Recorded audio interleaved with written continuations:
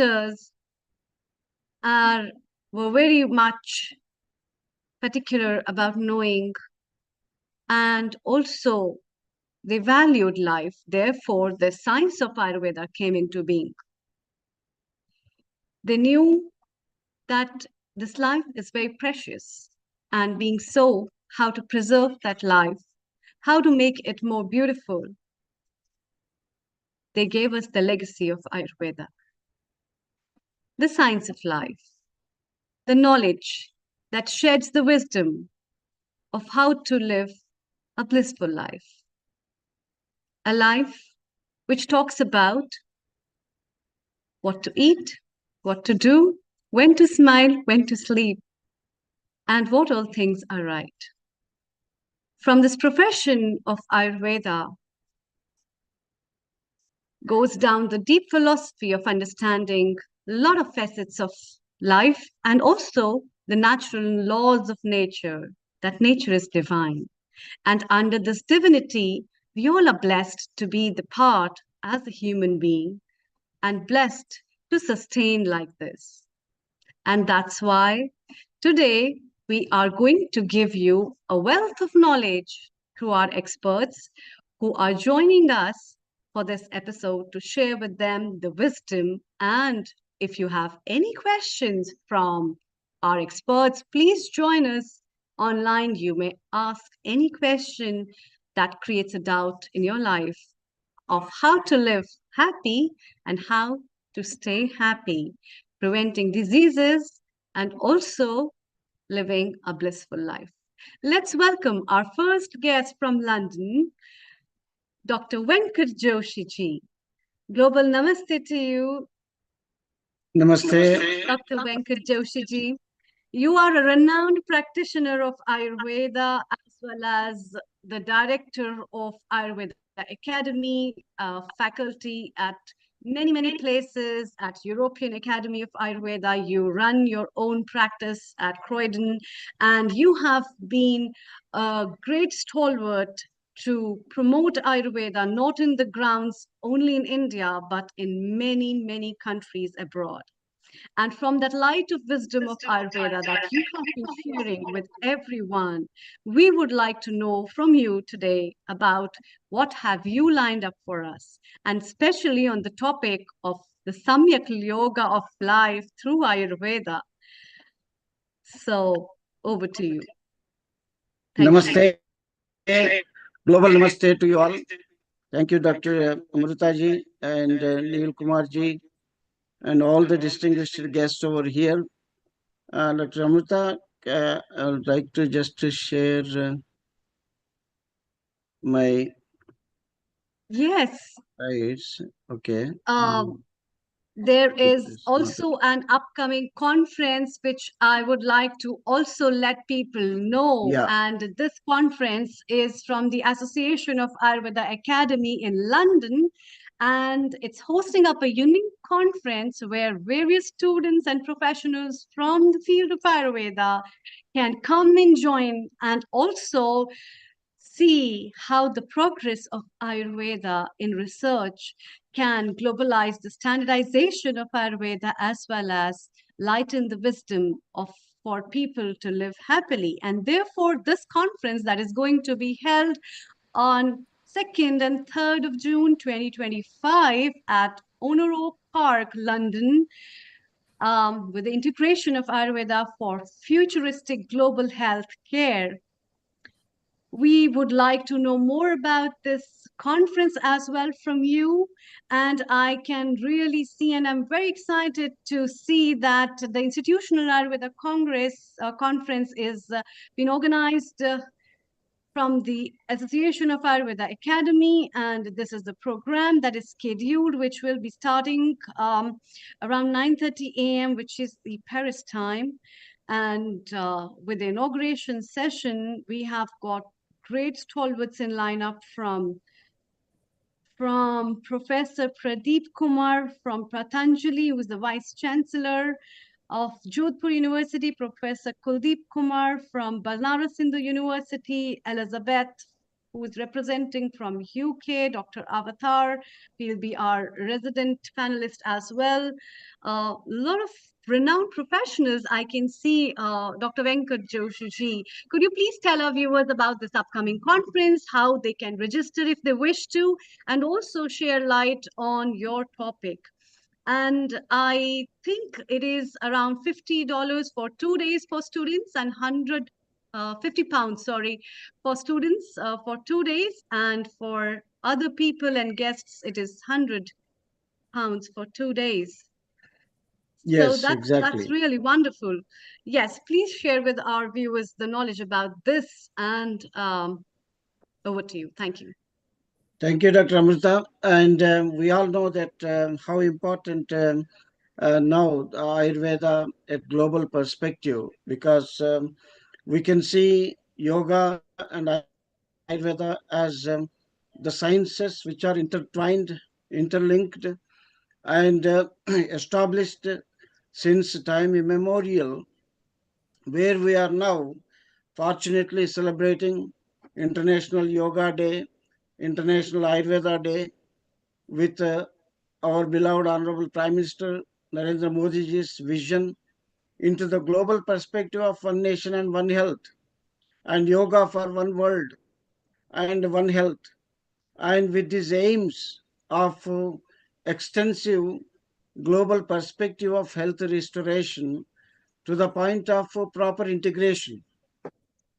The integration, the era of integration now, to complete and fill the gaps where the health sector offering at different levels with the increased threat from the lifestyle disorders and so many conditions which are irreversible, from autoimmune disorders to the mind health, and lot of suffering at global level of in spite of the development of the conventional healthcare system and technology, where the ancient system of wellness is putting joining hands in hand with the artificial intelligence, genomics, and to the technology in advance for integration from different global perspectives to build the evidence for practices.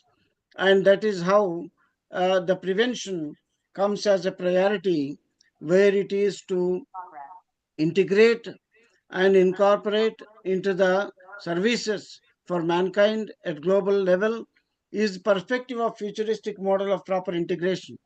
And this proper integration, what we can see, Samyag Yoga, that's the Sanskrit word to understand about the integration ever existed from the time immemorial. The reasons why we can see our scriptures, Charaka Samhita, Sushruta Samhita, Astanga Hridaya, as time being sequence of these wonderful treasure of knowledge being written and documented for our understanding, this Paratantra Avalokanam, Paratantra Anveshanam, Paramata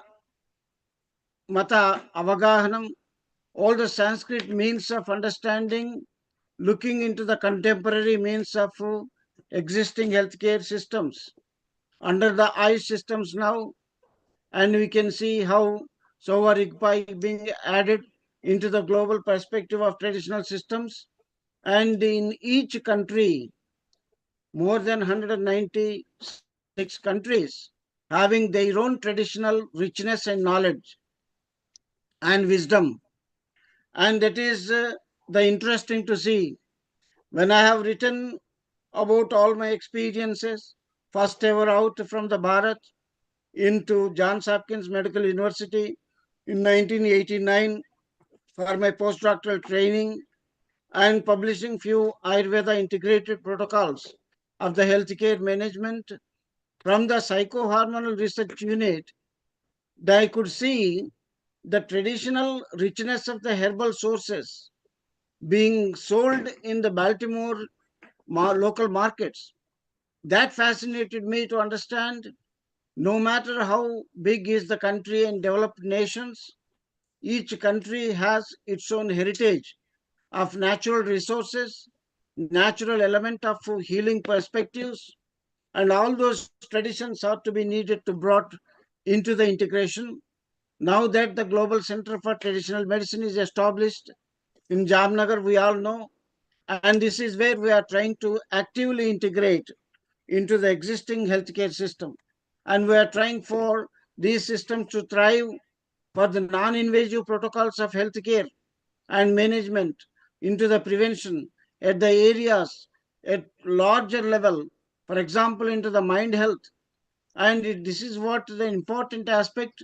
Recently, there was a conference held in Portugal, Lisbon, and how this mind health has to be restored back with simple means of counseling techniques and as well as the prevention from our lifestyle or social prescriptions, individualized practices to the point of prescriptions on the basis of the emotional health and the mind control. And this is all the what we are saying as a yoga and samyak yoga in Sanskrit word being determined to integrate to the existing times of healthcare from past into the present into the future. The reason why is those principles are so amended in a way that it can be applied to anywhere. And recently we can see our Draupadi Murmura, Honorable Prime Minister, President of India, and visiting Portugal and Lisbon, and then propagation of Ayurveda, where European Union leaders were all there to take stakeholder to move this torch forward, and this conference as well in establishing in London a vision for looking into the futuristic model of integration. And recently, few months back, we all understand in London as well, British Association of Physicians of Indian origin assembled more than 50, 60 to define the integration model and healthcare system to include into the awareness of the healthcare. And this is all possible only when there is a tie-up starts. And now we can see that fourth tier is being introduced in India now, Bharat, nationalized mission. And recently there was an online meeting a couple of days ago. So there is a huge scope into the communities to reach out. Our perspective of integration at that yoga, it's not just yoga means only an alignment of the physical and training and teaching and becoming yoga teachers. And that is the way as a basic initiation. But integration yoga from Ayurveda point of view links to the expansion of, if I am able to share slides over here, 1 minute, I would like to. Yes, and this is the way the Samyak Yoga of life in Ayurveda. What is the Samyak Yoga? When you define the yoga, Yunjannevam Tadatmanam, Yunjannevam Tadatmanam, Tadatma Shakti, Atmananda Vibhuti, Tadatma Shaktitva. What does it mean? The Atma consciousness at the means of living perspective from Samyak Yoga of life in Ayurveda or Samyak Yoga for life in Ayurveda. And two perspectives of understanding. Of life is what we can see through our scriptures. Everywhere it is enormously described, and those principles have to be brought into life into the community health as a means of integration. What does it mean? The yoga, as we understood with the Ayurveda, beginning to twine from the perspective of consciousness is grown from the living body, Sharira, to the sensory means of modulations or connections, the conjunctions of sensory pathways into the mind as a projection being understood and experienced in four perspective of the alignment from Ayurveda point of view. We can see through this Aptopadesha, Pratyaksha, Anumana, Yukti, all these perspective of learning protocols as it is described in the principles used to be in continuation as a Nityaga, Anubandha, Dhari, Jivita. All these synonyms are being used from the past to say how yoga and unitedness and union evam, reaching out to the highest noble experience of this material, of the knowledge into the conscious model. So there is a huge amount of information where we can align through from the Sharira perspective into the integration now with the existing healthcare systems. So I talked about this mind health because the budget of this mind health in United Kingdom itself is equivalent to the huge amount of the Bharat nations of the healthcare system being provided annually the budget. And that is where this mind problems are raising. And we understand that it's a social prescriptions on the basis of emotional negativities. Loba shoka bhaya krodha manavegan vidarayet nirlajja irsha atiragascha vidyascha manava. The Charaka's perspective of Navegan Dharaniya chapter, which is telling about as an indicative means of the 9 aspects of the emotional negativities, can be easily brought down into the structure into the community to develop the mind health for the prevention of the ailments. And there is a huge amount of potential in a non-invasive methods of treatment protocols, therapeutic models, whether it be coming from this alignment of these panchakarma perspectives or bodywork treatments, not just only pampering, relaxing treatments, which are even equally good to release the stress and strain, as it is being the industry experiencing now, has an enormous amount of this therapeutic viability of these treatments which are coming in conjunction to the existing healthcare system is the proper integration. That samyoga, that samyag yoga is in with the renaissance of his Ayurveda now with this decade of interventions of our Prime Minister's efforts, we are bringing forward to define and then unite with the Western understanding of about the health in integration from lifestyle point of view, integration from food and nutrition point of view, integration from therapeutic model point of view, and then the personalized medicine to the constitutional basis into the social prescriptions, and which is where these lifestyles maintenance of this core health from physical body to the sensory alignment of the mind ultimately has an enormous experience of the cosmic consciousness, as it says is the Atma and Tadatmyam. Tadatmyam is to attain to that self being ignited, and where we are responsible as a means of establishing educational awareness to the means of practices to bring into the Tadatmya of the personalized level to the community level of this unitedness. And that power of ignition, which is the conscious model induced changes, are enormous, bringing into the principles where we can prescribe from the social perspective in the community. The 5 verbal negativities, 5 physical decipher, languages, knowledges, all these things are bringing into the alignment of this consciousness from these multiple pathways as it is explained.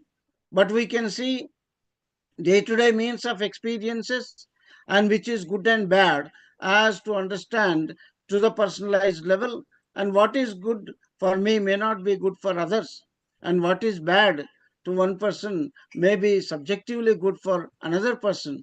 Understanding these individualized variations to the point of experience, the model is there to understand over a period of time and how our intellectual deeds are connected together with the wisdom of Ayurveda as being practiced here.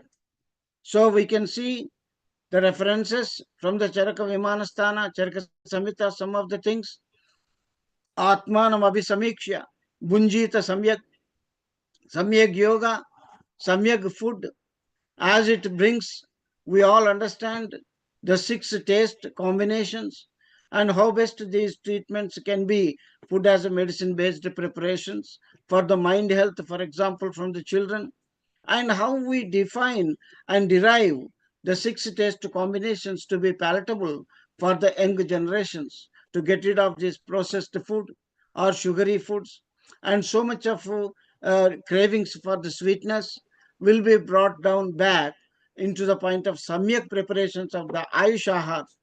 For example, Benin Casa Hispida as a means of Kushmanda, and this is where the juices of this uh, uh, fruit or the pulp of this fruit and preparing into a avalehium based and juice based, and we can see there's a lot of major rasayana substances which may be so simple to find into the groceries. For example, Buchanania lanjan is the priyala, or the seeds, which are the nuts. So the highest nuts, what we can see like a walnut, as a means of the brain tonic, which looks like a brain, two halves of this walnut. Similar, there are number A nuts, B nuts, or C nuts, or a basis of gradation of Ayurveda nuts, which are being used. For example, Priyala is much used for the pediatric nourishment, and selective those like Manaka, sun-dried raisins, and with all these combinations of the Gotukola, Centrala Asiatica, and with the brain health tonics coming through into the perspective of the food and nutrition, with the sweet and sour combinations like pomegranate as a means of the best fruits from Middle East country, sweet and sour, and where we can see this grapes which are dried manaka, and also the moringa as a superfood. So there are different combinations where we are trying to train into the community as a means of the food as a medicine based recipes into the practicality to use every day into their lives as a means of samyag atmanamabhi samiksha. What is the child's consciousness towards the sweet craving? How best can we combine these substances to make into the taste appreciation? So there is a lot of natural principles, sweet and sour. I did speak in the before in the meetings as well, in conjunction with other tastes. As a salt means only the taste which can add to as a catalytic basis rather than improvising any quality. The quality variance is and the palatability being processed either raw or being cooked into the point of idam mamo peshete idam no peshete ityeva viditam यस्यात्मन आत्मात्मनस्य भवति तस्माद् आत्मानम् अभिसमीक्ष्य भुञ्जीत सम्यगिति. So everything is coming to the taste buds, and the taste buds and palatability as it is being appreciated from the point of the descriptions what it gives into the next verse of the conscious induced putting food as a means of the priority, which brings the epigenetic aspects of conscious models which are being explained much into the atmana or Thank you. Yeah, thank you, Atmaiva Dr. Venkat Atma. Joshi. Yes, please. Yeah, Dr. Venkat Joshi, could you please also tell our viewers, like all those who can't understand Sanskrit, like what are the five basic tips to have a Samyak Yoga of life through Ayurveda? Yeah, the steps for Samyak Yoga as a means of integration is coming through from the physical strength being gained from the nutritional perspective of allowed combinations where we have enormous prescriptions and food as a medicine based, taste as a priority based, a change into the minds of the children in the futuristic generations, and thus the incorporating the Sadvrutta Manusteyana means like the lifestyle medicine. So the nutritional food as a medicine, lifestyle medicine, and as well as coming to the point of the therapeutic protocols, and thus building a gap for the modern healthcare, which is the most utmost important for acute emergency conditions, infectious conditions, surgical interventions. From Ayurveda point of view, to postpone these chronic suffering and minimizing and then enhancing, prolonging the quality of life into the end care patients. And these are the models where we are trying to define and integrate into the existing healthcare system, National Health Service, where the suffering is minimized, pain management is achieved, and as well as postponement of the undue surgical interventions and geriatric care, and then the mental care autistic spectrum disorders, autoimmune disorders. So we are united now. We can see where I'm sitting now in the Dr. Avatar's clinic only over here. And you can see so many patients. The patient was here, and that's the reason I was also here. And Okay. yes, Oh, so namaskar. where we are, yes. So That how is the lovely to patients are, have two professionals from Ayurveda from the same field having discussion and Sambhasha Parishad together as we move now from this place to Australia very shortly, and we look forward to also have an integration. Global Namaste, Dr. Avatar.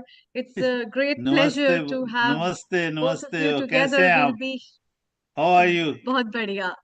बहुत बढ़िया, thank you very much. Bahut Badhiya will be shortly listening to you as well, and we all look forward for the upcoming conference. And time to time, we'll be plugging this conference in to know more about it. What Yeah, is special about this conference? You yeah. see, Please we tell other your friends and everybody. They come. They are very much be very interesting that conference. yes, Many we new all look subjects forward. coming there. Yeah. Yes, apart from just a conference, it's much more. It's thank you so much, Dr. Venkat Joshi ji, for joining us. We look forward to see you in a couple of more minutes. Please stay around as it's time for us to move from United Kingdoms to Australia, where at near midnight Dr. Pradeep Kumar, who is our resident guest contributor and Ayurveda practitioner in Australia, is waiting for us. Thank you so much for staying awake this time. We always invite you and we look forward to see you at these hours. Um, so, global namaste to you and a very good evening as well. Good evening. thank you, thank you. Global Namaste to all. I'm hearable. Yeah, Dr. Pradeep, you have been practicing in Australia, and there are a lot of things that are going on in terms of globalization of Ayurveda and the trends Yes. of setting. And you yourself feel there's a lot of difference as well as upcoming things in terms of standardization of Ayurveda on various bases. So your talk today is, I think, more focused on diagnosis and the treatment. Could you shed some light to our viewers on what are your principles of practice and how are you globalizing these principles, taking from the homes of India to that continent? Over to you. Thank you. Thanks a lot, Dr. Amrita. Global Namaste to all. Thanks a lot for Neilji for letting me share this common platform again, the healing our earth. Today's topic is Ayurveda importance for accurate diagnosis and treatment planning. Actually, in this, I requested for that the particular topic, which is the main stream, which is the main thing, that is the importance of the history taking for particular accurate diagnosis through Ayurveda. So, according to today's topic, as we all know, as per the name of our ethical platform, that is healing our earth, the word healing itself is a very big thing, and every health science is concerned with the positive health and healing all over the globe. As there are different pathies, there are different pathways towards health, like there may be Ayurveda, there may be modern sciences, there may be naturopathy, homeopathy, yoga, siddha, and other alternative pathies, maybe acupuncture, alternative your acupressure, Reiki therapy, sound therapy, color therapy, whatever the health amenities are there. The main thing is their principles are different, the studies are totally different, the concerned people also think in their different way, in their own way, according to the principles of their particular science, but the goal is same, that is healing, that is healing the ill health. So same is in Ayurveda, which is the main stream of the health sciences. The traditional holistic approach, as well said at the start of our text, that swasthasya swasthya rakshanam, that means the to keep the healthy people healthy, and the main stanza goes towards the next part, that is the vikarasya vikara prashamnam cha, that is the eradicating the disease of the diseased ones. But as to eradicate the disease of the diseased ones, for that one needs the accurate diagnosis. then we can plan the selective treatment planning. But for that, again, the point comes that accurate diagnosis. For that, we need thorough knowledge at the consultant level and the proper history taking techniques for the same, which can be quoted as the case taking in Ayurveda. Here comes to the basic principles of Ayurveda, which includes mainly the concepts of dosh, dhatu, mala, rog marga, and the kriya kala theory, srotas, agni concept, ama concept, kost concept, dosh gati, and Nidan Panchaka, especially through the pathology of the Ayurveda, along with the Vyadi Avastha, Vyadi Priksha, that is the differential diagnose or Spakes Nidhan and stages of the particular disease.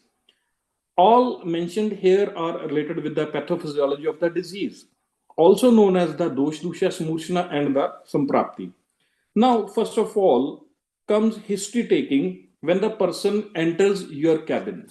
When we are sitting and the patient is coming to your cabin, first of all, we have to see the gait of the patient. We are starting from the very basic things, which can be the gait of the patient, how he is moving, entering, coming to your clinic at his or her own, or accompanying with some attendant or some guardian. So from the gate, we start looking at the looks of the patient and the facial expressions. We also see the speech, the words spoken by the patient, or he or she tries to speak, or the different words, some rudan or harsh, ullas, different some things are mentioned in our Ayurveda text.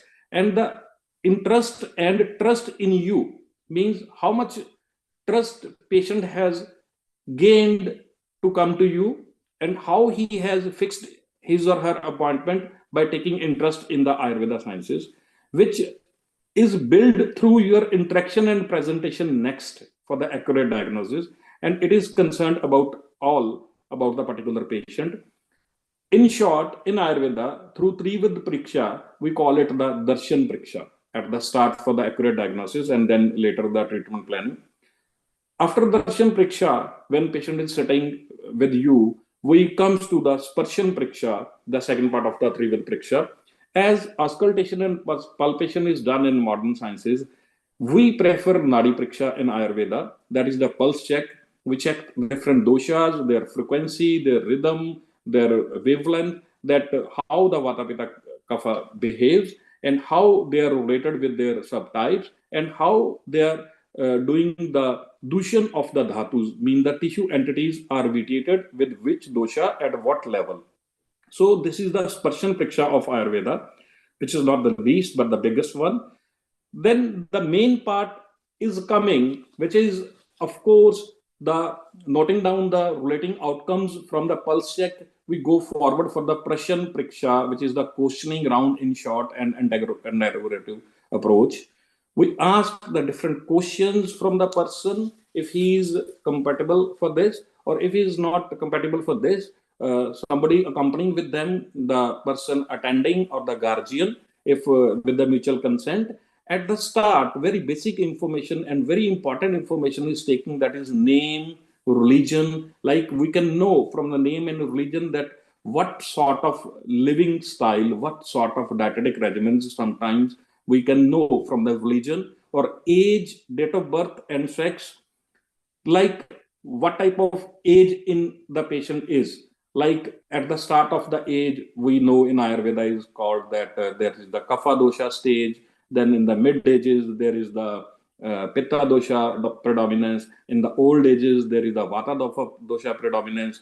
Then also we have to know about the address of the patient and along with the date of birth, because from the date of birth, from the address is the Desha Priksha, where the person has been born, from how it has been moved or lived in some other places or the other region, on the other countries, in the other places.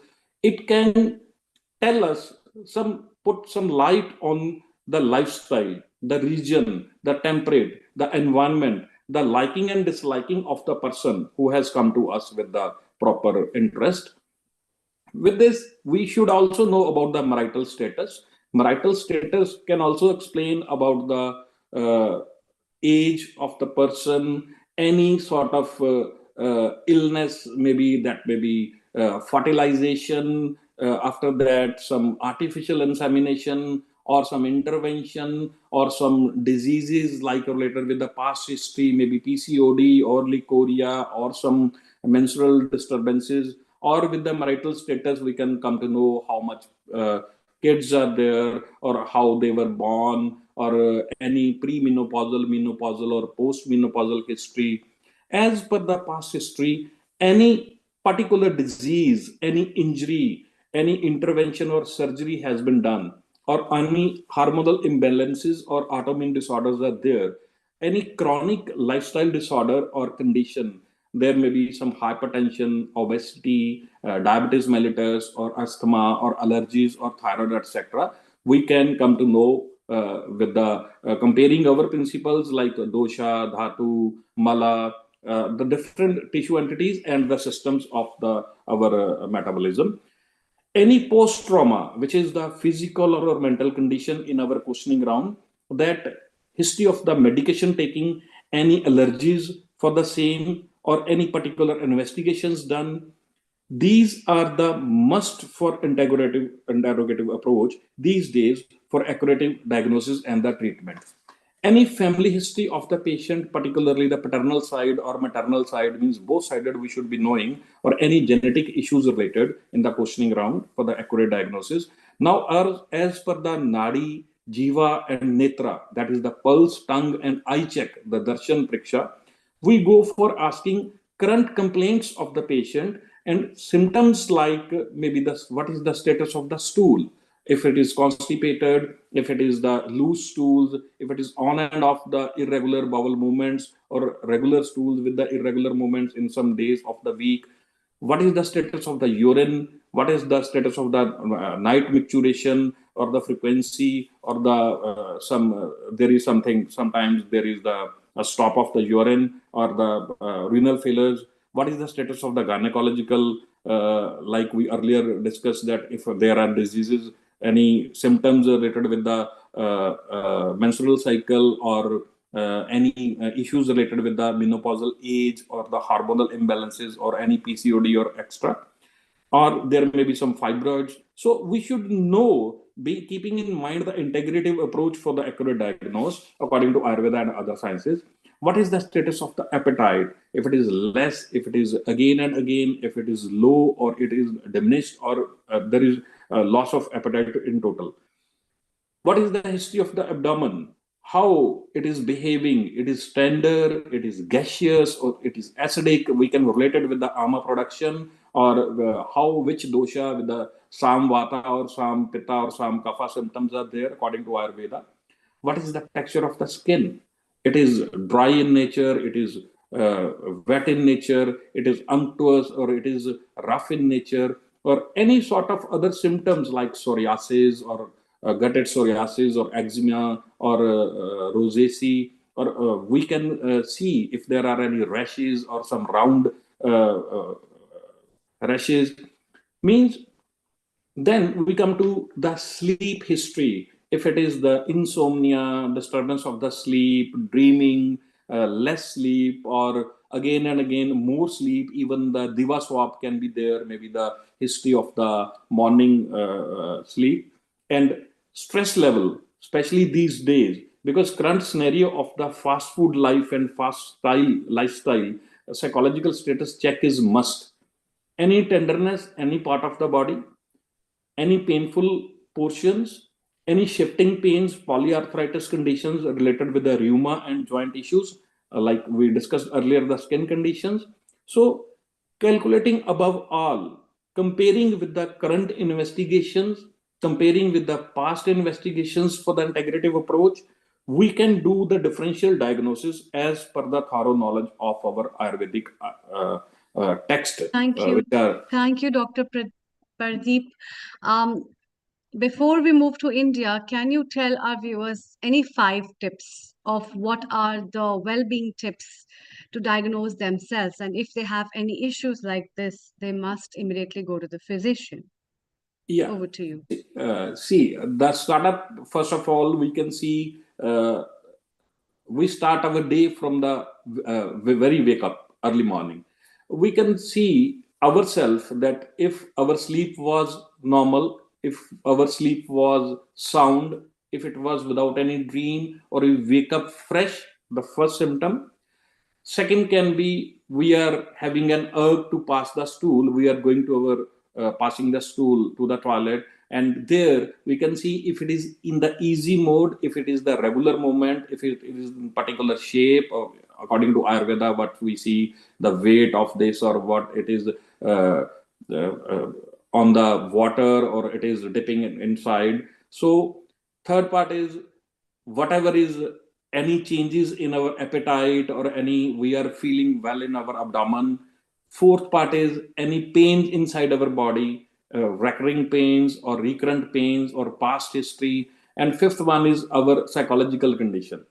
Very simple in routine. Everybody knows these steps, but nobody is going directly to the doctors. They are starting behaving at their own. They are starting at their home, the home remedies. We should be having some particular supervision of the super specialist, or going towards the particular investigations with these small things. Even our senior doctors and senior Vedas are there. Namaste, sir. Dinesh ji. And these things, I think, count a lot, because in these all, like if a doctor has to see the symptoms and signs by himself, the person at home sees the symptoms which can be related to the routine life, which can be related to the eating habits, which can be related to the any medication he or she is taking. And especially I will quote one golden rule that we are following these days, the social media a lot. Everybody is making the reels and small tips and all that stuff, which is not good enough if he or she has not the enough thorough knowledge through the authentic text, or he or she is not the particular consultant of the particular science. So I think whatever is told in the Hindi language, that is the Neem Hakim Khatra Jan, that whatever we are doing at our own, that is not needed, Right. or that should not be the practiced at all. We should always take some special super consultation of any specialist. You are going to any science, that may be acupressure, acupuncture, Ayurveda, modern sciences, or whatever the things are. We should not apply Right. these things to at our own, so that Mm. our acute stage should not go to the chronic stage. So that is the Perfect. just importance of the history in Ayurveda, and for the accurate Thank diagnosis. you. That's it. Thank Thank you. you. Thank you. What a lovely message from Dr. Pardeep, who is in Australia. And he says that don't just blindly follow social media, because social media can misguide you at many, many points. So, with that take home message, it's time to run from Australia back to India. Global Namaste to you, Dr. Dinesh Katoj. So, we have Dr. Dinesh Katoj, and we'd like to thank Dr. Pardeep, who had been staying overnight for late evening hours.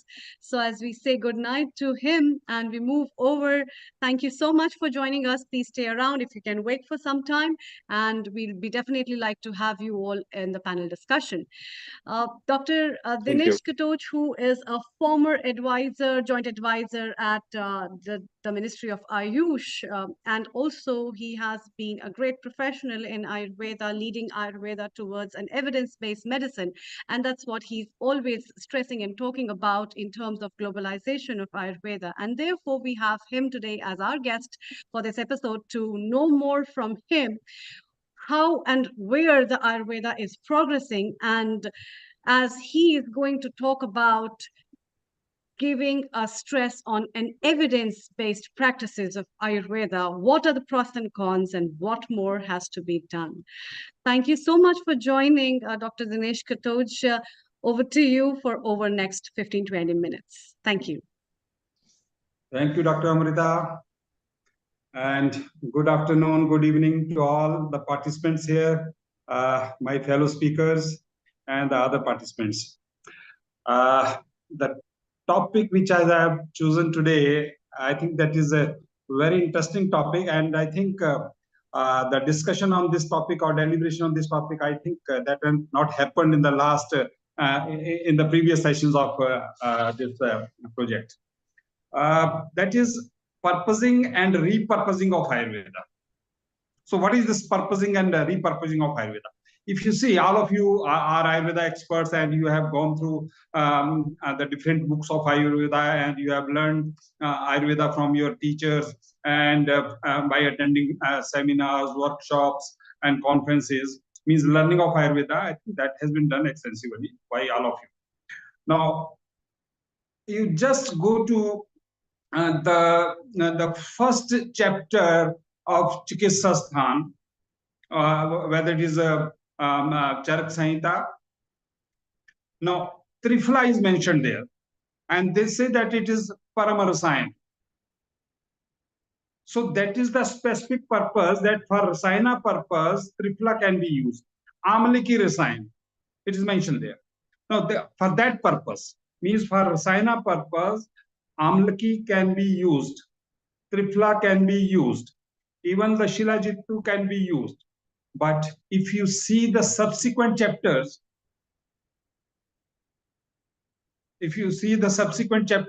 of the same Samhita, then that particular formulation or that particular ingredient or the raw material, that has been mentioned for some other indication, for some other use also. But what is presently happening, that those uses or those indications which are mentioned in our authoritative books of Ayurveda, for that purpose, we are not using that. We are not using that formulation, like Sitopladi Churn. Now, the Sitopladi Churn, that has been mentioned in the context of Rajyakshma, in the treatment of Rajyakshma. But presently, we are using it for bronchitis. We are also using for this spring catarrh, or for the nasorespiratory allergy also we are using. But this is being used for that particular indication or for that only sporadically, not as a part of the protocol of treating any particular disease or any particular symptom. So the point which I wanted to emphasize is that we have different formulations, single ingredient formulation, and again these formulations, they are of two types. If you see the Drugs and Cosmetic Act, the Ayurveda drug or Ayurveda medicine is defined. Ayurveda medicine is that medicine. If you see that's a definition given in the section 3A of the Drugs and Cosmetic Act, there are two definitions of Ayurveda drugs. One is the definition for the classical drug or the Shastriya Yoga, Shastriya formulation, and the second is proprietary formulation or the patent formulation, and that is under section 3H1. Now, what the definition says, the legal definition of Ayurveda. Ayurveda drug is that drug, or Ayurveda medicine is that medicine which is made from the ingredient as mentioned in the different formula of the as given in the authoritative books of Ayurveda. And there is a list of 56 authoritative books in the Drugs and Cosmetic Act in the Schedule 1. Now, that particular formulation, that is designated as the classical formulation, Shastriya formulation, or we can also say that it is a generic Ayurvedic drug. On the other hand side, after 1983, I think there was a bit amendment in the Drugs and Cosmetic Act, particularly in the context of the definitions that comes in the first section. Then there is a definition of proprietary Ayurveda medicine, proprietary Ayurveda, Siddha or Unani medicine. So that definition says that Ayurveda, Siddha or Unani medicine could be a proprietary medicine if it is made from the ingredients which are mentioned in the formula given in the authoritative books. But not any formulation which could be used through parenteral use, means injections, they are not allowed.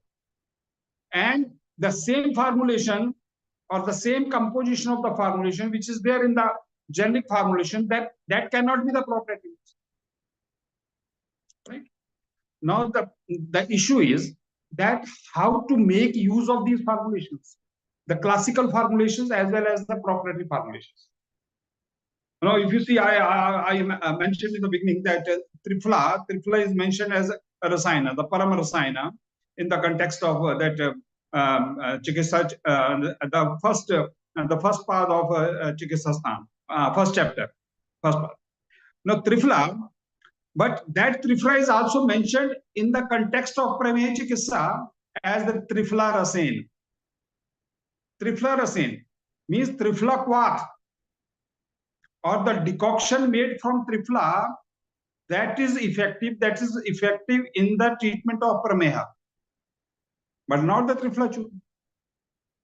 Now, in the context of Bimanda, the same Triphala that has to be used in the form of powder, Churana. In the form of powder Churana, because in the form of Churana, the fiber content is more. So that is why there is a increase in the bulk of the stools and it is laxative. And the same Triphala, not in the form of Churana, not in the form of powder, not in the form of Triphala Quat, but in the form of Triphala Ghrita, that is mentioned for eye diseases, for refractory disease, refractory eye disease, vision disorders. The same. So why so? So actually that is the purposing and repurposing of the Ayurvedic formulation. But in practice, this is not being done. Even Triphala is prescribed, means our practitioners, they prescribe Triphala for eye diseases. No, it is not so. Brahmi. Now, Brahmi, when it is to be used for memory disorders, it has to be in Ghrita form, Brahmi Grit. Otherwise, the alkaloids or the chemical constituents of the Brahmi, they will not pass the blood-brain barrier.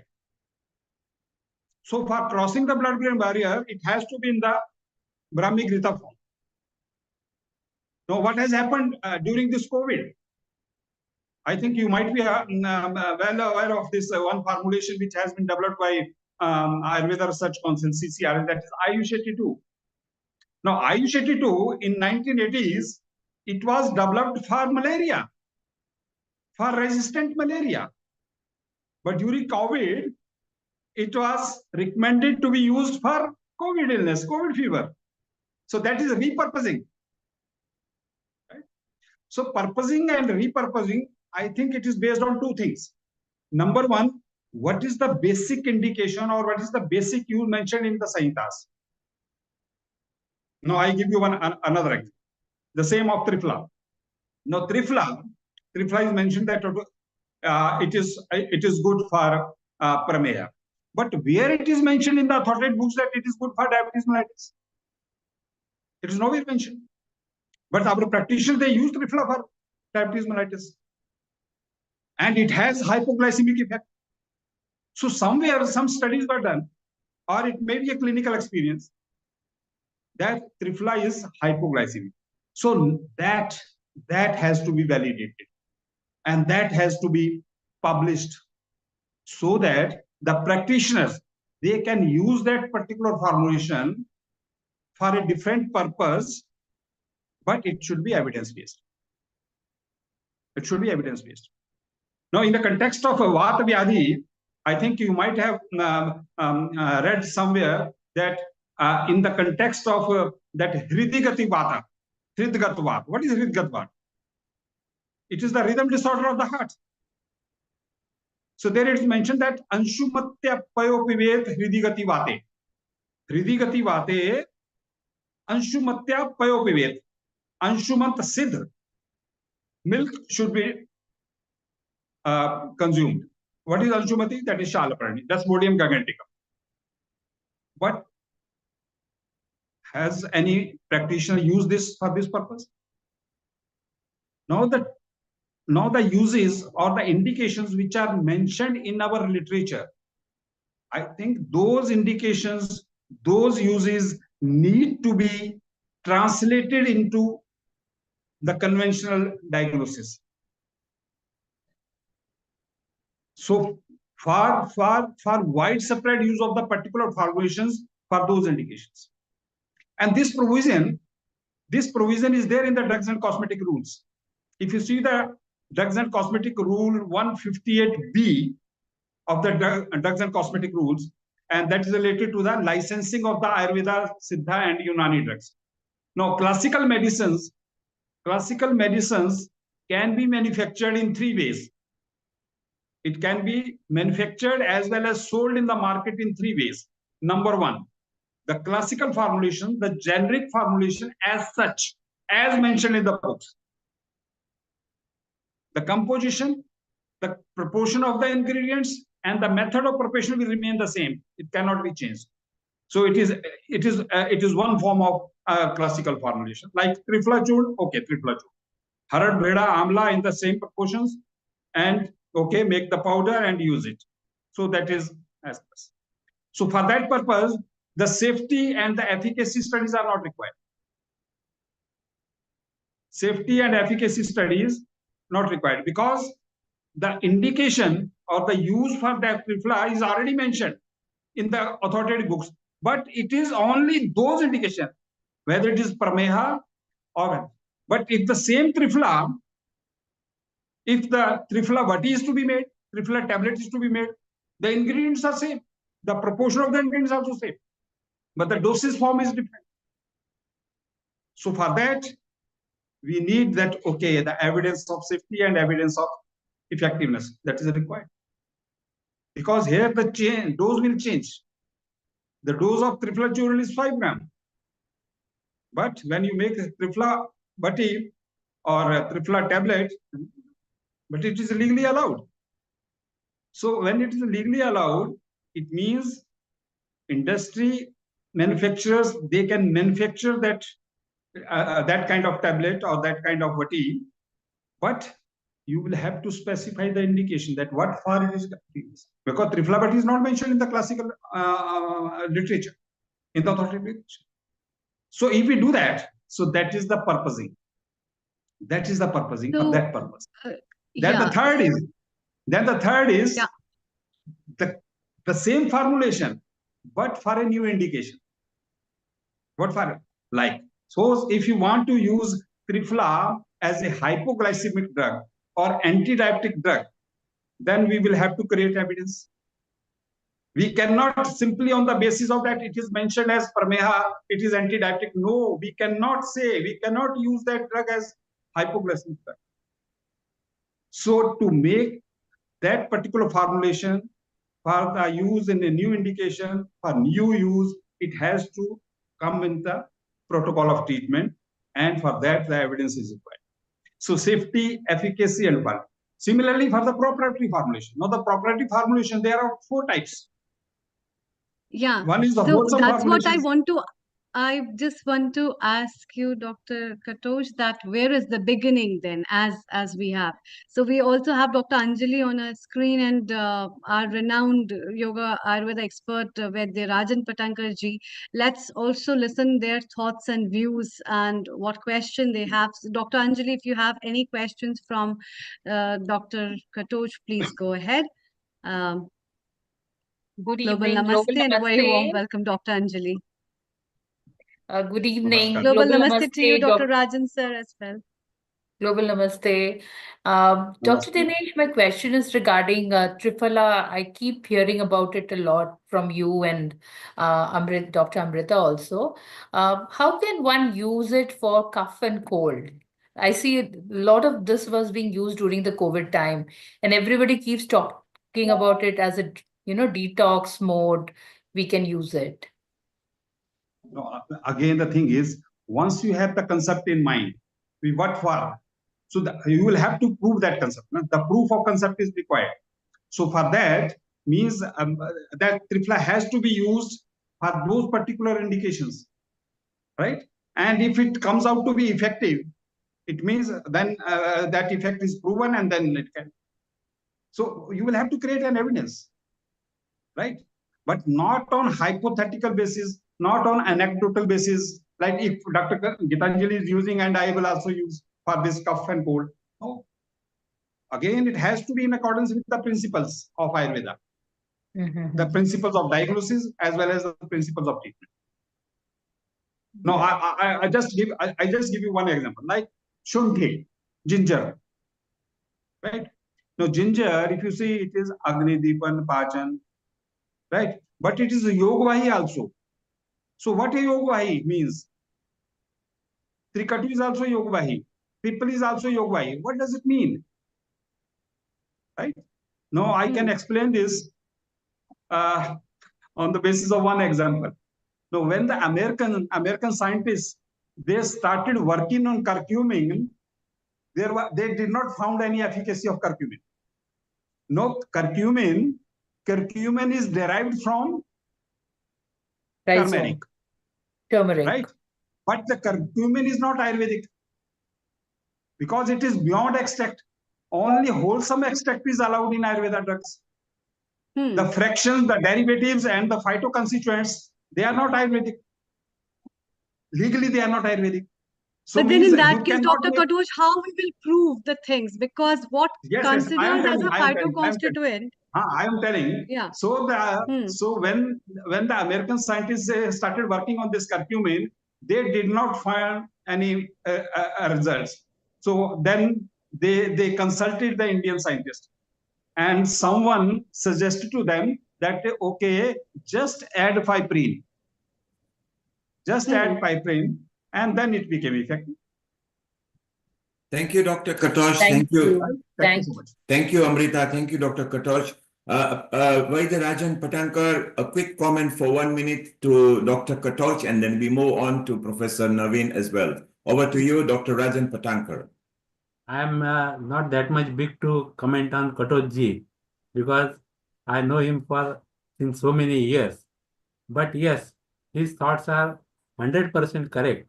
And in my opinion, while doing Triphala or any kind of drug, the Anupan is also most important. That is my opinion. And by giving different Anupan of the same medicine, it will work in different diseases. That also should be proved authentically or with evidence base. Then our Ayurveda will grow up. That's my opinion. Thank you, Katoshji.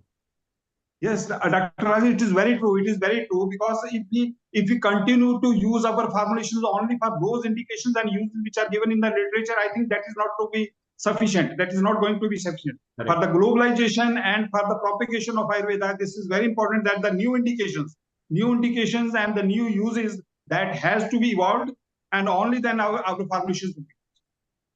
Thank you. Thank you, Dr. Katosh. What a wonderful contribution from you. Thank you, Vaidya Rajan Patankar ji. Amrita, let's move on to Professor Naveen Gupta. Dr. Katosh, stay around. Maybe we'll chit-chat with you in a while. So please stay around. And what we are going to do now, Anjali, you and Amrita, let us chit-chat and Vaidya Rajan Patankar with our Professor Naveen Gupta, who is going to bring his alternative experience in Europe.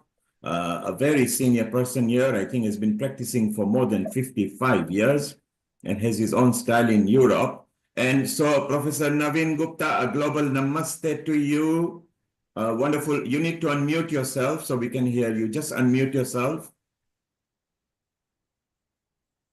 Go ahead, unmute yourself. Just unmute. Global yes, you are unmuted. Global namaste. Global namaste. And everybody that, first of all, it's not 55 years. I'm going to be 65. So that means I never entered into at the age of 10.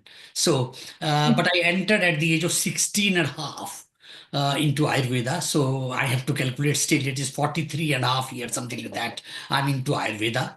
And so with established Ashtavedyan Ayurveda Foundation, it's NGO in Delhi at that time. And because at that time, it was very popular in the world that the Kerala was projected or marketed as the Ayurveda, authenticity of Ayurveda, while it was not. And also, I respect Kerala as I respect each and every state of India. When we see the Ayurveda coming out of the foothill of Himalayas, so I don't see any Himalayas in Kerala. So I see the Himalayas, so Himachal Pradesh, then coming to Delhi. So I established my first Panchakarma center in Delhi at that time. And where at that center, I'm happy to share here that our Ayush secretary, Rajesh Kutecha, was also present at that center at that time in Delhi. So, thank you, Professor, for a bit of a history. Please. So over the next 5 minutes, let's go to your specialist subject. Yes. Today is from prevention. I'm coming to that. So my topic today is about... Let me finish so that you know how we're doing. So your subject today, Professor, is from prevention to renewal. So over the next 5 minutes, if you just present what you've got lined up for us, and then Anjali, Amrita, and Rajan Patankar will chit-chat with you so we get some consumer tips. Over to you, Professor Naveen Gupta. Thank you. Thank you, Neilji, for suggesting me to be in the structure of the topic today, which I will do, as you are my senior and my mentor and my guide here in the UK. Thank you so much. So here I offer a new model for life and health in which the universe is seen as a network of energy and information rather than as a frozen matter. From prevention to renewal, I have prepared a 9-step guide. Of course, Amritaji and Dr. Anjali ji, you can ask me not 5 steps, you can ask me nine tips for each and everything which I'm going to speak from now, because it's a 9-step guide which I created for the Westerners, because a lot of my senior colleague Danish Kotoch and my colleague Pradeep from Australia and Venkat Joshi, also my colleague from UK, they've all talked about very, very good. But many a times I wondered today, the Ayurvedic terminology was used. So in the Western context, also in the Indian context today, the Ayurvedic terminology must be well explained into the terminology which people understand today. And that's also the globalization and propagation of Ayurveda in the right context, in the right way.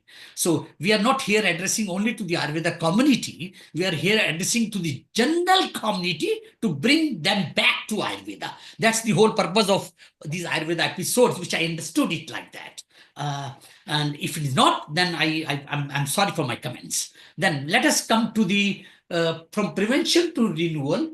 I created a 9-step guide to physical, mental, and spiritual well-being. It is first the body, mind, and soul, in which we discuss bundles of consciousness, network of energy and information. Then we discuss the codes of nature, understanding our unique mind-body constitution. And that's also one of my colleague Pradeep mentioned about pariksha, the examination, how we assess the patient. I've created a vast document on the on patient history taking. You know that we have so much documented literature about patient history taking in modern medicine, but also in Ayurveda medicine it is created. And I'm not saying I'm the new one or I'm the researching one. Research for me means that something is already there, you have to just present. You have to research. आपको दोबारा ढूंढना है. Again, sorry for my Hindi here. So I'm coming from the Hindi belt, pure Hindi belt from Delhi, and I'm born and brought up in Chandni Chowk in Delhi. So I can speak Hindi, but not Marathi, in fact. I'm sorry about it. And then coming to the first point was, the second point was codes of nature, in which we'll understand our unique body, mind, and constitution. Then there are so many other ways to understand the pathology, and the whole idea is to bring the pathology back to the physiology. This is whole idea about Ayurveda is. Then the third one is nourishment for our body, mind, and soul. When we talk about Ayurveda, then we talk about the 3 supporting pillars of health. And these are the food and drinks, of course, all together. Then our sleep and our sexual conduct. That's the 3 supporting pillars of health. So we must understand the nourishment for body, mind, and soul. And in this, I say that food as medicine. Like I say in lifestyle, ahara, vihara, vichara, achara. So if I'm allowed to speak in Hindi also, ahara means the food and nutrition, vihara means the lifestyle, vichara means how you think, how your thoughts can be transmitted, and achara means how you are conducting daily routine, seasonal routine, or night routine, all the regimens in your life, that is according to your stage of life at that time, according to sex, means female or male. So everything is very well defined in Ayurveda, and it has to be brought to the whole world in a very nice way. And it's so I have to conclude in 5 minutes, so I've been really very fast, but usually I'm not, but I will try my best to be fast now. And the fourth one is understanding the cosmic dance. You see, I'm teaching here in the West marma points in the human physiology, care and stimulation of the marma points over the surface anatomy and the physiology. So in this, I discussed many times about Marma Nritya. Like Bhagwan Shri Krishna had the Maharas Leela in the darkest of the jungle, where all the 107 gopis were coming, and this 108th was the Krishna. That's why there are 108 points in vital points in human physiology. And this can all be evolved without any medicine, just by dancing with Krishna. That's called Marma Nritya. And this is all our text, all our divine text. So in fact, sometimes I feel myself that if I go to the sattvic herbs of Mother Nature, then everything in the whole world we can treat, because there are so many, and it's, of course, all the knowledge which Dr. Katoch, and Dr. Lakshmikant Dwivedi is listening, but he's not on this speaker panel. He's one of the top, and I know him from last many years. They can explain everything about Triphala. He has already been explained how the Kalpana methods, how you prepare the drugs, everything is mentioned. But Sattvic herbs of Mother Nature, if you start using in our practice, it's very wonderful. Then coming to the fifth point, healing breath and healing movement. My friend Neil, when Neil Kumar brought this point, healing our earth, then I was always thinking about what should I bring myself, contribute to Neil ji on his fit, to present myself, that I can also contribute healing our earth with healing our breath and healing movements. So this is the fifth point. And sixth point I designed was the 5 gateways to the inner pharmacy. Let kitchen be our pharmacy. I'm not here egoistic to say, and just as a fact I'm saying to all of you, and the people who are listening also on the YouTube, I started a campaign to bring an Ayurveda pharmacy in the home, in the kitchen. So let our kitchen be with the pharmacy. So and I created a pharmacy, and at least, I'm not sure, I cannot give you the number, at least 500 people all around Europe, in which countries, in the countries where I practiced in the last few years, maybe 16, and they are all having, my student at least, they are having Ayurveda kitchen pharmacy. So this was my five gateways of inner pharmacy. Then the seventh part here, I'm bringing the miracle of renewal. So we started from prevention, coming to the renewal, miracle of renewal. So how we renew, or how we regenerate the cells, which we say that it all have been degenerated. So yesterday I received a patient at one of my friend's house here in Anfield, in UK, and the L4, L5, and L3, L4, and L5, L4, L5 disc was degenerated. So it is Ayurveda in which it's possible to regenerate. So our Panchakarma therapies, which we call 5 therapies, are not just the number 5 therapies, but there are so many components of the therapy that have been included in that, and that I calculate in the miracle of renewal, detoxification, rejuvenation, and regeneration. So, and then the next point is intimacy with the higher self.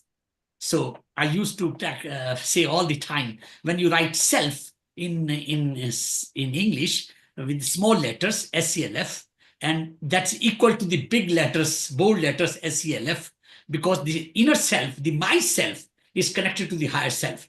This is how I'm creating this guide. And now, since 5 minutes might have be finished, I was not having stop clock with me, and perhaps Amrita is having it. So Amrita, if 5 minutes have happened, so I'm open to the open discussion now, please. Yes. So Dr. Naveen Gupta, you have been talking about from prevention to renewable, and renewable word is a very fashionable word as the prevention word in today's time of health industry. Amritaji, it's a little bit mistake which I did while I write the topic. It was renewal, not renewable. Renewable means there is still a chance, but I'm saying renewal means there is no chance. It will be renewed. I think Will be renewed. some Renewal. renewable tendency of being renewed will be one approach of a healthcare system that we must adapt. That is why I will see you as my mentor, because you put so beautiful words now. I cannot articulate my that words. will bring longevity of life. I So when have to people learn look from you. I forward have to learn from you. to longevity of life, that's what we look forward Please to. send me a contract so that I can sign this contract to learn from you from tomorrow onwards. You are so beautiful. You're talking. No, this is not. Thank you. I'm Please, not please, talking about please, that. please, What please. I'm so okay. Let's have a quick comment from Dr. Anjali, who's Yes. also our co-host. Please. Dr. Anjali, would you like Please. to put forward any question for Dr. Please. Naveen before we Please. move to Neil? Dr. Naveen, thank you. That was such an enlightenment for all of us. All the, the points you have mentioned, it's so important for us to look at each point individually and accept it as a way of living. So my point for you is, like, what is घर की pharmacy में क्या होना चाहिए? Kitchen pharmacy में. What should we have? So should I answer in Hindi, because you asked half Hindi, half English? Okay, so Hindi would do, let me put it in English, because we are talking to the larger audience. So in the home pharmacy, like for example, some basic teas. So like I used to have like ginger, fresh turmeric, and ajwain seeds, and the fenugreek seeds, and the cannelle, sorry, what is called cannelle? Cinnamon, and black pepper. So these all things are very necessary in daily, and in the Indian kitchen is always used. But Indian kitchen, I see it as Ayurveda kitchen. So this is one thing. And in the pharmacy, like it has been described about, like I don't know who was talking about Sitopaladi Churna. Dr. Katoch was talking about Sitopaladi Churna. So let me tell people what is Sitopaladi Churna. In Sitopala, there are 5 ingredients. Sitopala, that itself says candy sugar. It's a burnt candy sugar, which you can get from anywhere in the world. So you have to take that 5 times. Then pipali, the long pepper, you have to take the 4 times. I mean, you have to set a unit, and then I'm talking about the times. So, and then you have to take the Laghu Ela, that is green cardamom. Sukshma Ela. Sorry, sir. Sorry. So you are my boss, sir. Thank you very much. So Sukshma Ela, that is green cardamom. So you take the green cardamom, and you can use also the shell of the cardamom. So then comes Dalchini. Yes, sir. Thank you so much. Thank you so much. So I think I should give mic to you next time. Thank you. It is called dalchini. But let me enlighten my people what is dalchini. Gujarat. So many Gujarati people are listening today because of Neil, and from all over the world, from African world, and Gujarati people are listening. So dalchini. Why the word dalchini? Normally in Ayurveda we say tak, or we say cinnamon. So in dalchini, the word dalchini is being used because Gujarati people were always used to put chini in. Chini means the sugar in all the dishes when they are making dal, and widely Punjabi people will never put it, but the Gujarati people will put it. So that's why one time it was described that the cinnamon itself is chini of the dal. So you don't need to put extra sugar because you are putting cinnamon. So that should be there. So by this combination, you make a formula by yourself. And other formula, Hingwastika Churna, again, you have to have Asafatida in your pharmacy every time. And then basic Trifla Churna, like, or Trifla, then you should know how to make the Trifla Dharat and all this. I think this is the only thing which is coming in mind to tell the viewers now for the Ayurvedic kitchen or Ayurvedic home pharmacy. Thank you. Thank you, Professor. That was wonderful. And just before you go, just for our next 30 seconds, what is a golden rule of Ayurveda that you know? Golden rule, one rule of Ayurveda that you practice. Over to you. Golden rule. And since Neil has asked me this question, so I have to little bit brainstorm. 10 seconds I will take to brainstorm. I will give you my golden rule, so it will point you. I think eating warm food is better. So that's my golden rule. What is your golden rule? Anyone? My golden rule number 2 is never reheat the food.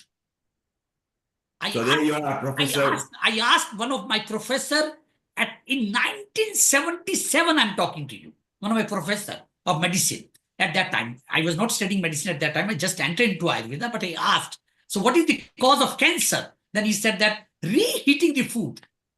And by that time, there was no aluminum. Now, using aluminum foils and reheating the food is the cause for cancer. And that cause is cancer. I will never say it is in Ayurveda.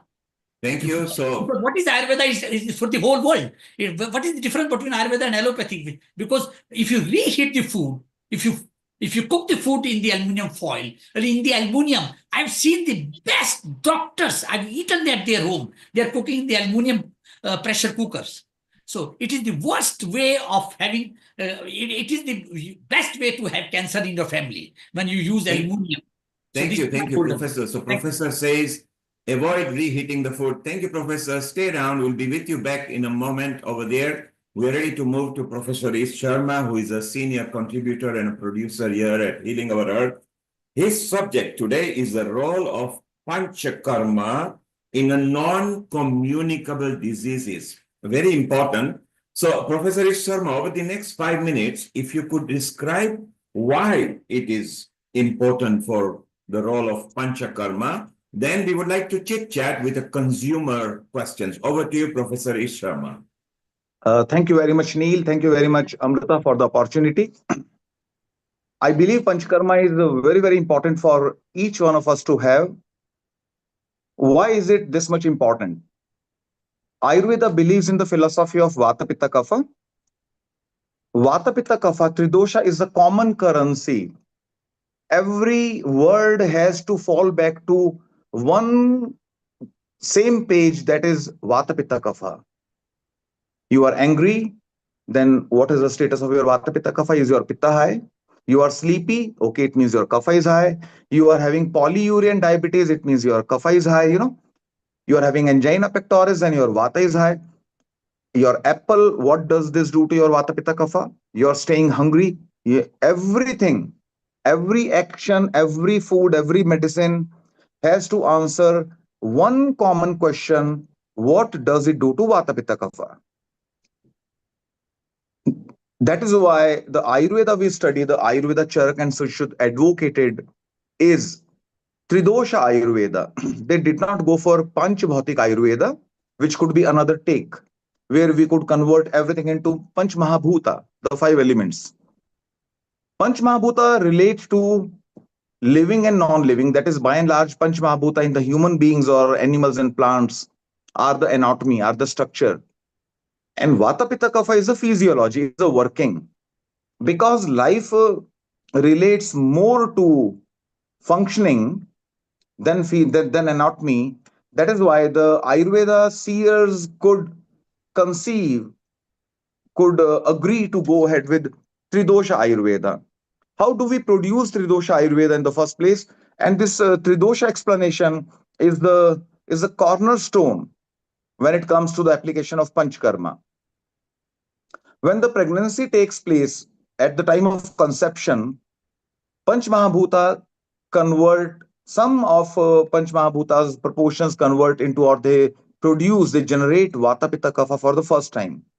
And that is the moment when the Prakriti is fixed, when your Prakriti is decided. Depending upon the genetic information material from your mother, father, the nutritional status, environment, mindset, etc., then your Prakriti is fixed, because for the first time, when the life came into force, when the pregnancy ensued, you produced Vata, Pitta, Kapha for the first time. Then one is receiving Vata, Pitta, Kapha supply through maternal nutrition for 9 months, and after delivery, the neonate has to sustain, has to produce one's own Vata, Pitta, Kapha. And how do we do that? We do it through food, through digestion. We eat, and the food is converted into Kapha, then Pitta, then Vata. And that Pitta, Kapha, Vata, that supply goes to every cell. 40 to 70 trillion cells we are having, and each cell is supplied by the Vata, Pitta, Kapha being produced in the gastrointestinal tract. Everyone has got a very unique take. No two persons in the world will be having the same Vata Pitta Kapha. This is as unique as your fingerprints. Now, whenever we have got an imbalance, it is said to be illness. It is being unhealthy. When your Vata Pitta Kapha, one or two or all of them are out of balance. To bring them back to balance, we have got 4 parameters as per Sushruta, that is Shaman, Shodhan, and Ahar, Vihar. So, Ahar, food is the most important medicine.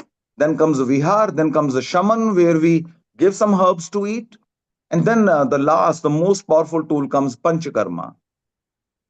When the doshas which went out of balance are not manageable with diet, lifestyle, and herbs, then we have to resort to Panchakarma, which is very clearly mentioned that the doshas which will be expelled through Panchakarma, they will not have that capacity to recapture you. Those which you suppress with Shaman Chikitsa can resurface, but not the ones which have been expelled by Panchakarma. Now, Panchakarma, everyone will not require the whole Panchakarma.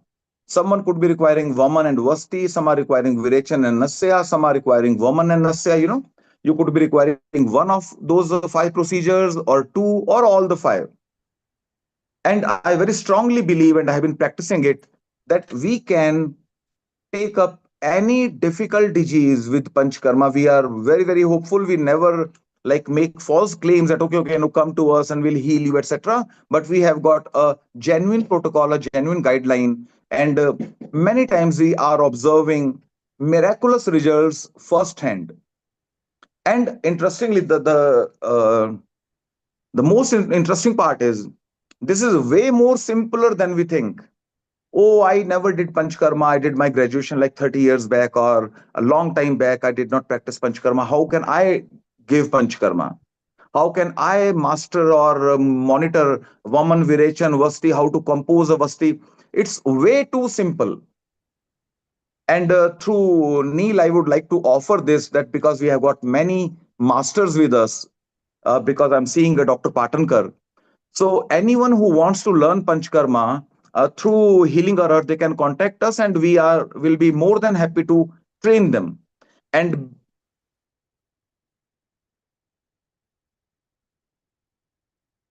Yeah, I we think we seem lost to the have lost connection. the signal with Professor Ish Sharma. So what a nice offer for those who are listening and for those who are over here as well.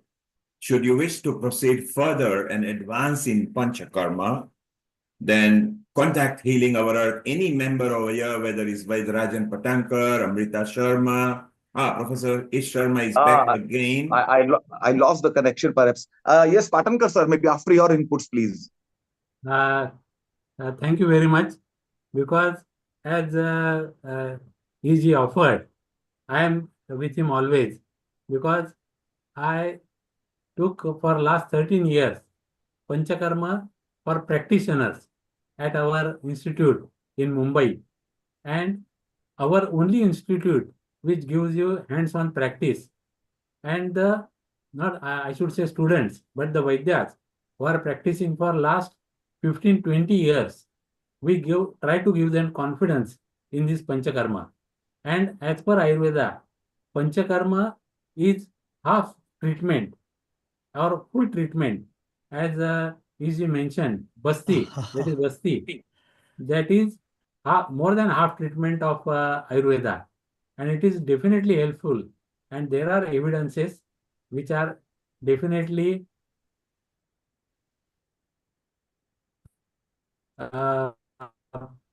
helpful to all the people all over the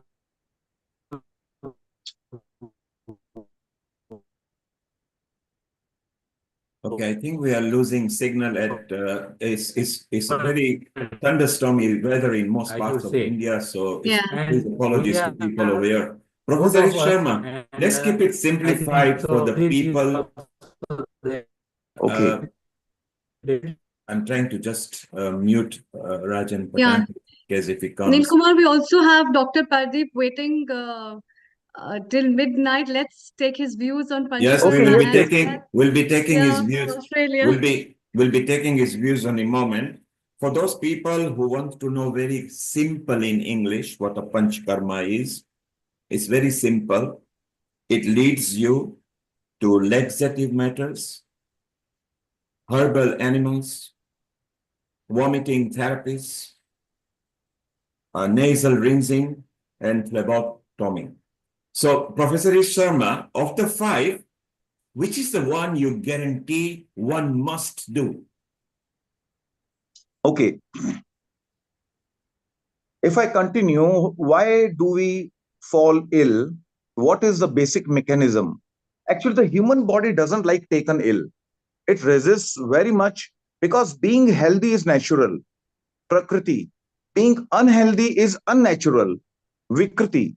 So, whatever you do, you try to enhance the symptoms as we do in homeopathy, the body will be cured. You try to suppress them with allopathy, the diseases are cured or at least benefited. You try to set the basics right, like in Ayurveda, like, or you do nothing, you do naturopathy, where you're doing nothing, like no medicine. Diseases are our friends, as says naturopathy. So you do whatever you want to do. The body wants to fall back to normalcy. That is normal. Body doesn't want to be taken ill, but we are so hardworking. We keep on repeating the same mistakes all our lives. Wrong food, wrong lifestyle, no exercise, addictions, the stress, and after so much of hard work for like 20, 30, 40 years, then we wonder, why did this disease come to me? But you never know that actually you have been very hardworking. Unknowingly, you are working very hard to have those diseases with the wrong diet and lifestyle. Now, when we use a vehicle or any machine, we take it for a periodic servicing, maintenance. We have got maintenance plans for computers or your cars, etc. In the same manner, a healthy person should be taking periodic detoxification with panchkarma to stay healthy. And if you are unwell, then you should be going for therapeutic and curative panchkarma. If the time permits, and I can be explaining why do we link like Vata Pitta Kapha to Vaman Virechan Vasti. What is the explanation? If Amrita will allow me, I'll go on. Otherwise, I hand it over to Amrita and then to Pradeep, please. So, Professor Ish Sharma, we'll go to Pardeep in a moment. Effectively, this is what you are saying. We take good care of our car, we change our tires, we change our oil, we change our fuel and check it. So pay attention to your body as well. It needs regular services, which is the Panch Karma, one of the format as it is. Let's go to another professor who you have tutored in your past, in your life, to Pardeep in Australia, which has gone past midnight. Pardeep, your comment on the knowledge Professor Ish Sharma has shared with us. Over to you, Pardeep. Global Namaste to Dr. Ish. I can't comment on Dr. Ish's wordings because I'm a learner from him. Boss is always boss. But Panchkarma, as well said by you and Dr. Ish, always taught us that servicing your body, that means detoxifying, servicing your body or cars or any vehicle or whatever, or maybe as we learned from Dr. Ish, that painting your wall, first you have to scrap it, then wash it, then clean it, then patina it, then paint it. Means you have to do everything, any single thing, live or non-living in your life, you are cleaning that, servicing that. But why not our own body? That may be your all the 5 treatments through Panchkarma, all the roots should be clear from the inside to outside, because toxins are getting made all the time. We have to get detoxified by anyhow, from the nose, from the anus, from the the skin pores, from the ear, from the mouth. All the times, just whatever is getting any foreign particle or any toxin inside the body, we have to get rid of that. And Panchkarma is the only answer. So Panchkarma is very useful. We're going to pose another question to Professor Ish Sharma, who not only practices Panchakarma, he also sets up for people over there. Anjali, you are a medical doctor there in Hyderabad. As a medical doctor, how relevant is Panchkarma to you?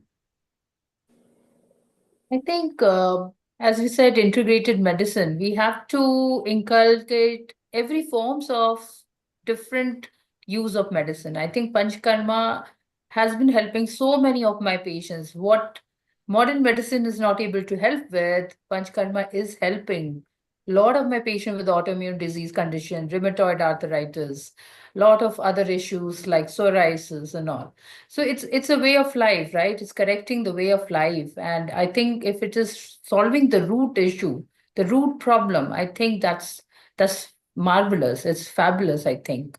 And I think Panchkarma should be inculcated together with modern medicine together. I think it was really a boon for a lot of patients who are suffering for so many years without an answer. I think so. So Anjali, thank you very much. As a medical doctor, you also endorse that. Dr. Dinesh Katoch is here. He would like to make a quick comment. Over to you, Dr. Dinesh. I think that the Panchkarma is Panchkarma treatment or the Panchkarma therapy. It is just like that. If the imbalance of the body matrix, the dosha, dhatu, mala, if that imbalance cannot be suppressed with the help of the medicines, it means then that imbalance has to be expelled out. And if you see the basic principle of Ayurveda, it says prakriti bhutatvat sosam prakriti bhutatvat na vikara srijate shriram. If the channels of the body they are clear, disease cannot manifest. So the problem is with the channels. So when something wrong, waste material is accumulated in the channels, those channels have to be clean. And So other principle, I think the golden rule for the healthy life, that is be moderate. Be moderate in all the aspects of life, whether it is food and nutrition, whether it is the routine right from getting up and going to sleep. Second, the behavior and the habits. And the fourth one is mental peace. So all in moderation. And second is means sub-second part of this, that is avoid hurry, worry, and curry. Curry means all spices and this junk food. Avoid hurry, worry, and curry. Thank you, thank you, thank you, Dr. Katoch. What a wonderful one. Hurry, worry, and curry. Keep it cool, keep it calm. And he said simple. He endorses what Professor Sharma and Professor Pardeep said. Keep your channels clear, then you got less chances of falling ill. Okay? Don't hurry, don't worry. Eat your curry, but eat in moderation. It's very simple. And let's go to now Mohit Sandhu. Mohit, you got your hand up. Your comment over next 1 minute. Mohit, over to you. If you could just unmute yourself. Thank you, Mohit. Mohit, if you could unmute yourself. Okay, Mohit seems to be frozen. So let's go. Let's go now. Amrita, it's a good time. Let's go to Dr. Pawan Sharma, who is actually going to talk about Ayurveda in modern times, I feel. And then we will chit-chat again in the panel over here. So over the next 8 minutes, let Dr. Pawan Sharma say about modern Ayurveda. Over to you, Amrita. Thank you. Thank you, Neil Kumar, and thank you all the guests. Let's welcome Dr. Pawan Sharma. Global Namaste, Dr. Pawan Sharma. Namaskar. Kindly unmute yourself. Namaskar, Namaskar Amrita ji, Neil ji, and all the expert speakers. Namaskar.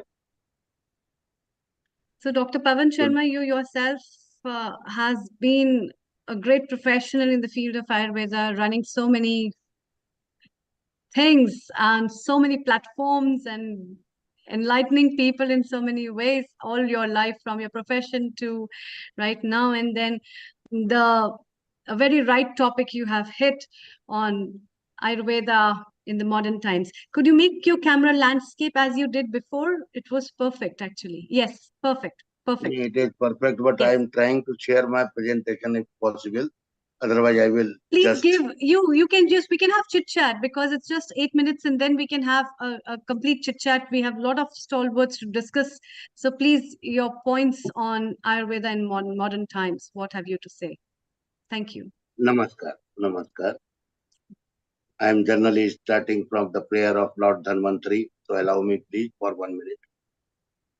Avirbabhuva kalasham dadharna vadyah piyusha purna mamaratva krate chorana rojjalajina janata janita prachanso dhanvantaricha bhagavan भविकाय भूयात् श्री धन्वंतराय नमः Om Shanti.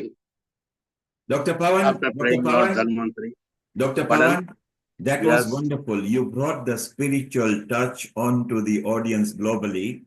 Maybe later, after 10 minutes, we want you to do a longer version of it, because Okay. that's what Ayurveda is about, bringing sukoon and peace in people's mind, whether it's through yoga, meditation, Ayur, Vedic science. So well done. And over to you. Just before you start, could you tell me, what does Independent Research Ethics Society do, and what influence has it got over authorities like Ayurveda, homeopathy, Unani, etc.? Over to you. Independent Research Society is the premier NGO. I am based in Calcutta, but servicing in Bhopal at present as professor and HOD of Rathashastra. But Independent Research Ethics Society is providing awards, is arranging conferences, CMEs, workshops, camps, right from 15 years in Calcutta. And from Corona era, we have started Ayush Samriddhi International webinar series. I can show you my webinar is also in continuation. I have started my webinar and joined your webinar after starting my webinar with the prayer. And 3 webinars per day. In last 365 days, we have conducted 894 webinars, and in 5 years, we have been able to conduct 2,360 webinars. So it is due to your best wishes. But this was meant for Independent Ethics Committee. Independent Ethics Committee is there in Calcutta. So they told us to make the society before 15 years. And we are fortunate that we have made Independent Research Ethics Society, and we are conducting so many activities, and we can join hands here. We have our 6,000 subscribers on YouTube, 2,300 plus videos. Yes, come in.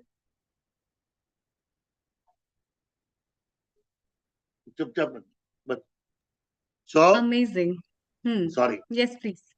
So we are conducting 3 webinars daily without any interruption, from airport, from bus stand, from railway station, from everywhere I have conducted and hosted these webinars. My subject of the day is modernized Ayurveda, and modernized Ayurveda we can see everywhere. Previously, I'm focusing myself because only 8 minutes are there, 10 minutes are there. So I am focusing on clinical practice.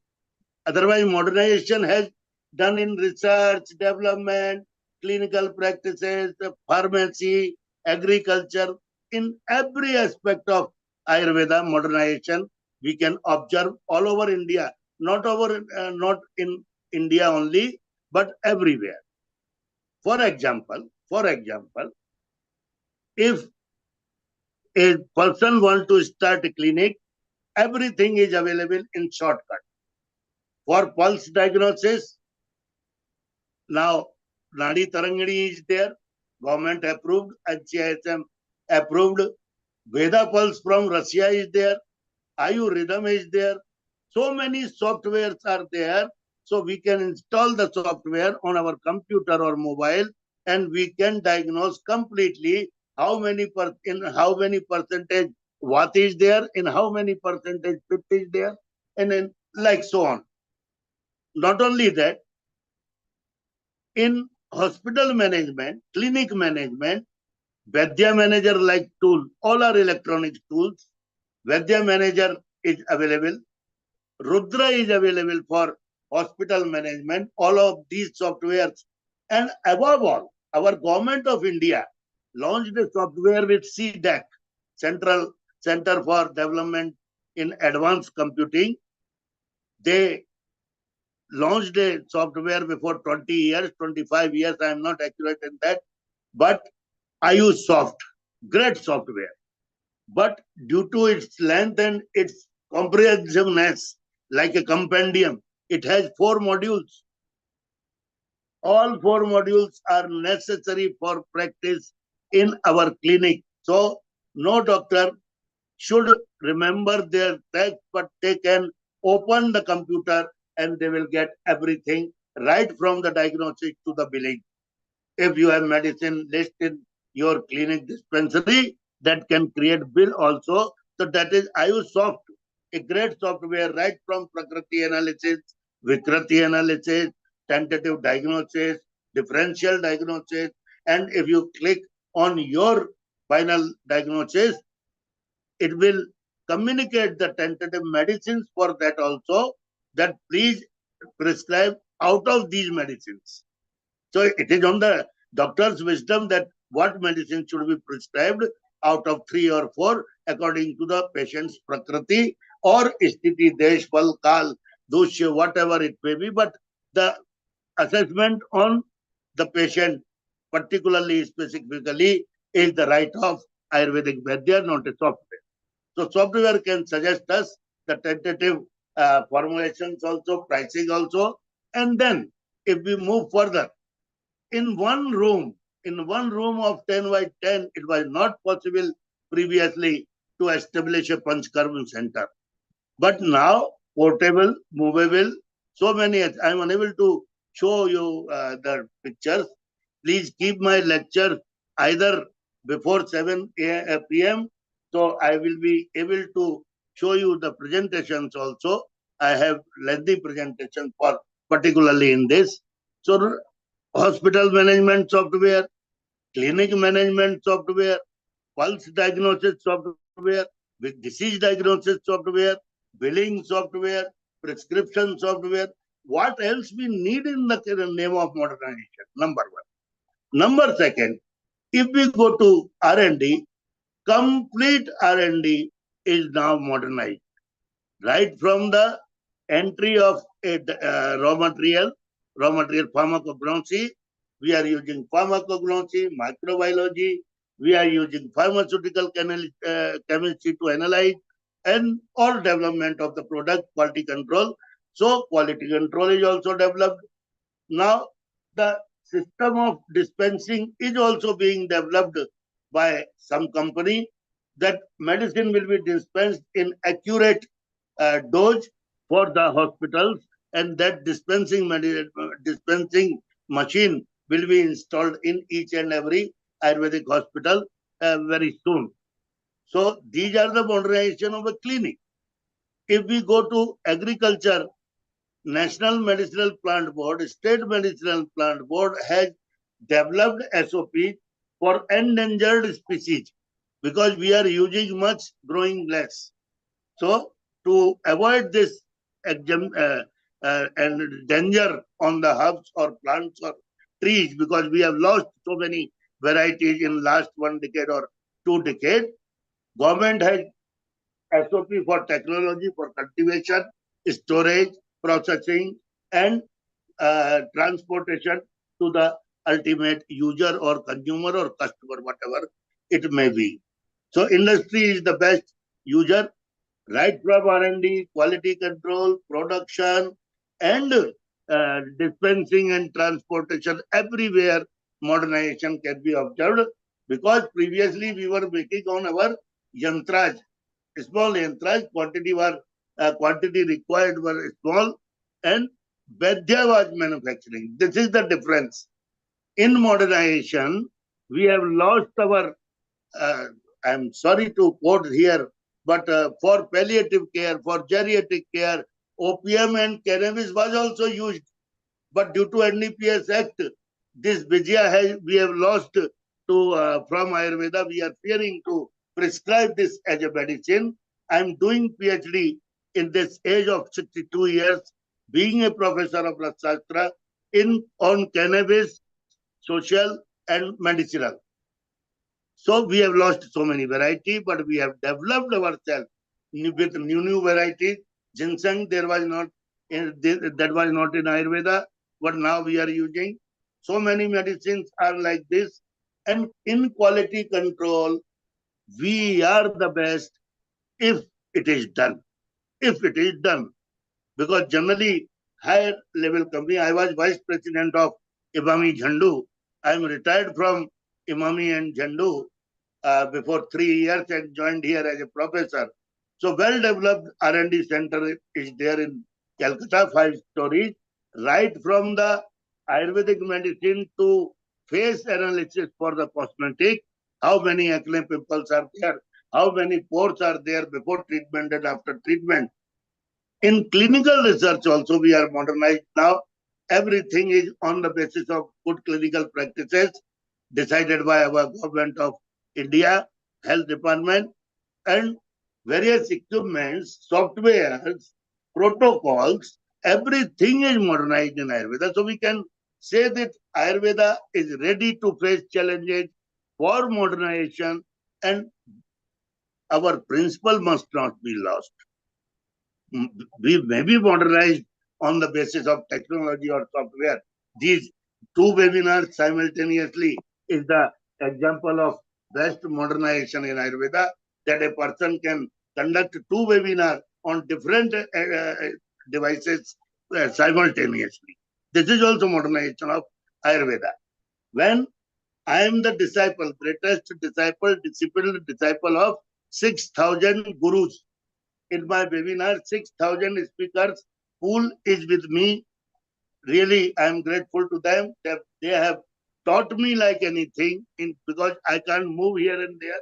I am the host, so I have to listen each and everyone.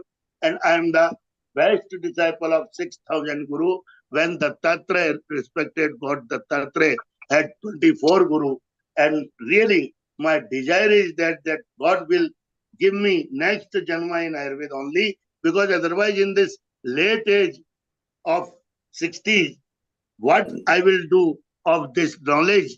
So I am ready to have next Janma in Ayurveda also, though I am from 5 generation. Grandfather was Rajvedya, father was director Ayurveda, after 4 colleges principal, mother superintendent, wife vice president Imami. I was also vice president Imami, did my MD in 1989 from Jamnagar. Thank you, Dr. Pawan. Thank you very much for giving us a bit of insight over there. The important fact that you mentioned was that Ayurveda is ready for a modern challenge. So stay here for a moment. I want to find out from Professor Ish Sharma, who led from the Ayush Ministry in Mauritius, how technology played part and how far behind. So I'll go around and ask questions to Pardeep as well, who is in Australia. Let's go to Professor Ish Sharma. Professor Ish Sharma, Dr. Pawan is now ready to embrace technology, which is very important. What role do you think technology and AI will play and expand into Ayurveda knowledge at consumer level? Over to you. Okay.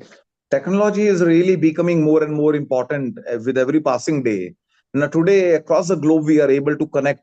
This is all because of this wonderful technology. And this is in our hands how to use it, how to apply it. So my belief is that we have to make the best of it. There are experts. Interestingly, there are the best technology institutes. The top ones in India are known as Indian Institutes of Technology. They are more than ready to collaborate with Ayurveda institutes because they want to bring this goodness of Ayurveda into some technical, objective, transferable kind of a protocol where this does not stay subjective, when it doesn't stay is not limited by the mood of that particular teacher or human being. So that surely is Ayurveda has got, on the contrary, Ayurveda has got a lot to offer to the technology and to AI. Because we have got the wisdom, and this is such an objective wisdom which will transform the health scenario the world over. So we are looking forward to a very healthy incorporation. Neil, maybe there are better experts to comment upon this topic. Professor Ish Sharma, not only do we have a wisdom, but the wisdom has been tested for several millennia.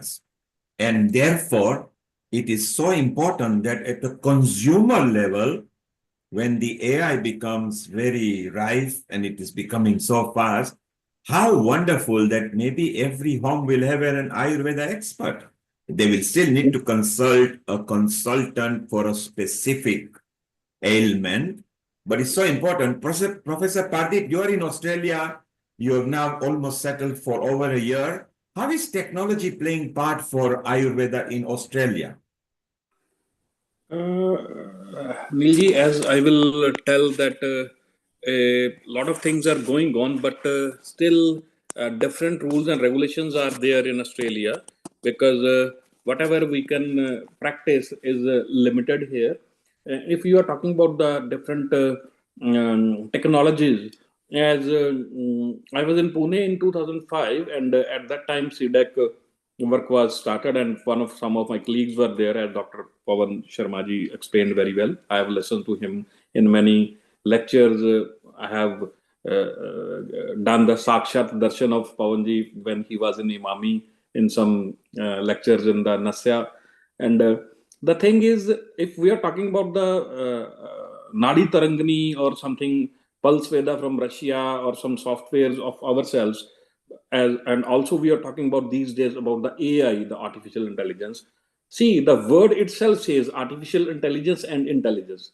Whatever the things manual we can do with our own hands, as Dr. Ish always words that Pursham Viksha, whatever we can feel, whatever is coming in our mind, that this ashwagandha root is for this, ashwagandha leaves are for this, ashwagandha churna is for this, ashwagandha wrist is for this, ashwagandha stem is for this, means whatever is coming in my mind at the particular time, that ashwagandha is an anabolic steroid, or it is the aphrodisiac, or it is the vatahara drug, means whatever is coming in my mind after comparing all the things in one go, that this is the what you can say prakriti, this is the dosha condition, this is the dhatus, this is the past history, present history, whatever we can conclude with our knowledge from our authentic text, whatever is coming to a particular Vaidya at the particular time. So it's my view, other can take it or leave it, that whatever is manually possible, well, technology can't do. So that's But of wonderful course, input. with the one more thing to add here, whatever, as Dr. E said, that AI can revolutionize Ayurveda by enhancing personalized health assessments, promoting preventive care and integrative health data analysis. Like whatever we are doing these days, that integrative health approach, combining all the pathies at one level, as most of the times we were discussing that there will be one level that all the pathies will be discussed, and one layman can choose for his particular disease, let it be for the diabetes, if the acupressure is helping this, acupuncture is helping this, Ayurveda is helping this, homeopathy is helping this, modern science is helping this. There can be the integrative approach of the common protocol, the preventive, curative aspects of all the diseases at one platform. Maybe Healing Our Earth can be the best platform for that, for doing that things. That in these types of integrative approach, Healing Our Earth and modern technologies along with AI can help. I think so. Thank you. Thank you, Professor Pardip. What a compliment way of saying that Healing Our Earth can also be part of it. So stay around. We are going to take a comment from Professor Laxmikant, who will stick to a bit of Hindi in a moment. Just before we go to him, Dr. Pawan, all the software that you are talking about, are they on a beta testing at the moment, or they are approved by the institute in India? They are approved. IOSoft is approved by CDEC. That Nadi Tarangani is approved by NCIHM. And in those software also, human intervention is also optional. You should see pulse, and then you should mention your recording in the software and tally with the software, like astrology software. Astrology Kundali we can make, but then also we have need of the astrologer for perception. He is very right. Doctor is very right. I am really thanking him. But Technology is definitely maintaining some principles, SOPs. Otherwise, in pulse diagnosis, only one sentence I will finish. In pulse diagnosis, what I have observed, I have visited more than 50,000 clinics of Ayurveda on behalf of Imami. In one hand, pulse is there. In other hand, pen is there. The focus is on the line of the patient in front of a doctor. How can that pulse diagnosis be accurate? It is the question. Definitely, it is the question, and that question has been solved by the technology. You can Thank you. input your intervention also, Thank input you. your observation also, but technology make it make us confident. Thank you. Thank you, Dr. Pawan. Technology will certainly help, and we can bring Ayurveda right to any consumer language because technology can also translate into any language on the earth. Stay around, Dr. Pawan. We are shortly going to go to Dr. Avtar. As soon as he makes his video landscape, please, then we will be inviting Dr. Avtar when his landscape. Amrita, let's welcome in Hindi, that's fine, to Professor Laxmikant Dwivedi, who is here, and if he can start his video and unmute himself. So Professor, you can start your video again, please, and unmute yourself. Professor Laxmikant, namaste, global namaste, आपका स्वागत है Healing Our Earth में. Amrita, over to you. Namaste. Thank you, Neil Kumar. Namaskar, Professor Lakshmikant.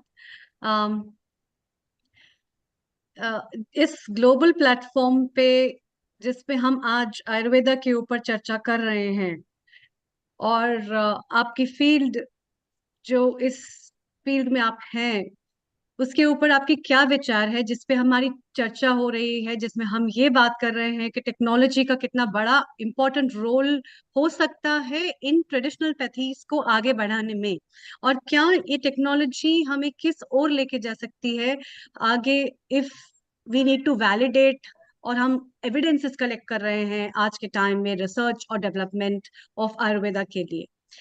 आपके क्या विचार हैं इस पे? धन्यवाद। नमस्कार सभी विद्वानों को। मैं पिछले घंटा 1.5 घंटा से सुन रहा था आपके साथ जुड़ के, ये अचानक लिंक मेरे पास आया तो मैंने जिज्ञासावश इसको ज्वाइन किया, और विद्वान लोग मेरे सामने हैं, कुछ को मैं परिचित हूँ, ईश शर्मा जी हैं या वैद्य पाटनकर सर हैं, राजन सर, ये रेगुलर हम लोग चर्चा करते रहते हैं। और जो हमारे साथ में और भी साथी हैं जिन्होंने मुझे यहाँ ज्वाइन करने के लिए थोड़ा सा समझाया, तो मैं तो इतना ही कहूँगा कि जहाँ तक फील्ड की बात है तो बेसिकली तो मैंने BAMS किया तो मैं आयुर्वेद का हूँ। बाद में अगर एक्सपर्टाइज की बात आती है तो मैं रसशास्त्र का हूँ, MD रसशास्त्र किया। फिर PhD किया तो उसमें मैंने मैन्युस्क्रिप्ट पे तंत्र शास्त्र में रुद्रयामल तंत्र पे काम किया, और वो एक अलग ही क्रम है। तो जहाँ रसशास्त्र की बात आती है तो हम लोग पंचकर्म की अभी बात कर रहे थे, और उसको चैनल के साथ जोड़ दिया या जो कुछ भी किया, तो इंग्लिश में अनुवाद करते करते कुछ बदल जाता है, अर्थ का अनर्थ भी हो जाता है। तो बिगिनर के लिए, जो एक्सपर्ट हैं वो इशारे में बोलते हैं, सामने वाला समझ लेता है। तो अभी चर्चा चल रही थी पंचकर्म की, तो वहाँ पंचभूत सिद्धांत से शुरू हुआ। तो पहले आयुर्वेद हेतु लिंग औषध ज्ञान के रूप में था, फिर अष्टांग प्रविभाग हुआ, आज तो बहुत सारे ब्रांचेज हो गए। तो जितने अंग भंग होंगे वैसे वैसे हम आयुर्वेद से दूर होते जाएंगे, और होलिस्टिक अप्रोच में रहे तो आयुर्वेद आयुर्वेद है, और आयुर्वेद शाश्वत है, कभी भी इसको मॉडर्न से अलग नहीं कर सकते। युग धर्म के आधार पे ये युगानुरूप संदर्भ में प्रतिसंस्कार हुआ है, और इसके लिए रसशास्त्र के लिए भी मैं कहूंगा, किंतु एकदम अंग्रेजी बोलना या उसको इंग्लिश नाम दे देना, टर्म देना, ये अनधिकार होगा। पहले उसमें हम लोग जब जन स्वीकार्यता हो उसको रिकॉर्ड करें, तो 4th फेज में रिसर्च होने के बाद जब आगे काम करते हैं और पब्लिकली एक्सेप्टेड होता है तब उसको रिकॉर्ड बना देती है आयुर्वेद। वो प्रक्रिया हजारों सालों से चली आ रही है, एविडेंस मिलते हैं, और हम लोग इतिहास नहीं पढ़ते हैं, पीछे जाते नहीं है। नहीं तो इसमें कहीं दो राय नहीं है कि आयुर्वेद शाश्वत है और युगानुरूप संदर्भ में उसमें प्रतिसंस्कार हुए हैं। और जैसा आपका प्रश्न था कि औषधि निर्माण में भी तो ये सब होगा, किंतु टर्मिनोलॉजी आयुर्वेद की रहेगी तो आयुर्वेद का भला है, और उसको अगर हमने साइंस बना दिया तो फिर आयुर्वेद तो आयुर्वेद है, साइंस एक अलग चीज है। तो वेद और विज्ञान के आधार पे हम इसको देखते हैं।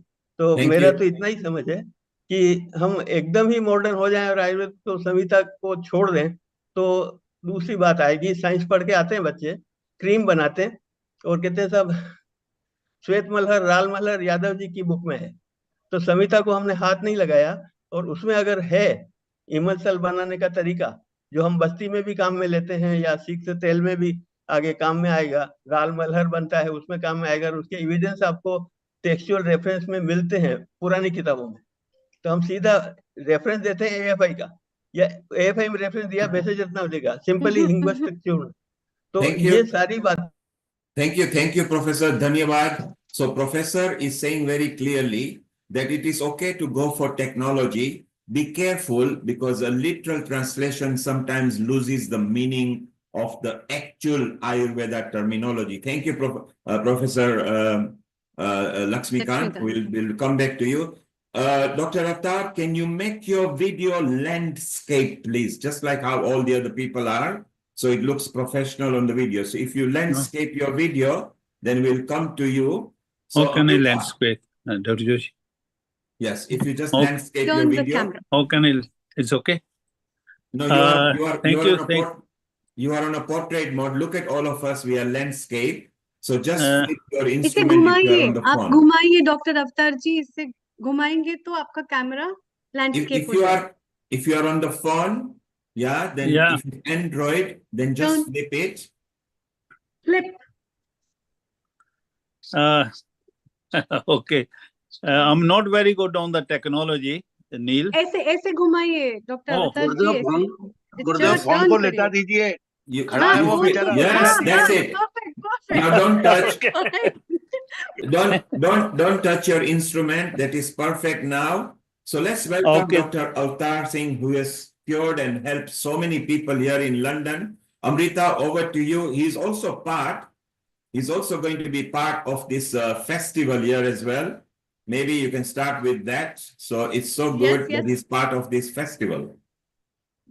Thank you very much, Neil ji. सभी को global namaste, बहुत बहुत प्यार. Yes, Dr. Avatar ji, we want to make people aware about the upcoming conference, which is again a very special conference because this has a lot of things to do with the integration of the futuristic approach of Ayurveda on global healthcare system. And it is going to be hosted from London at Honor Oak Park from 2nd and 3rd June 2025. And it is been organized by Association of Ayurveda Academy. And we have a lot of people who are joining this conference to talk on the globalization and the future perspective of Ayurveda. If you want to be a part of it, please sign in and register yourself. And the amount is £50 for 2 days for students, as well as for other delegates, it's £100 for 2 days. And Dr. Avatar is going to be a part of this conference, and a lot of stalwarts from Ayurveda and beyond will be the part of this conference. So Avatar ji, we are very glad to have you at this platform along with Venkat Joshi ji and all our big dignitaries of Ayurveda and who Amrita, have been part of it. Yes. Amrita, he is going to touch on the subject, a very important subject that maybe a lot of people suffer from, which is cholesterol and blood pressure. So Dr. Avatar, if you concentrate on cholesterol and blood pressure only for the next 5 minutes or 7 minutes, then we can chit chat with you. Over to you, Dr. Avatar. Thank you and welcome to Healing Our Earth.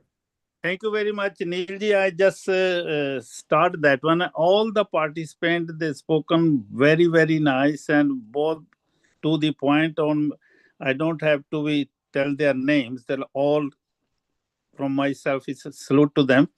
And blood pressure, in my point of view, blood pressure not any disease,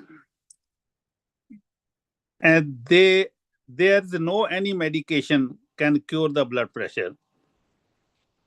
Blood pressure is a problem, is some internal system is unbalanced. It doesn't matter endocrine system, doesn't matter our organ system. Blood pressure is just a sign of them. They are not balanced. Do the balance. Look after yourself. Blood pressure automatically. That's the reason blood pressure never stays same. Sometimes come down, sometimes come high. Blood pressure, people taking blood pressure medication whole life. If the medication work on that one, if that is the disease, then can be cured with any medication. As a researcher, I always say, in last year, I said there is no any disease. All our body system is unbalanced. That's the reason we're suffering. As before, we have the very good technology, and they say we look after our body system at least once a year. We call Panchkarma. What for the Panchkarma? To that, there is make the balance Vata Pitta Kapha. Which dosh is unbalanced, when you do the balance, automatically our body start working, our system start working. We no need to teach our system, cure our themselves. We have to just give the little support, then automatically they start working. You need the one good professional Ayurveda Acharya, go to him. He can tell you if he know the job. Many times I told in my videos, I say do once a year blood check, full blood check, take that report to the Ved, doctor, homeopathy, allopathy, anybody. If he tell you 50% your problem without telling him, that means that Vaidya, doctor can cure you, give you the relief. Don't tell him where you are pain. Don't tell him what you have the problem. Just give your blood report. And tell him if the Ayurveda Acharya, they always check the nadi. Pulse check. He can tell you without you telling anything. Otherwise, Ayurveda Acharya, they still have the very good Acharya. They can, if he know the job, he can tell you.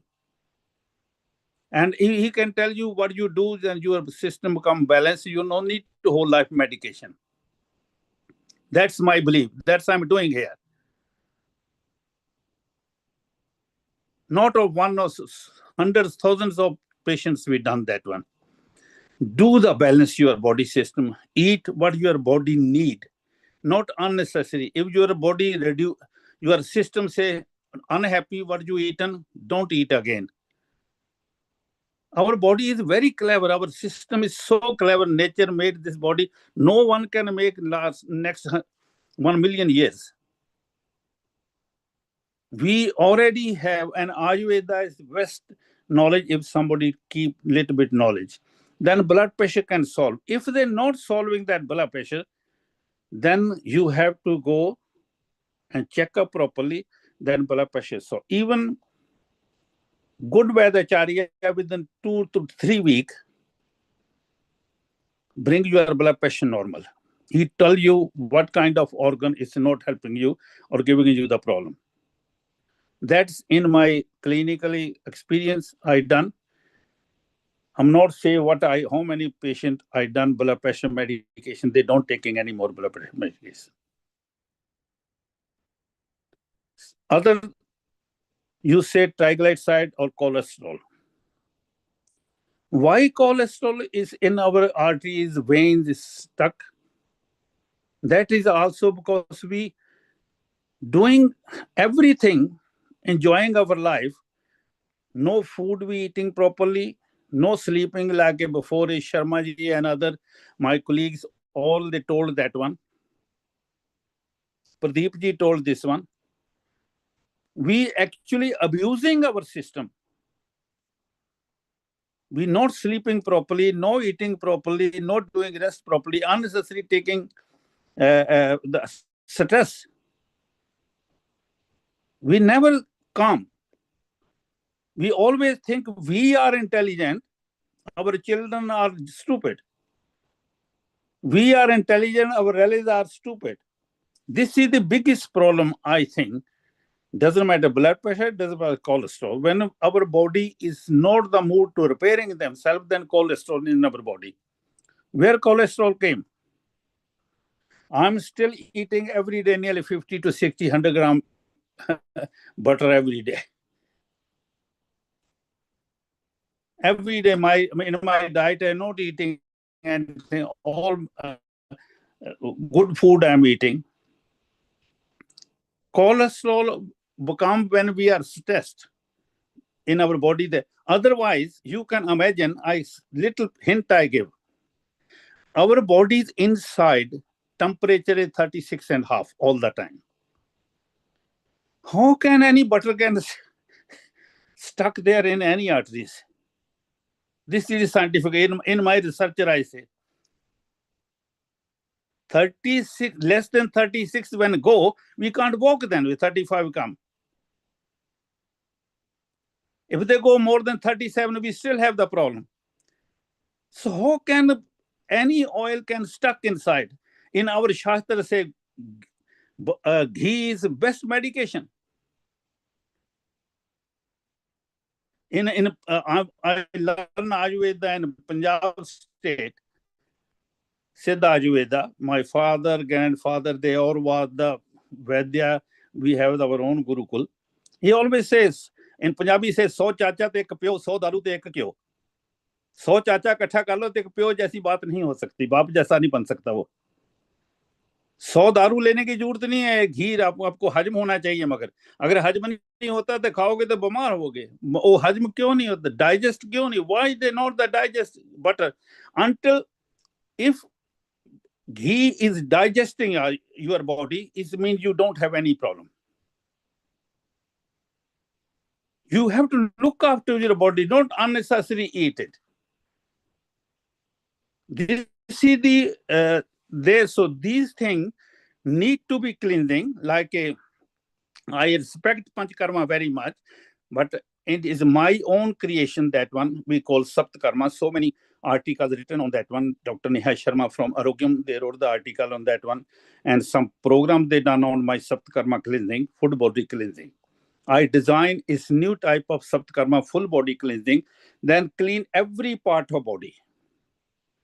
And beauty of that one, you can give to, I gave 1.5-year-old child and 99 plus, any stage of any problem or health problem.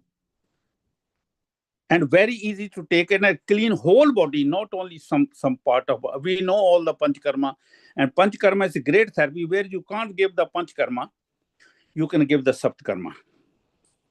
That's my own invention, and I'm doing that one. And most of my patients, cancer, COVID, everything, I'm using that one. That is the best medication I made for the autoimmune diseases. They call autoimmune diseases, in Ayurveda we call asadhya, mahasadhya. They give the new name. Everybody is like clapping the, allopathy they done. Allopathy just only 200-year-old. This world is living 1,000 million years ago. And with the Ayurveda, we're doing that one. So great job, that one. And blood pressure, triglyceride, this one, all these are problem because we not look after our body. We not look after our system. We want to, through the medication, cure. No one can cure. Whole life, if somebody want to take medications, go ahead. But if they want to cure, find the good Ayurveda practitioner. As I told you, take your blood pressure, blood report, give it to him. If he tells you the 50% your health problem without you are telling, then he can cure you. Ayurveda practitioners are very great. They know the Ayurveda, who know the proper Ayurveda. They can deal with that matters. Thank you, Not only Doctor. matters, they can deal any matters. Thank you, Dr. Avtar. So Dr. Avtar is very Thank clear. you. You don't have to go and give your history to an Ayurveda expert. Give them a proper blood report and see how much they can diagnose for you. Then the confidence will come. And once you get the confidence, then whatever the doctor is talking, you will be able to get it in you, and the treatment starts naturally rather than allopathy. Dr. Vaidarajan Patankar, your quick comment on that, and Pardeep, your quick comment before we move to Harshavardhan in Pune. Very well said by Avatarji. Yes, in our house, everyone consumes at least 3 teaspoons of a ghee, homemade ghee, every day. And we are all fit. I am now 66, but still going strong. So thank you very much for highlighting this ghee, because so many our patients also asked, is ghee okay for us? So I told them, yes, you have to consume it, because the lubrication which we need. Sorry to say. Yeah, your signal is cutting off. Pardeep, you in Australia, you love ghee? Yeah, of course, Neilji, I love ghee. आप health से नहीं देख सकते. So let's remind the consumers and the people who are listening to us on YouTube, Facebook. Yes, ghee is good, but don't be crazy. That doesn't mean you Digestion start should be drinking ghee. Everything in moderation is very good. Ghee, 1 spoon, 2 spoon, 3 spoon, whatever is suitable for your body, it is good and it's okay to consume, and try to make sure that it's not adulterated ghee and it's as pure as that you can get. So that's the benefit. And to get the confidence on your Ayurveda expert, take your blood report, hand it over to them, give them a chance to read it, and see what they come up with is what Dr. Avatar does with his patients. And he has got a lot of testimony. If you go to his Facebook, you will see it down there. Dr. Avatar, thank you very much. It's wonderful. Stay around. We're going to chit chat with you in a moment, okay? I want to one thing clear about the ghee. Yeah. If you don't digest the ghee, it's mean not suitable for you. Your body need to be repaired. Only eat ghee if you can digest. Sorry to this one. Not clear, everybody can do it. But if you don't digest, go and find out good physician. He can tell you what is the reason you don't digest. Until you digest the ghee means you are perfect. So there you are. Make sure that you can digest the ghee. Don't go crazy on it. Like everything in moderation is beautiful. Let's go to Harshavardhan Kulkarni. I think they are in Pune. His mother and father both have been at Healing Our Earth regularly. Amrita, over to you, and let's welcome in and his specialist subject, and then we chit chat with him. Over to you, Amrita. Thank you. Thank you, Neil Kumar. Thank you, Dr. Avatarji, for joining us. It was a very good discussion, and it's time to move from UK to India. Dr. Harshavardhan Kulkarni, global namaste and a warm welcome to this episode of Ayurveda. Your talk very precisely is on an evidence-based study in case of male infertility, and you have been practicing with your mother in this field, and you yourself is an Ayurveda professional, and practicing and believing in that system, you have cured people, and that's what you are going to share with us. So over 5 to 8 minutes, it's up to you. Kindly share your presentation. Yes, and I will over share. to you. Okay.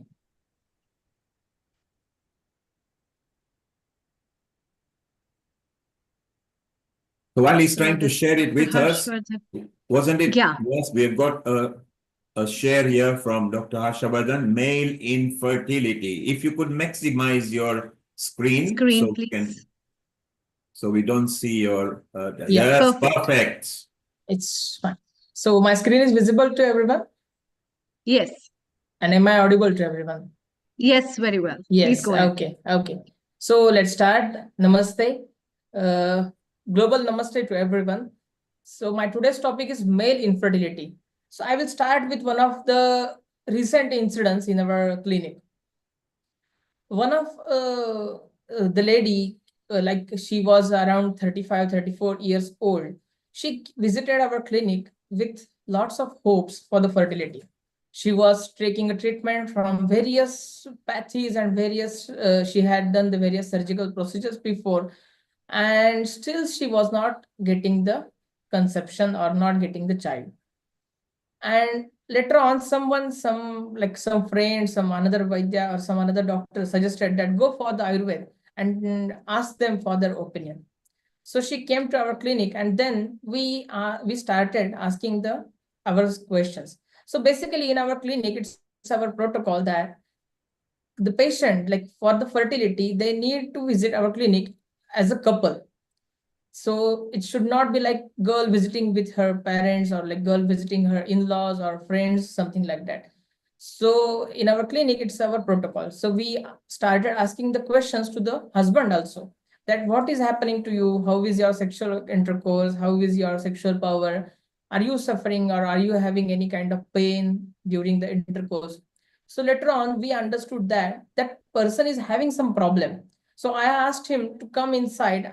I need to check your penis. So in our Ayurveda, it's very important to see the Indriya Viksha. So we need to see the organ to understand whatever is going inside the body.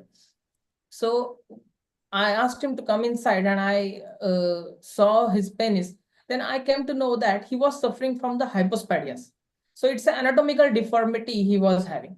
So such kind of things are many times are ignored while treating the fertility. Most of the times in our India, like it's a taboo to treat only female part, but it's very important to treat the male part also, because they contribute 50% in treatment as well. So it's very understandable to that the person needs to go with the surgery to clear this hypospadias, and then they can conceive. It's the as clear as water. So to introduce with the subject, we are going to differentiate that part in three parts, like physical, physiological, and psychosomatic. So in physical part, there are many aspects, like what we have seen right now is the hypospadias.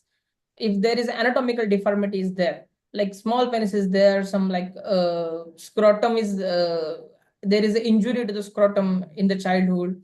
Somebody fall from the bicycle or fall from the bike and they get injured in this at the region of scrotum. These things happen. Many times we have the cases of undescended testes also. So also there is a possibility of phimosis, and then they have the operative of circumcision is there.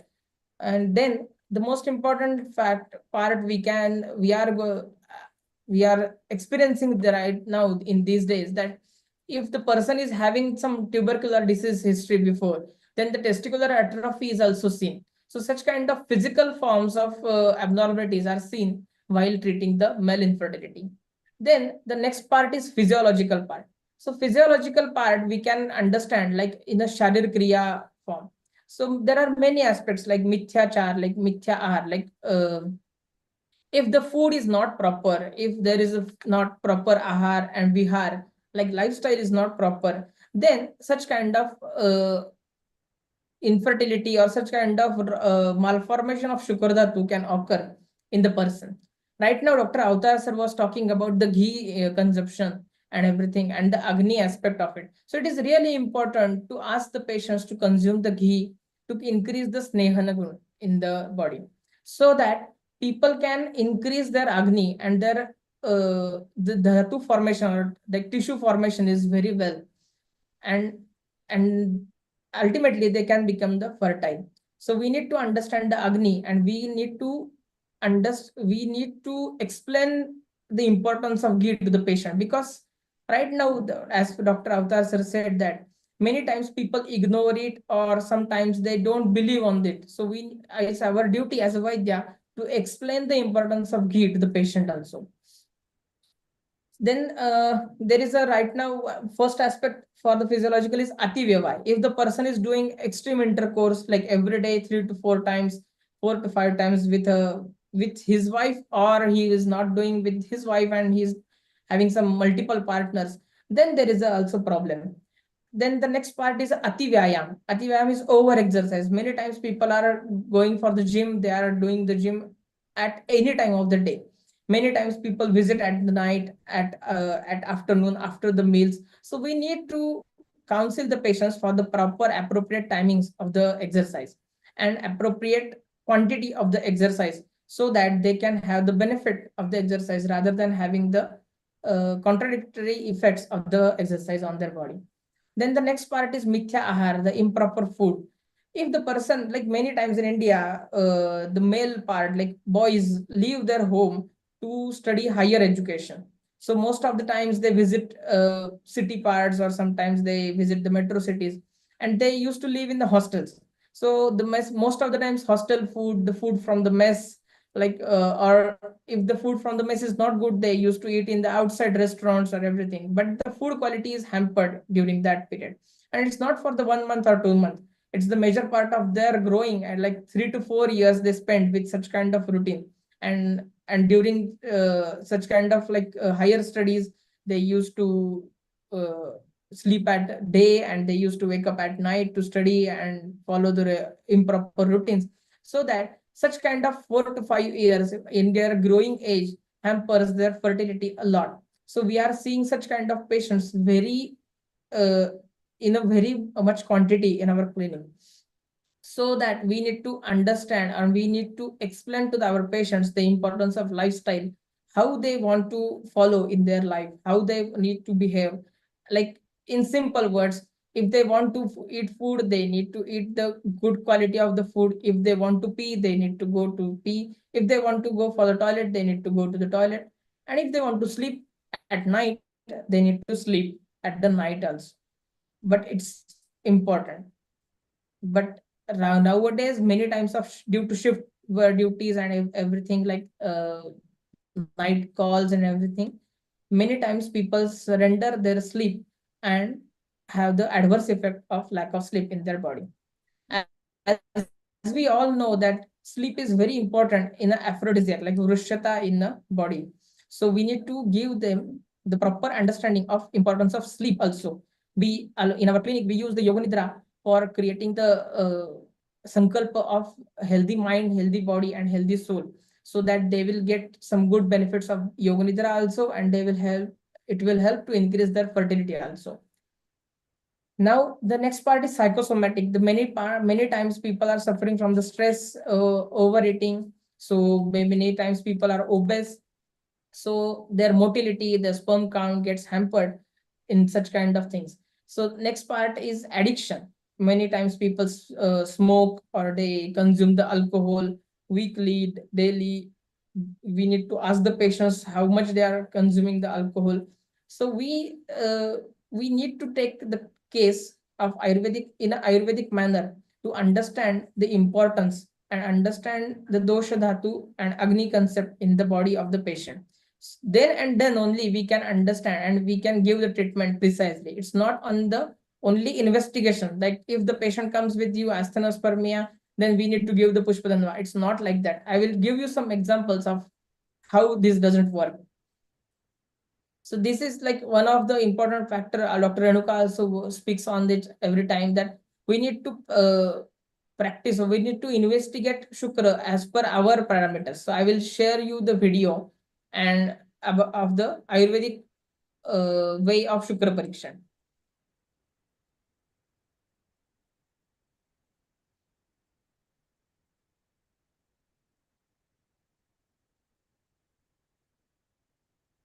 So right now we are seeing here, this is the Kapha Dushta Shukra. It went in at the bottom of the vessel, and it's like a granthi, it's like a clot.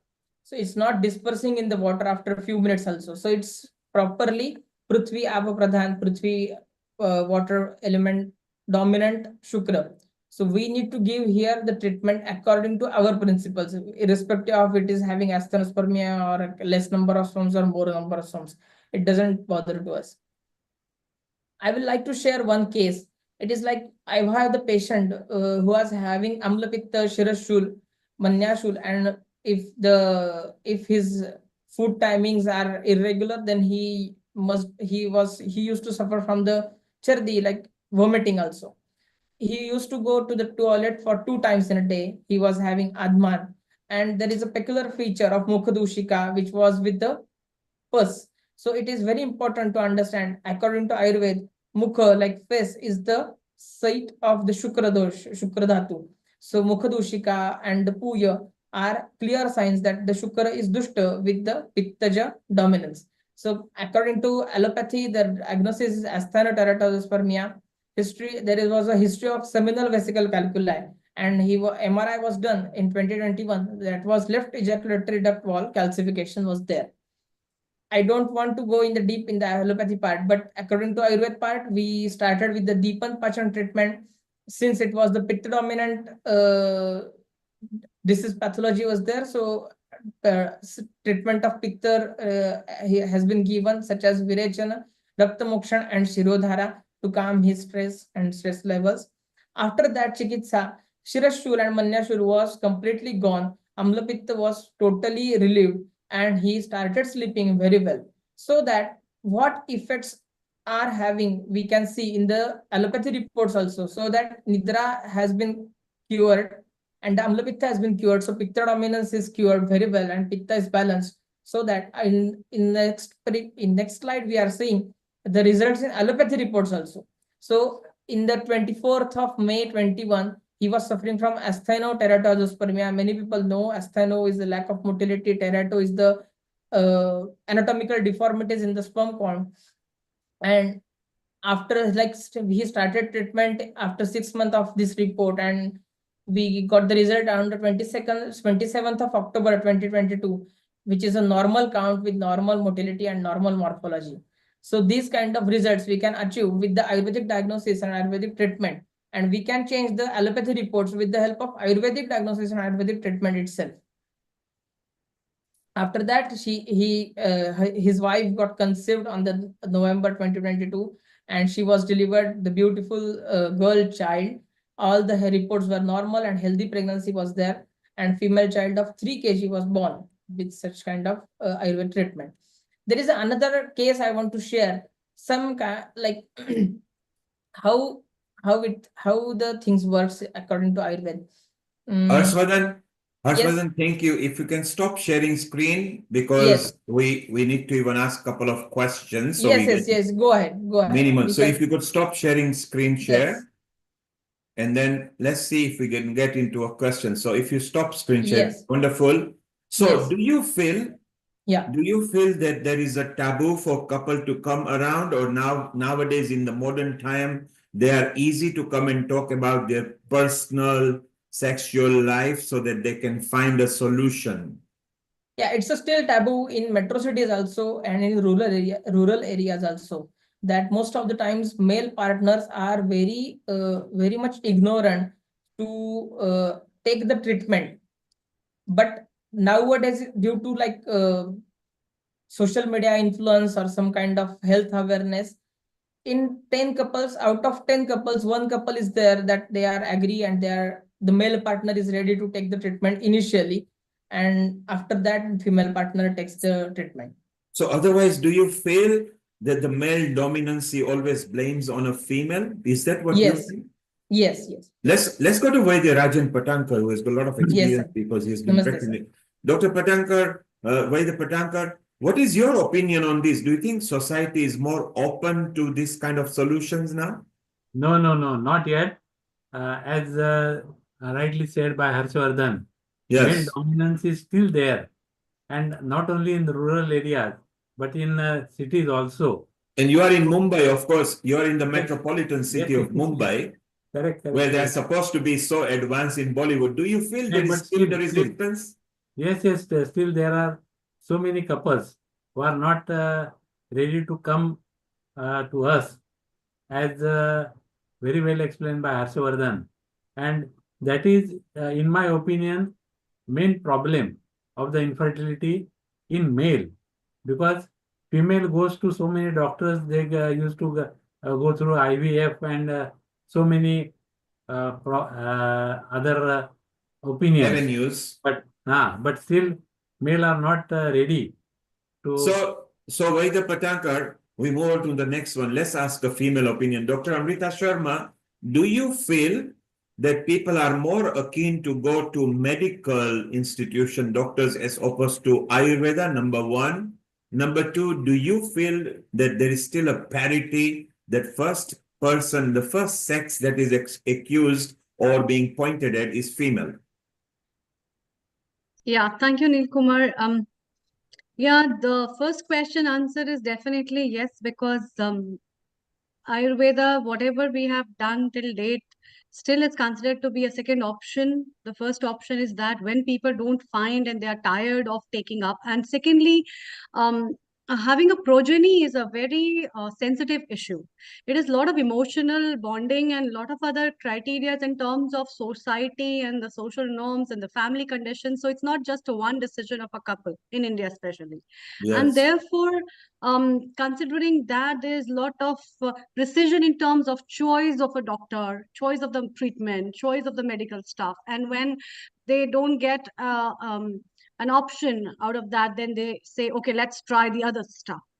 And then the belief systems with the cases like this, I would like to congratulate Dr. Harshvardhan for this remarkable results and for progressing in this way to let people understand that how a small balance of life can make a big change in an individual. So we address a lot of things that we say, oh, diabetes is getting cured, arthritis is getting better, you feel better. But then having a progeny is a very separate story. You to have a child is a very different story. Yes. And a lot of emphasis on that has been given in various texts and lexicons of Ayurveda, which we have been talking about. And the other part of the story is about the acceptance as a female. So, Nilkumar, at our platform also, we have been working on a global women platform where we always promote Yes. women for working and for their rights and to understand these things. But when it comes to this kind of sensitive issue, it's very ironical. But still, despite of women going so ahead, there are certain areas where still they are being addressed to go first and get their checkup first Yes. rather than the male person. And to an extent that I have also seen that the females are asked to go to a lot of invasive kind of treatments, which in fact she might not need or she might not be happy to take, but still under the pressures of the norms of the society and the families and the couple, it is there. But I would So just hopefully, definitely so Dr. say on that. Amrita, hopefully we hope that the society is slowly changing. Don't keep Yeah. it to yourself. If you are suffering in silence and you do want children, or you're not having a good relationship with your partner, do explore. In UK, the good thing is we have got special clinics, so people don't even have to know where you are going. So it's so completely different system over here, which does help. But look, Harshvardhan is very lucky because his mother, Renuka, and father, Mahesh, have actually trained him very well. And Dr. Rajan Patankar is the one who brought them to us on our platform several years back. Thanks. Yeah. And I think Renuka is actually here, so she should be very proud of her son over there. So it's wonderful. And she also helps a lot of women. I think she has helped women for conceiving in quite a part. She's here. Let's say a quick hello to her. And we move on to Mohit, who is our next guest. Here she, Renuka is here. Global namaste to you.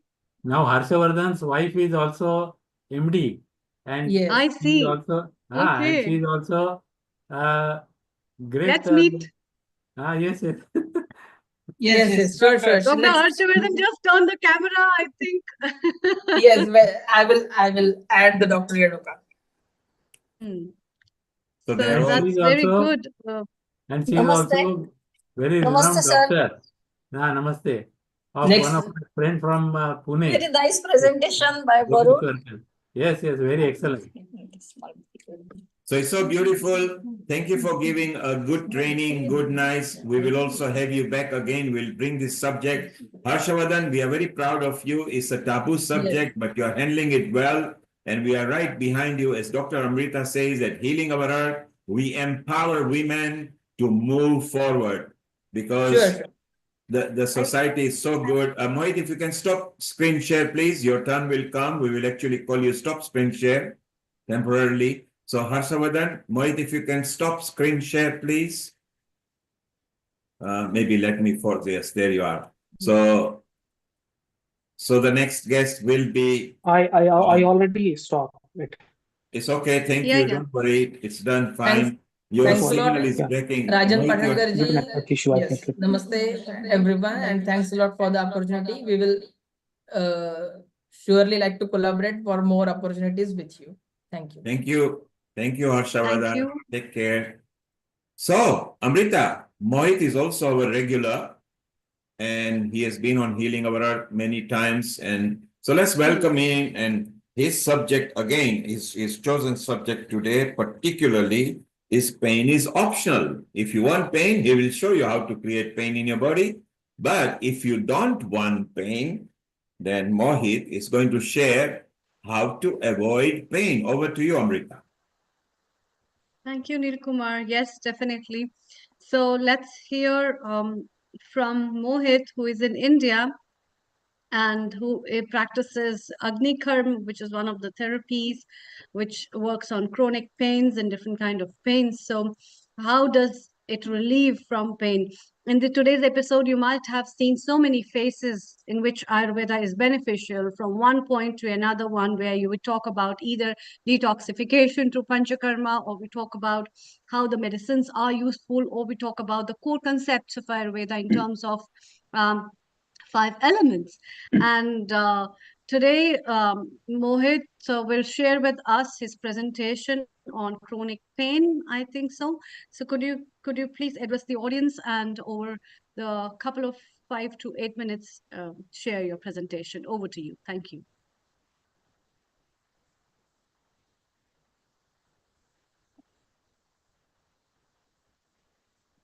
Are you able to share the screen?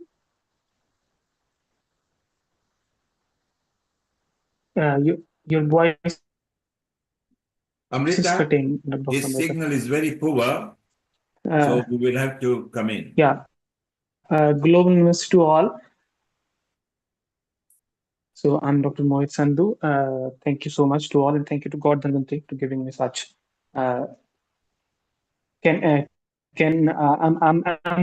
I audible to all? Yeah, your voice is breaking, but then please continue and let's see. Please start your presentation. Yes. Hello. Please continue. Please continue. Hello. Can you Hello. hear us? Dr. Mohit?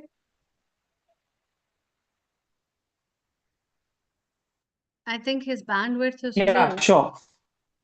Yeah. Can you hear us? Please continue. Yes. So, yeah. So, yeah. So, yeah, I'm continuing. Can you hear me all?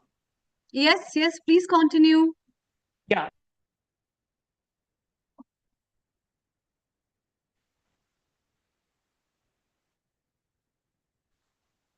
I think. Hello.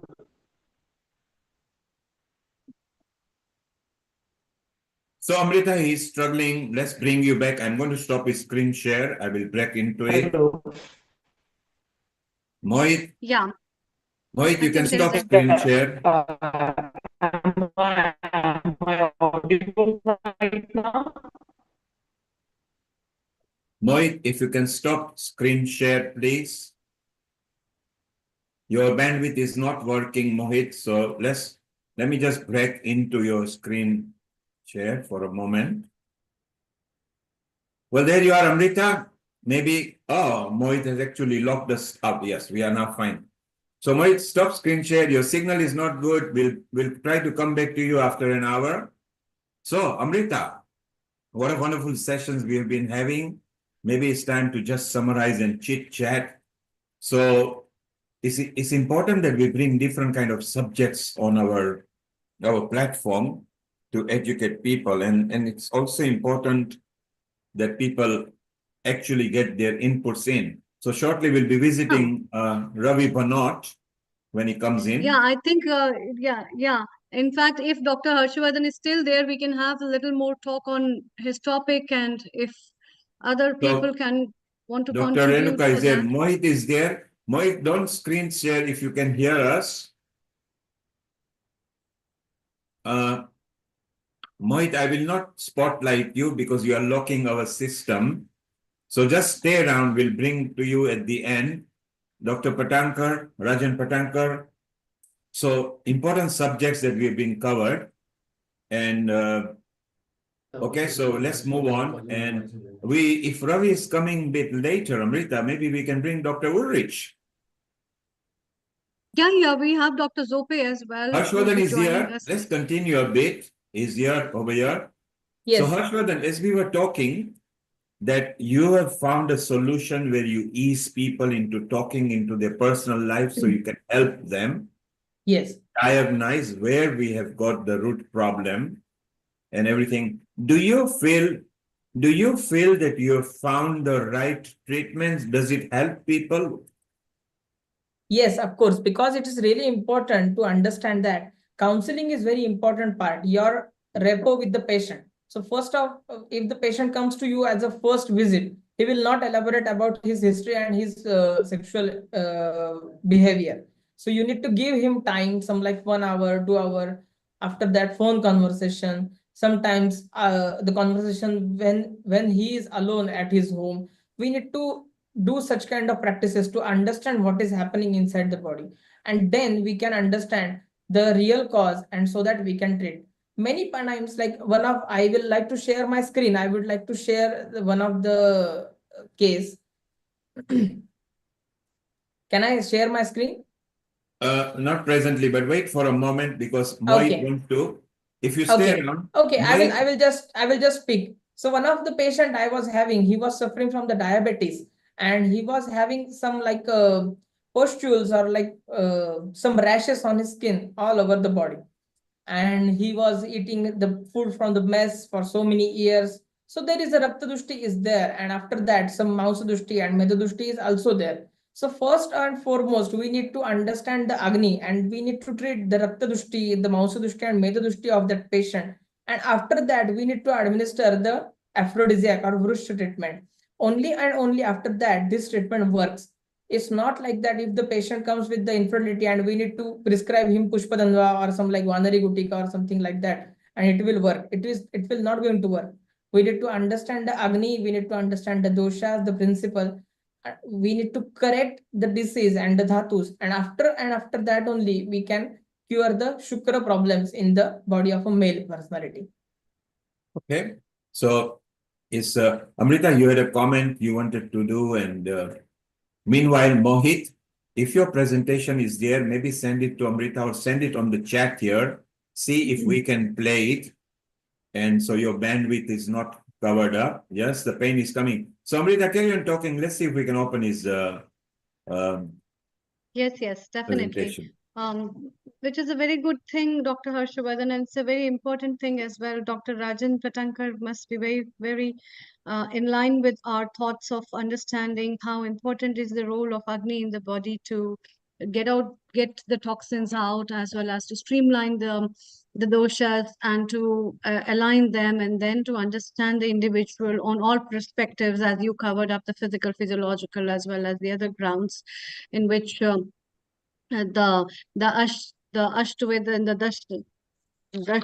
Chikitsa Yes. things that have been mentioned in various texts, especially the Charak Samhita, to diagnose has got a very got a very serene sense actually to understand an individual and then to decide what will be the right treatment for a person before just giving the medicine and deciding the dose. And that's what makes it very beautiful as a science of Ayurveda, I Yes. believe. Because Truly. it's not just that the patient has come and you write the 2 tablets and has to be taken BD, OD or TID and SOS and it goes away. But then it's much more than that. And that's why there are a lot of parameters that we have been talking in various institutions in India, where all that work in the system in terms of health and wellness is going on to discuss about the parameters, that how these can be compatibly made. It was a very good work. In fact, a small example that you had shown of how the kapha dushta semen was there, which is a very good example. I think small practical things must be taught to the students who are taking up the Yes. graduate and postgraduate courses, because Of it course. gives an in-depth confidence to the people as well who are practicing all these things. And then that's where the evidence comes from. So your belief in yourself can make you believe in others as well. I think so. Yes. Yes, So, certainly. which is very beautiful. So, if we can have his presentation, Dr. Mohit's presentation, and we see, if you have a low bandwidth, Dr. Mohit, you can just switch off your camera and then say something, and we can like find out how it works. It's not working or downloading at this end. Let's try him. Let's give him a chance to unmute himself and see if it Yes, works. definitely. Mohit, have a quick go and see if it works. If it doesn't, please Yeah, switch off sure. because you are locking our system. No problem. Okay. No problem at all. Yeah, I just switch off my camera, so you So can Dr. clearly. Mohit, tell Yeah. me, okay, so Dr. Mohit, you can just tell us to the viewers, this practice of Agni Karma is very famous, and it's one of those famous trending treatments of Yeah. Ayurveda people Yeah. practice. Yeah. What is Yeah. Agni Karma? How do people can use that, and how does it benefit the society? Tell us one by one, please. Yeah. Thank you. So thank you so much to giving me such platform. So first of all, I'm very happy to tell you all that I have completed 5,000 plus cases of musculoskeletal disorders, and all are pain free from now. So I have completed such patients from the globe, all around the globe, through only Agni Karam and some modulation of Panchkaram. So, first 3 to 5 things I want to share to you all that what are the most, what are the most things or what are the main points that we can make more valuable understanding to the pain physiology and in Ayurvedic pain specialty. And yes, I made my own foundation 7 months ago, a session of Ayurvedic therapeutic pain medicine to give a cutting edge Ayurvedic approach toward musculoskeletal disorders. So when I used to see my patients of musculoskeletal pain, 1 out of 5 adults I used to diagnose in my OPD with musculoskeletal pain and the pain issues. So when I used to see everyone talking about Panchkaram, everyone talking about the Ahara Vihara, but when the patient came to us with such complaint, they have already disbalanced Ahara Vihara, right? And no one talk about Ama because as I see, the armor is the greatest.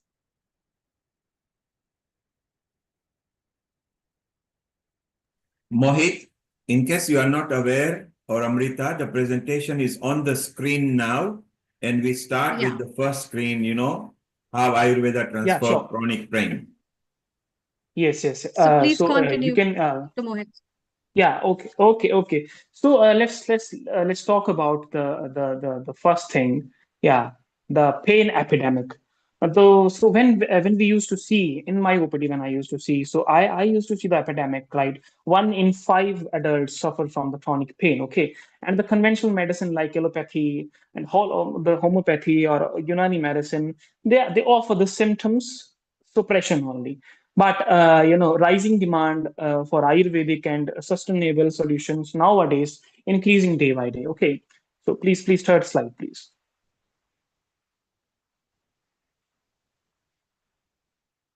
Dr. Amrita, third slide, Yes, please. we're sharing the slides. Wait a second. Okay. We will carry on. So yeah, it fluctuating out. It's okay. So yeah, Ayurveda unique pain perspective. As I used to see the patient of pain management daily in my OPD like 15 to 30, in my IPD like 15 to 30 IPDs only of pain, only on musculoskeletal pain. So when talking about the Ayurvedic unique pain perspective, we usually see pain as a shula. Okay, the imbalance of dosha and dhatu. So there is a difference between Ayurvedic and modern sciences. What is the main difference? That in Ayurveda we study about the molecular disturbances of a cellular on the cellular level. It's like a quantum physics or quantum mechanics of a cell. And as Ayurvedic Shashvat and due to Apat Updesh, due to by the higher beings, it has been told that every dosha, every dhatu depends on the different prakriti level. Okay, we call it as a body prakriti or dosha prakriti. There are two type of prakriti. One is the prakriti came from the bomb, from the uterus, which cannot be changed throughout the life or throughout the ages. But the doshaj prakriti in which we find the disease or the rog. Talking about the pain, we find more bath aggression or more the vad dominancy during the pain. So chronic pain reflects long-standing three things: Agni Mandya, the stability of the Jatragni or the digestive fire. Arm is very important. No one talks about arm nowadays. See, I used to teach armor about armor to the patient that what is armor? Armor neither digested nor get out through your poop, not get throughout your sweat, not get throughout your urine. So where it goes? When armor went to the liver, it deflects the KFT. Okay, it show the increased KFT and creatinine and the bilirubin and biliverdin levels. Okay, when the armor goes through the spleen, it will show you splenomegaly. When it goes in the pancreas, it will give you madhume. Okay, and when it will goes into the musculoskeletal orders, massa and the bones, it will give you sandhigat bath, osteoarthritis, rheumatoid arthritis, because the arm is the main enemy of all the musculoskeletal disorder, as I used to see in my practice. So always I try to treat my patient with panchkaram modulation and with the agnikaram modulation to treat as soon as possible in between 7 to 10 days, because patient came from a traumatic, the emotional trauma, allopathy doctors gave to them, that you can never to be treated. Okay, so I introduce a new thing, a new model. I call it as a DP back model. DP means bar touch pain, back means visual analog charting. Actually, it is not certified and due to the national and international community, but it's my own yukti. A Vaidya, Ayurvedic doctor, always use its yukti, apatupdesh, and shashvat Ayurved in to treat the disease more precisely and more deeply. So I introduce a back model to every physician and to every doctor that through which we can go more deeply to the pain. A unique, it's a unique Ayurvedic scoring technique, bridges modern intensity-based scales and Ayurvedic symptomology, help in classifying pain types and tracking healing progress, and based on the Bhataj pain type. Because see, every pain, whether it is fibromyalgia, whether it is cervical pain, whether it is static pain, all pain are associated with Bata, and that Bata came from the Amaj Prakriti. So this is the photograph of the model. You can see in which I integrate the Bataj Shula, like Tod, Vedana, Pida, with the modern intensity of the pain. Okay, you can see the photograph.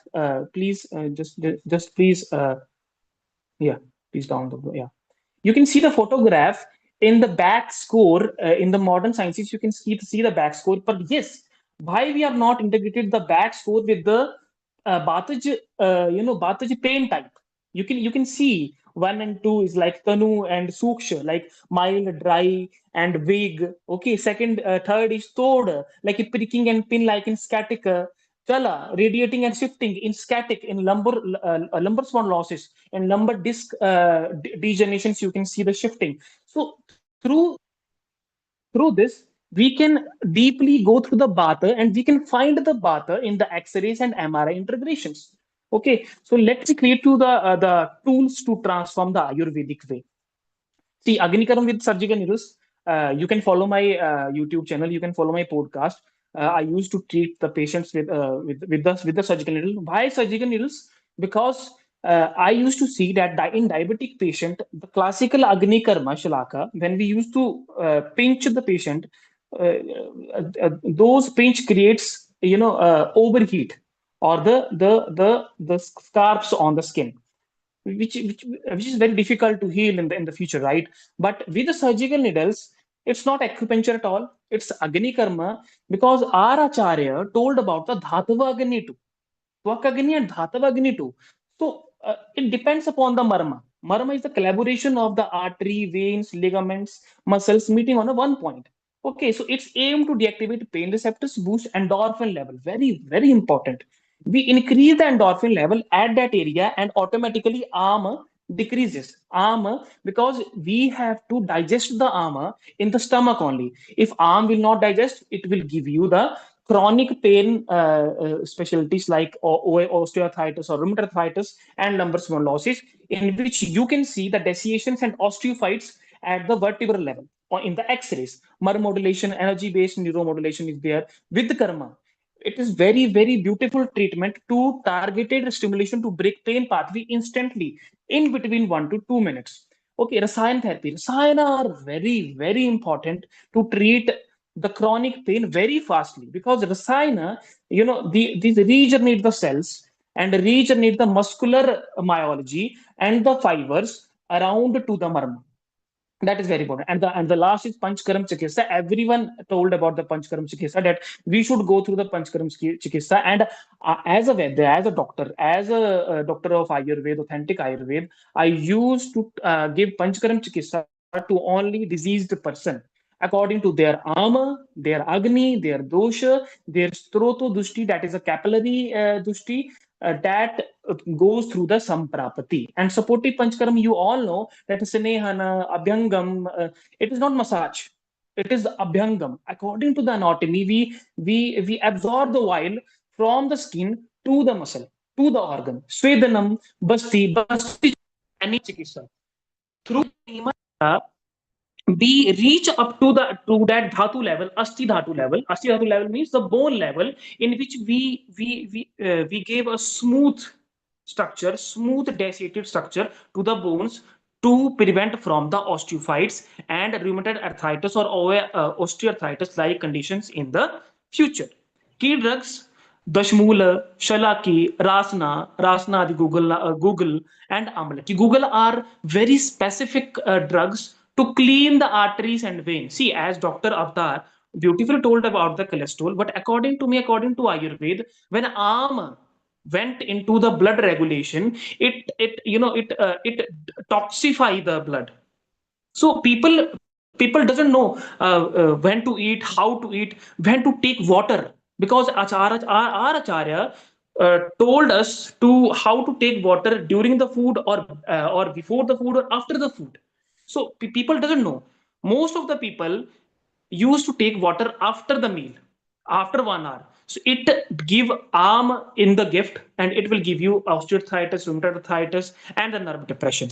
So third one is the pranic and mental connection. Very, very important. Why? Because most of the patient came from the traumatic psychopathic traumatic injury, that we used to take allopathy from 15 years, from 14 years, and we are not good. The pain subsides in their brain, not in the muscle. So we have to connect with our patient. We have to understand their rajas and tamas dominancy, the dimensions of their rajas and tamas. We have to counsel them for an half an hour, because I used to counsel them half an hour to get out of the rajas and tamas dominancy. Yoga, pranayama, dhyan stabilize the nervous system. Most important, the ahara vihara. And I think Acharya Shushruta told very deeply about ahara vihara, through every dosha, through Agni Mandya, through Shroto Drushti, because it is very important to tell each and every single ahar vihar regimen to your patient, whether send to their WhatsApp number, whether write to them, because we have to send them all of the things. They don't know about the ahar vihar, they don't know about the armor. We have to teach them. We have to properly teach them that what is armor and what is armor doing in your body. That is very important. And pain is optional. The Ayurvedic truth: chronic pain is reversible. It is holistic. We can heal it, but not inevitable. BP back, as I introduced you, the new innovative idea allows accurate tracking of the bath and pain points. Ayurveda not just manage pain; it resolves the source. And please, last one is, yeah, last one. Then the final message is, see, treat the root, not the symptom. Rekindle Agni, very, very important. Rekindle the Agni. If your Agni is good, if your bath is good, if your consciousness is good, you can we can aim to the pain-free globe. Pain-free globe in our healing of earth, in the mechanism of healing of earth. I have only one aim, to make our globe pain-free. And with the BP back system, Ayurveda enters the era of precision pain healing with the deep knowledge of pain physiology according to Acharya Charak and according to Acharya Shushruta. And last one is I want to really share to you the success stories about some of my the first is a lady and her husband. This lady, she cannot even sleep, she cannot even sit, she cannot even walk. In between 7 to 8 days, the Trendelberg test in sciatica become negative, and Ayurveda is only the source through which we can make the negative Trendelberg test. And this lady runs toward her home without any pain, and she's pain free. Uh, there are so many patients. There are 5,000 plus patients, but some of the patient I used to treat, and you can see the 80 years old of man. He was a ex Navy officer, and he cannot even bend his knees toward her chest, toward his chest. But you can see after Agni Karam, after third day of Agni Karam, he can easily bend his knee, and the structures of the knee, the cartilage of the knee increases with Janudhara and the Basti. So beautiful interactions. And lastly, in ABN, after third day, the circular motion of the, you can see the patient. I cannot upload the video, but you can see the patient can hold. The patient can lift the leg, and the circular motion he can do. So yes, Agni Karam and the modulation with Panchkaram, within 7 to 10 days, you can give beautiful, precise result to the patient. Pain-free globe, pain-free India, pain-free every country. Thank you. Jai Dharmantri, Jai Ayurveda. Please. So there you are, Amrita. If you want pain, then find it yourself. But if you want a solution and a pain-free life, then Mohit has demonstrated what has worked for him and his clients. And don't be scared to seek alternative integrated health approach. Yes. It does help. So your comments, Amrita, and we'll also ask Dr. Lakshmi Vyas, we'll ask Ulrich what he feels as well.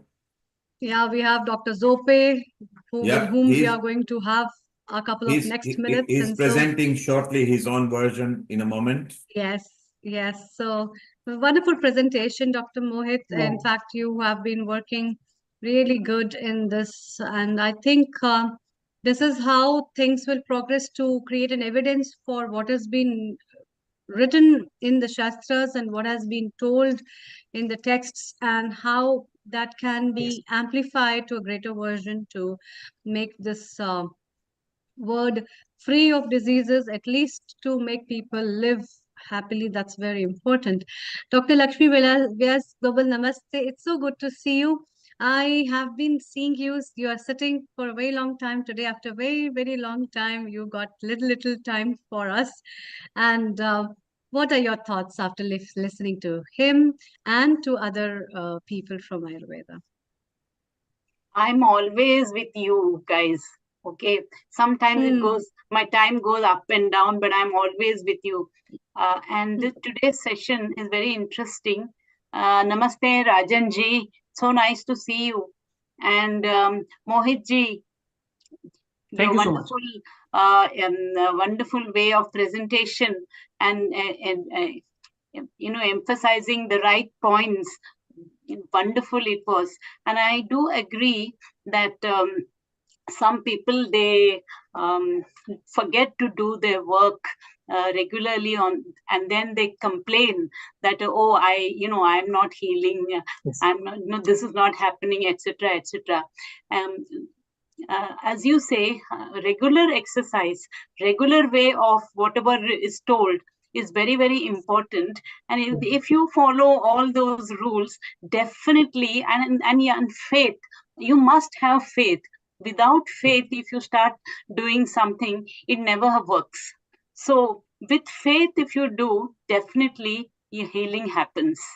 So this is what And, I and want to tell to everybody. I'm so sorry. I'm so sorry, I'm cutting you, but I really want to quote one thing to everyone that talking about the Nadi Tirangani and the technology, the files we maintain through the documentations and through the app is very good.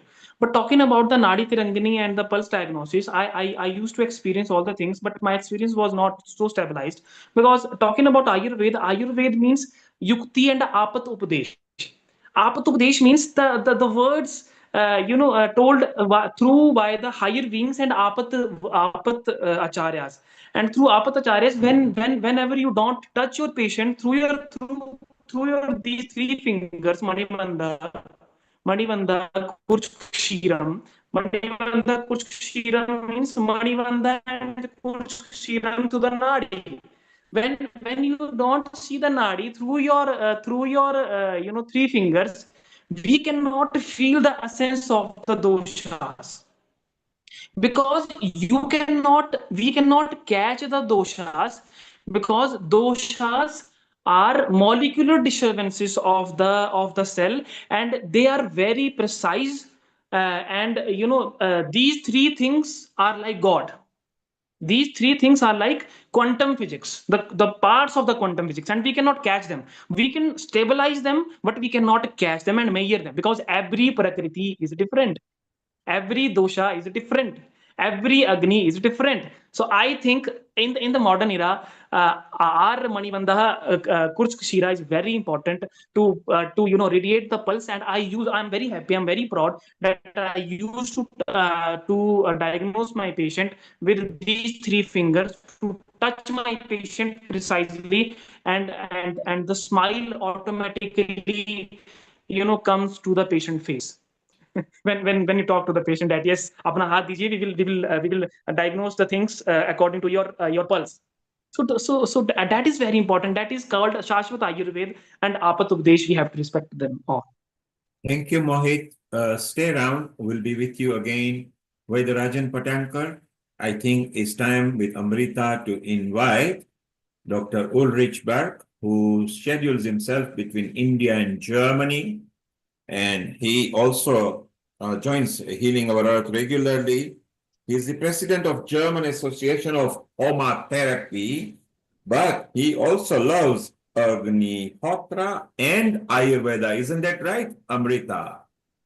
Yes, I have to tell so many things about his contribution towards Ayurveda, as well as his proficiency coming from the background of physics and other fields, and working in so many diverse ways. He is one of those people who have been a radical example of putting forward the evidences of traditional practices of India. And that is why he's called on for invited talks in various eminent institutions of India, where he has been practicing and running up so many projects related with Agnihotra and the practices of developing germination of plants and development of plants, and then utilization of that and culturing of that, and how the different studies in terms of cancer and many other diseases, people have been practicing through all that. So it's just the start and the beginning at this age. And I warmly welcome Dr. Ulrich Berg from Germany. Global Namaste, Dr. Ulrich. And then I would like to ask you, you are now in Germany, right? Okay, first, thank you for the introduction. Thank you, Neil Kumar and Amrita Sharma, for inviting me here.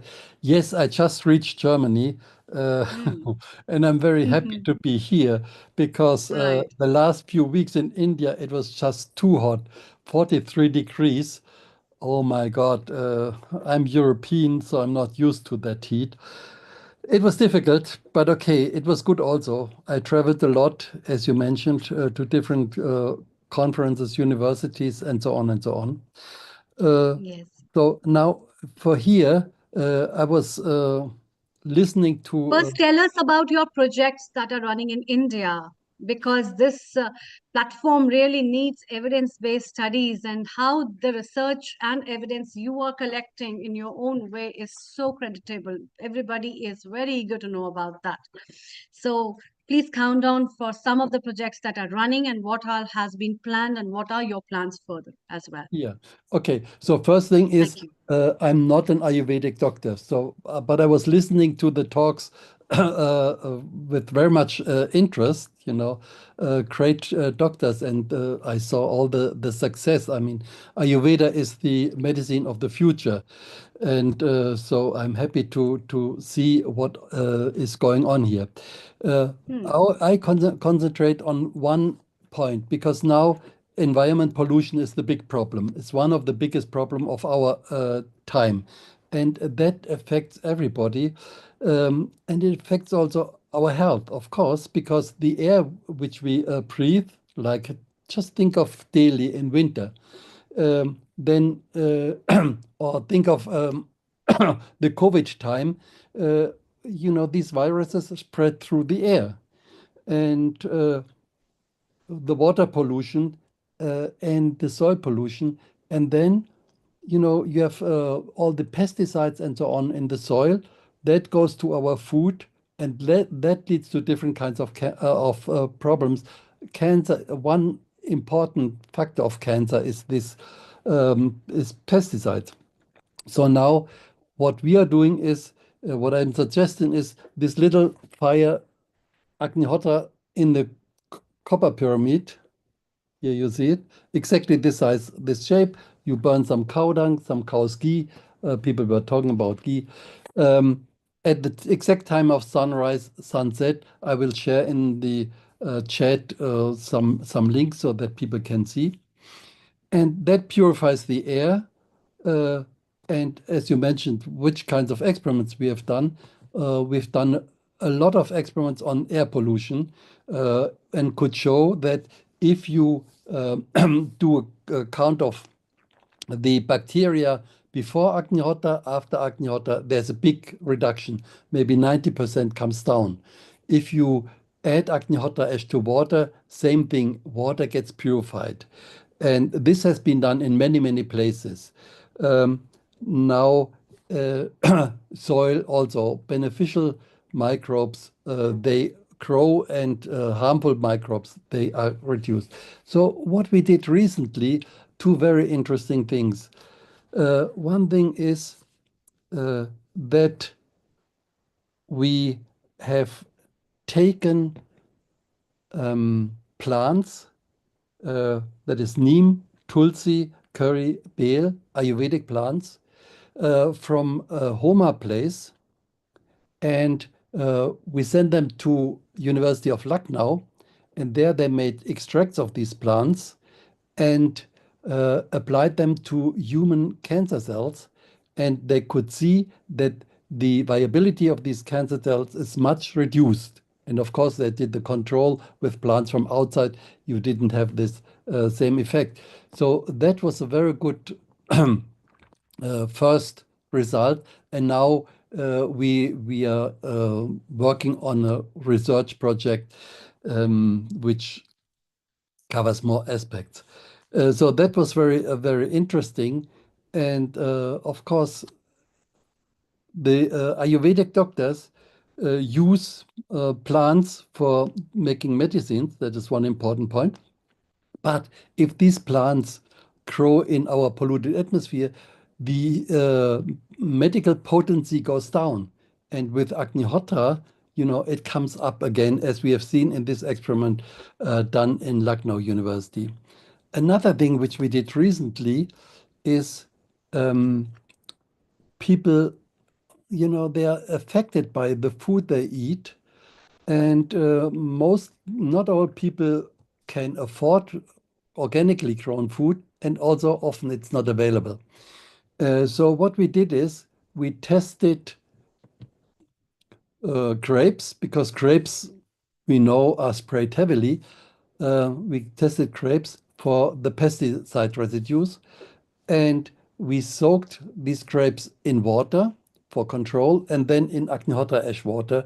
We soaked them overnight. and there was a reduction of the pesticides of 75 to 95%, depending on the pesticides. It worked with 12 out of 15 pesticides. 3 were not much affected. We still have to do more research on that.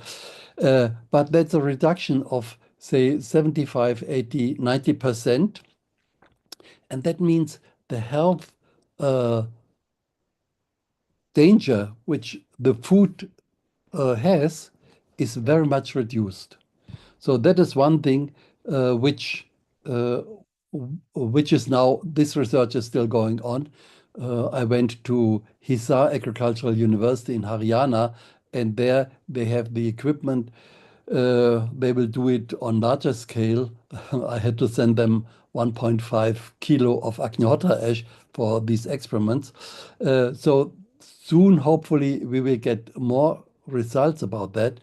And the good thing is, this will help people. It's a very simple process, this Agnihotra, and this will help people if they prepare the ash to reduce the danger from their food, because they can also soak different kinds of vegetables.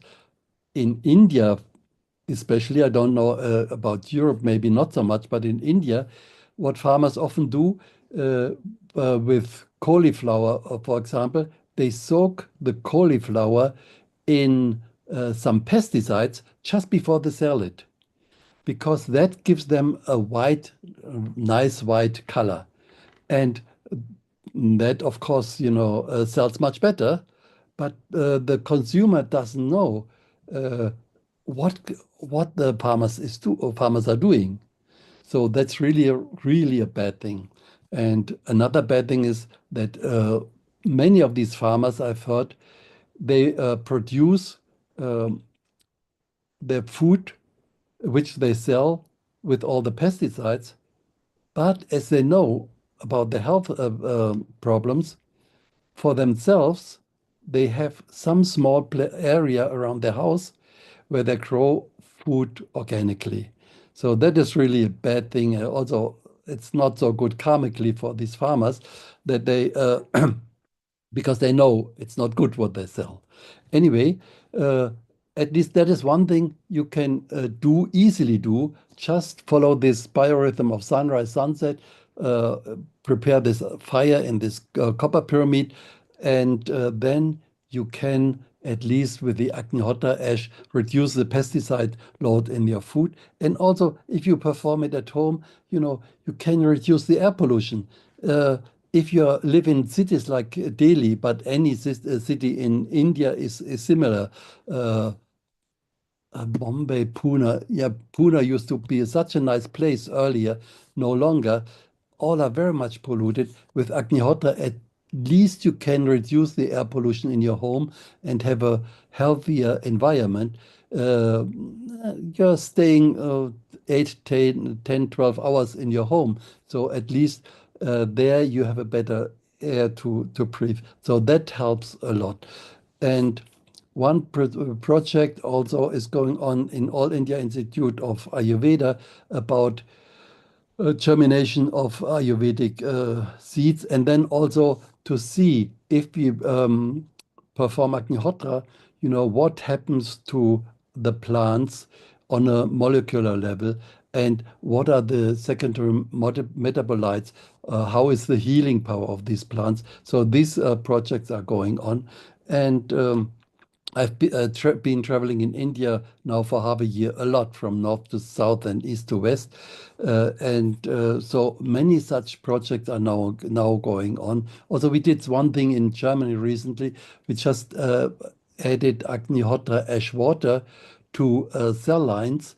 And for example, the cell vitality increased.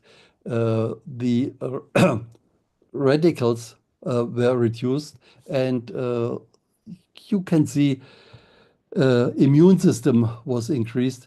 Many such things are going on, and we'll have more such results soon, I hope. So, Dr. Ulrich, what a wonderful input. And yes, you are right. At 40 degrees or over, India is very hot for us because we in Europe are not used to more than 28, 30 degrees.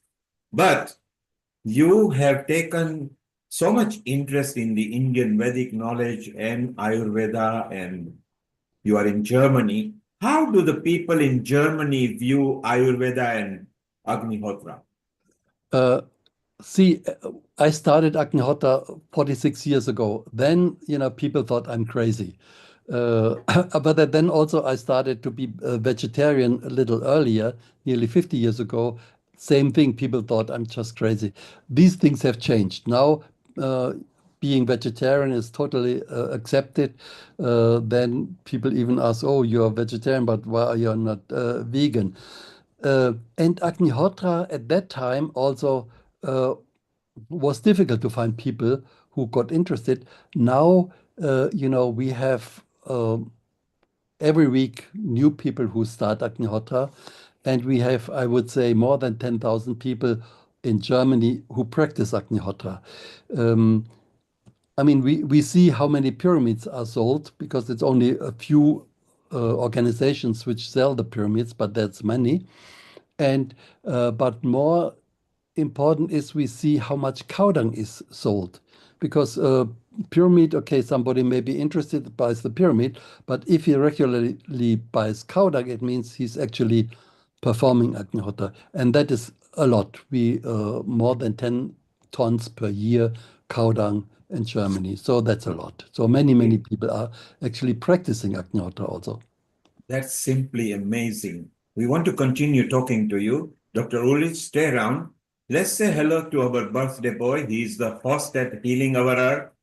He's also one of the contributors, and he might help us something to do with the hair, and we continue talking to him. So hello, Mr. Birthday Boy, Ravi Sharma. How are you? Global Namaste to you. Global Namaste. Global Namaste to you all. And Amrita is going to Wishing sing you to a you. very happy birthday. Thank you. Thank Go you. ahead, Thank you. Amrita, you can sing for him. Happy birthday to you. Happy birthday to you. Happy birthday, happy birthday, happy birthday to you. May you have many more birthdays to come, and may you keep lightening the life of everyone. Wishes from all of the Healing Our Earth family. Thank you. Every member, every contributor, and every viewer is wishing you a very happy and special day to you. A very happy birthday. And Thank you. Amrita, just to tell people about Ravi Sharma, he is not only philanthropist, he is an entrepreneurial philanthropist. He has got an MBE, a very senior person over here. He does many outreaches and a cool herbal. That's what he loves leading over there. He loves Ayurveda, he loves yoga, and he actually does a lot of outreaches in the community. Once again, Ravi, a very happy birthday. And maybe you are traveling, so you can either join a bit later or carry on with a few tips before we go back to Urlich with the hair. Over to you, Ravi. First of all, Global Namaste, everyone, and thank you so much, Amritaji, for lovely happy birthday wishes. You have a great voice. And Ilkumar, thank you for your presence and what you've started. And every week, fully dedicated team are working towards helping the community at large, healing our earth, giving tips and advice.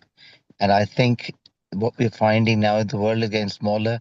We have somebody from Germany, somebody from virtually every part of the world now who wants to contribute in some way. Because I think what we sometimes forget is that there are stages in life.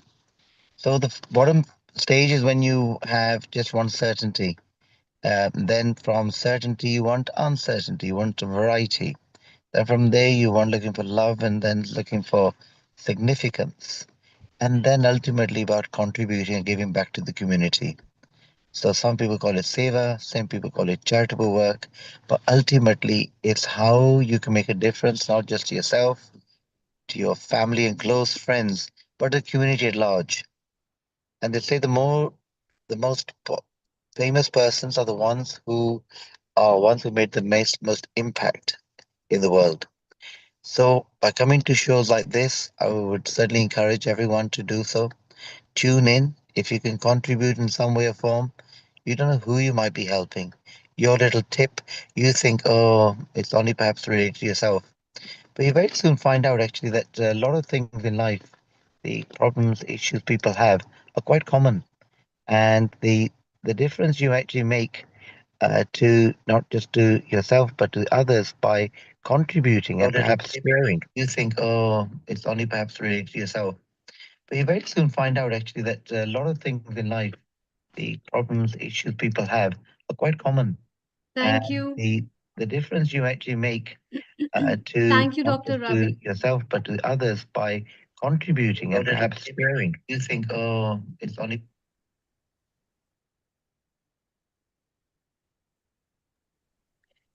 So Hello? we will be waiting for you for your talk as soon as you reach your destination. Thank you very much for joining us and sharing your views. Sure. Okay. I think, yeah. All right.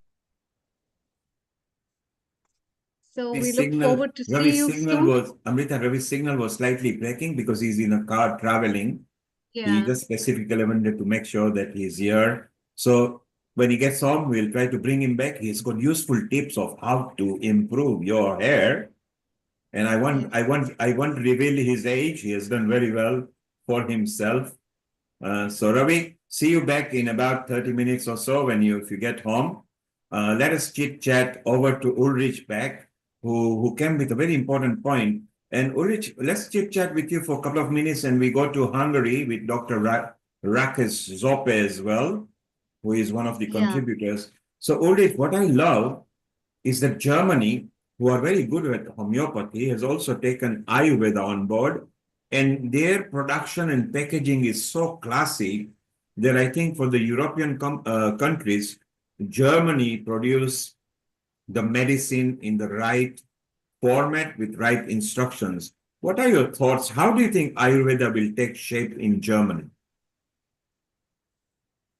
I mean, recently it has come up quite a bit. So there are some Ayurvedic clinics, there are Ayurvedic doctors, not so many, but still it is getting more and more popular. And now it is in the magazines, Ayurveda, more. I mean, it's getting fashionable. One problem is that some of the medicines are not cannot be sold here in Germany. Some of Ayurvedic medicines contain heavy metals, and of course, in Ayurveda, there's a method to purify these metals so that they are no longer harmful. But a chemical analysis does not show that. The chemical analysis will still show, for example, mercury. And they say, oh, that is very poisonous.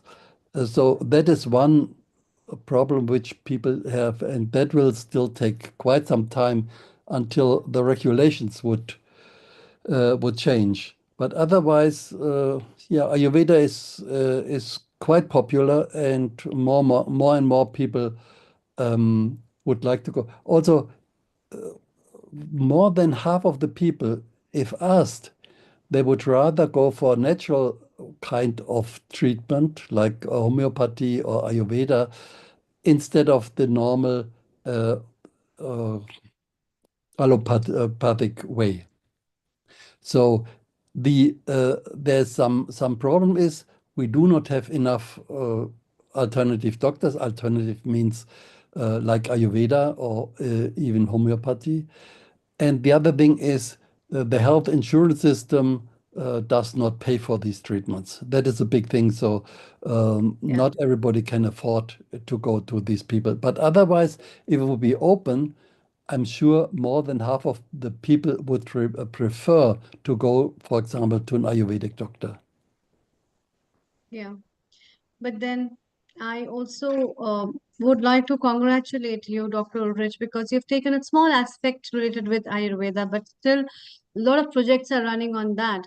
And I also wanted to know from you that is there a particular composition of the cow dung and the ghee that you use for the kind of sheets I have seen?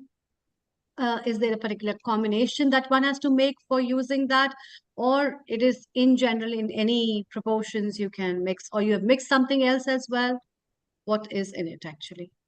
No, I mean, you use these pieces of cow dung, yeah, and these are How are they pretty prepared? thin because that makes it easier to get the fire started. If you have thick cow in India, in every village people prepare cow dung, but mostly the cakes are thicker and they use it for household purposes. That is okay, but it's more difficult to ignite the cow dung. And we are not using anything else to set the cow dung on fire, just ghee and a match. So more important is that it is pure cow dung, and that's a problem in Asian countries because they have often buffaloes also, and it can't be buffalo dung. These were some experiments they did. Instead of cow dung, they used buffalo dung. Instead of cow ghee, buffalo ghee. And then you didn't have the effect of Agnihotra. So it has to be pure cow dung, pure cow's ghee. In India, it is very difficult to get pure cow's ghee. I think on the market, I would not trust any of the even big brands, yeah, because they collect the milk from many, many different sources, and so they don't have the control for that. So it's good to go to a dairy farm where you only have where they only have cows, no buffaloes, and then get the dung and the ghee from there. One thing is that is again in India, many people say, oh, it should be desi cows for the ghee and the cow dung. Desi cows, yes, means the cows with a hump. The dung and the ghee has better qualities, that is correct. But Agnihotra also works with normal cow dung because, all over the West, we use that. We make medicines, it works. And here we do not have these cows with a hump. If you get that, great. But otherwise, it is okay. So is there a particular kind of fodder you give to the cows that is taken care of? And A2 cow ghee is very famous. It's a fashionable, trendy stuff. What is your take on that? Yeah, I So mean should the people A2, use this? the A2 is the desi cows, yeah. If you get it, great. But if you don't get it, it's also a question of the money. This A2 ghee is can be 2,000 rupees per kilo and more. So not everybody can afford that. The normal ghee is still expensive for Indian standards. It's say 600 rupees. So that is not necessary. And the fodder, yeah, of course, ideally you would use the ghee and cow dung of cows which can graze and have green fodder. That's not always possible. In summer, in India and most places, there's not much green around, yeah. So they have to do some hay or straw, eat some hay or straw. Ideally, yes. But the important thing is it is really only cow dung, dried cow dung, cow's ghee, and some rice, unbroken pieces, akshat, nothing else. Yeah. Some people use, because it's easier to start the fire, they use camphor or Google, but camphor is chemically made. Now it is petrochemicals. You shouldn't do that, especially if you use the ash for medicine, because the Agnihotra ash can be used for medicine. We always add it to water. In India, most of the water you buy Bisleri or all this bottled water, that is RO water. It's not from some spring in the Himalayas. And that is water is clean. I mean, the filtration system is good. So there are no viruses and bacteria. But also the energy of the water is gone. Yeah. So this is why we always add Agnihotra ash to the water. So the water has some minerals and also some energy. And for medicine, you can either, if you have an open wound, you can just take Agnihotra ash, you strain it so that it's just the powder, and you can put it on the wound, or you can mix Agnihotra ash with ghee and you can apply it for pain inside the body and for other ailments. And you can always drink Agnihotra ash water. Just add some Agnihotra ash to the water. Best is in the evening, you prepare a vessel, can be a copper vessel, that's ideal. Add some Agnihotra ash and then drink in the morning. That would be ideal. And Dr. Ulrich, very, very valid tips you have given in various facets. I love your video as well, Homa Therapy. Is there any copyright music or it completely belongs to you? no, that video is okay. So that video is not copyright, is that right? No, that's not copyrighted. You can Okay, share. we're going to show a minute or two of it a bit later. Stay around.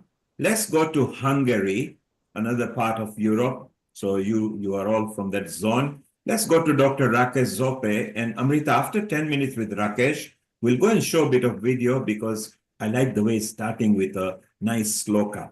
So Dr. Uli, stay around. Amrita, let's take it away with Dr. Rakesh Zope. Again, his topic is very important as well.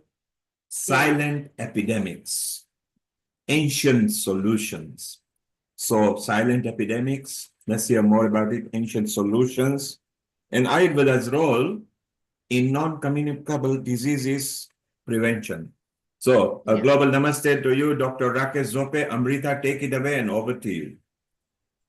Thank you. Thank you, Nil Kumar. Thank you, Dr. Rich. We'll be having you very soon. Global namaste to you, Dr. Rakesh, as we move from Germany to Hungary. Very good evening as well. And it's so good to see you again at this platform. You have been working in Hungary for quite a long time. What are your feelings and what trend do you see in Ayurveda before we move to your topic and hear about the silent epidemic solutions? Over to you. Global Thank you. namaste to everyone. And yeah, thank you for inviting me again here. It's a really pleasure to share the stage with all the dignitaries here. I have been observing that from time to time, like as the time is passing, the need and the awareness about Ayurveda and alternative ways of healing is increasing more and more in Hungary also. So there are more Ayurveda therapists who are doing some treatments. People are trying to learn. And in a couple of Hungarian universities, there are branches where they are giving some small training about Ayurveda also. So there is a very visible interest coming in people.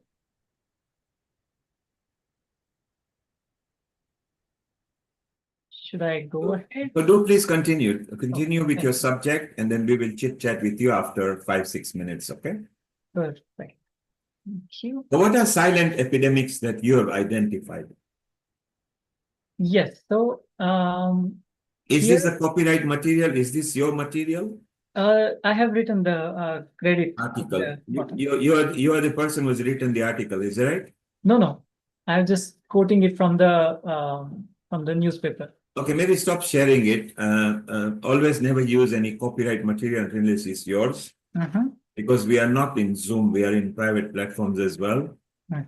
So what are silent epidemics that you know?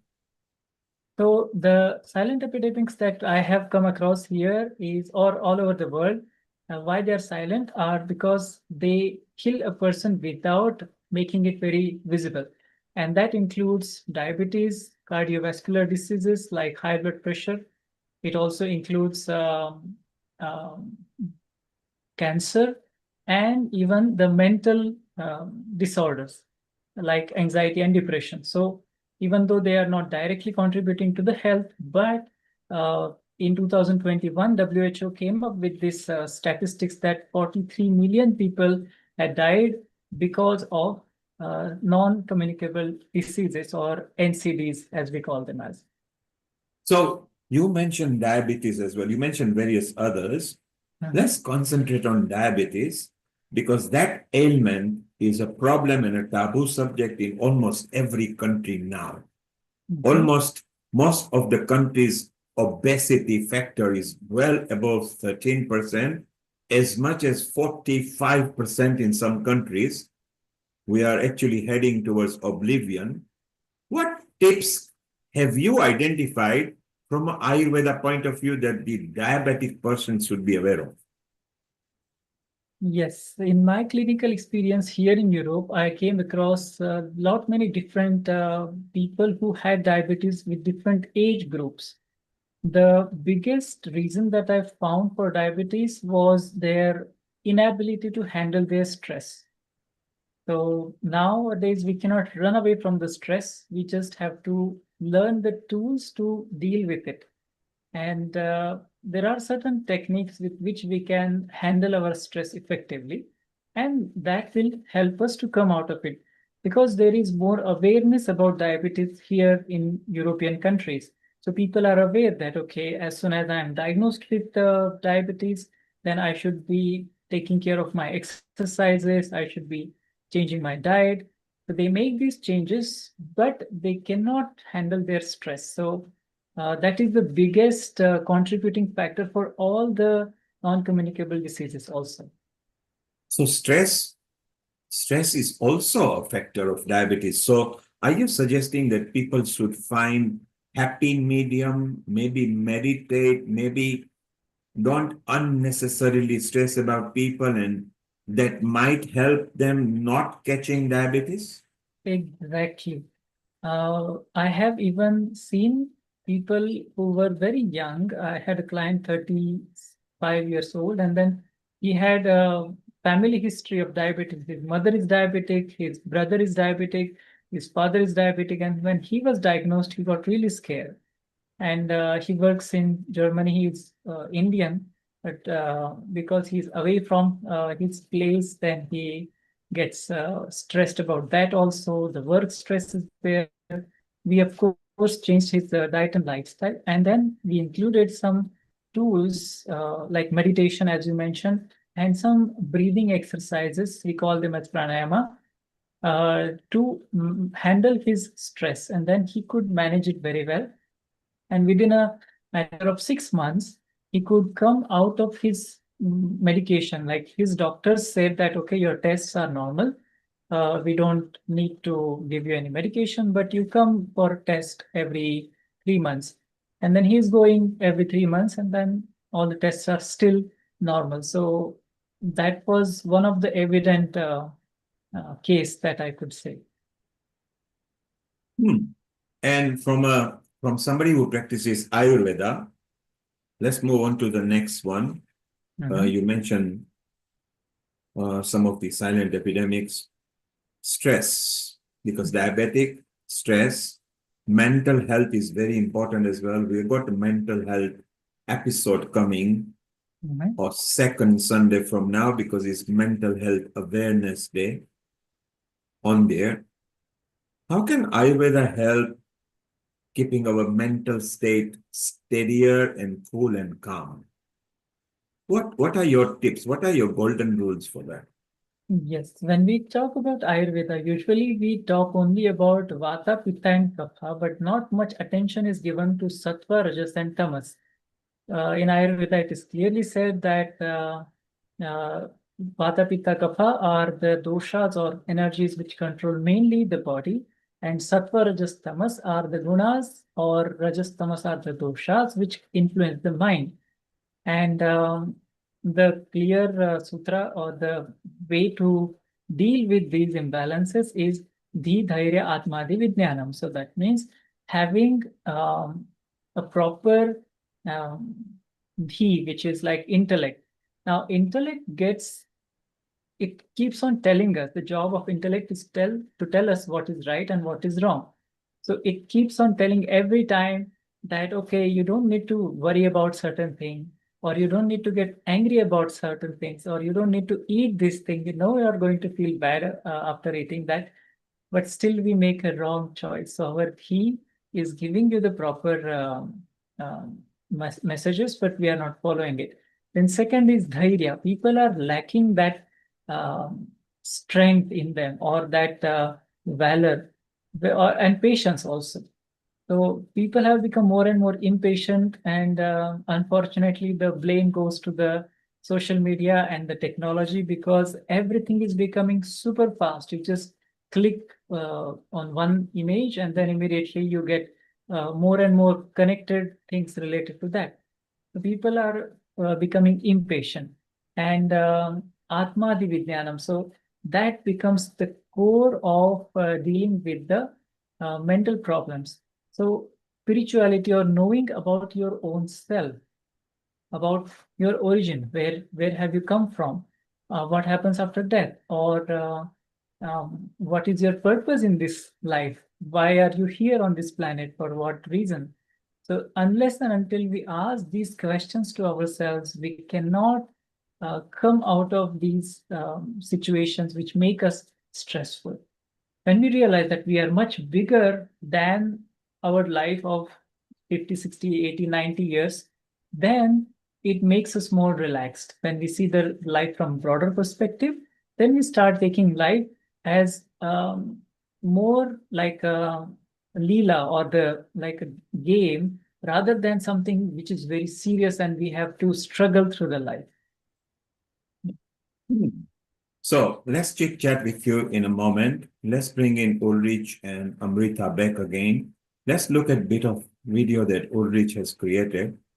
It might just be enjoyable for us to know what's going on, and we'll see part of it over here and see how it goes. So in a moment we will be bringing that up.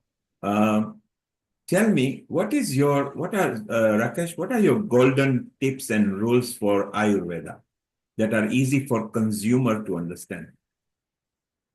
The first thing is that moderation is the key. Going to extreme is going to create imbalance. So whatever you do it in moderation. Second, have a proper source of knowledge, because there are different sources of knowledge and not all of them are very pure. So when you are following some not so pure source of knowledge, which is influenced by their likes and dislikes, or their own perceptions, then that can create some problems. So these are the two main rules which I will tell. One is moderation, and follow a proper source of knowledge. Thank you. So let's enjoy a bit of this video, if we can bring it with the sound and see what it is. So Ulrich, you've done a good job on it. Let's see if we can hear.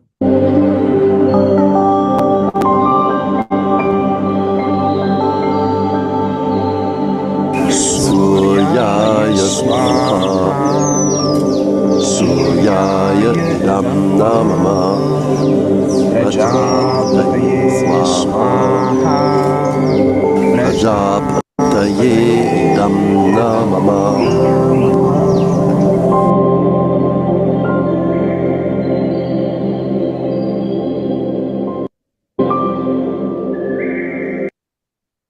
I see, Ulrich, what you mean, not using the camphor and using the dried cow dung. Is that what you were using here? Yes, it's just dried cow dung and some ghee. That's all. And the purity that comes out with it is wonderful, isn't it? Yes. And what does it do to the ozone layer?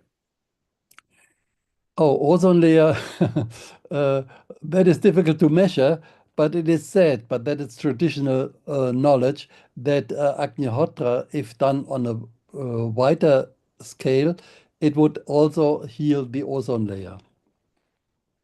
Let's look a bit more about it, okay?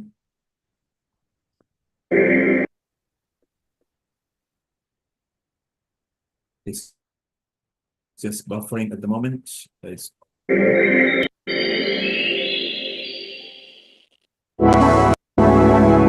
Thanks to the practice of home fires, the atmosphere is so charged and is so nourished that every living being benefits. Every living being regenerates and has a solution to the pollution. We can live in harmony with with nature and with human nature and attune ourselves to Mother Nature. We liked the way it made us feel, the calmness that it brings. We were actually doing something that helped the planet. It was remarkable.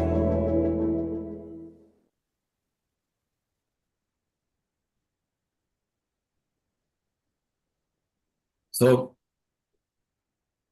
I like what you have created there. For those people who would like to know more about it, just put homotherapy. Maybe if you go homotherapy on any of your internet solution providers, just put homotherapy and you'll be able to see that. So that was beautiful. What inspired you to create that? It's time to start your business. Oh, see, actually, somebody in India asked me, "Do you have a video to show?" And then I had to say, "No, we have short videos or recordings of talks which I gave, but that's not so. That's too long." And so, yes, we created that. And for those who are interested, the link is in the chats.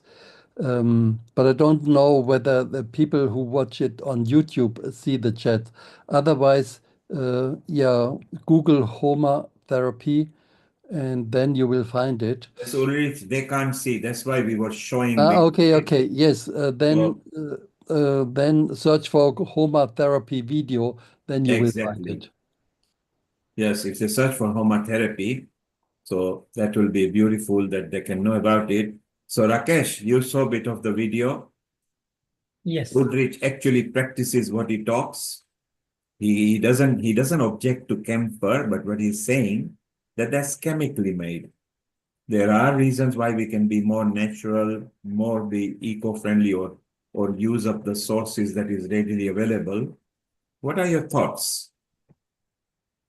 Yes, I come from the background of Dravya MD. So we study in detail about the source of camphor and how it should be collected. Unfortunately, these plants, they are not easy to grow, and getting camphor at this much huge amount is not possible. So that is why, and it is expensive also. That's why they move to the petroleum source of the camphor, which is not ideal at all, because then you can easily feel the difference when you burn the real camphor, which is originated from the plant source, and then the petroleum based. So definitely we should stick to the original camphor as much as possible to get the maximum benefit of that. And we have to be very careful that we are not exploiting the resources that the earth is giving to us, which is again the core theme of the whole organization that Neil Kumar, you're running, that healing our earth. So it is very important that we respect the resources. Yes, that's very important. So Ulrich, it's so wonderful, and I think you've got a lot of Europeans involved in that video as well. And was it shot in Germany?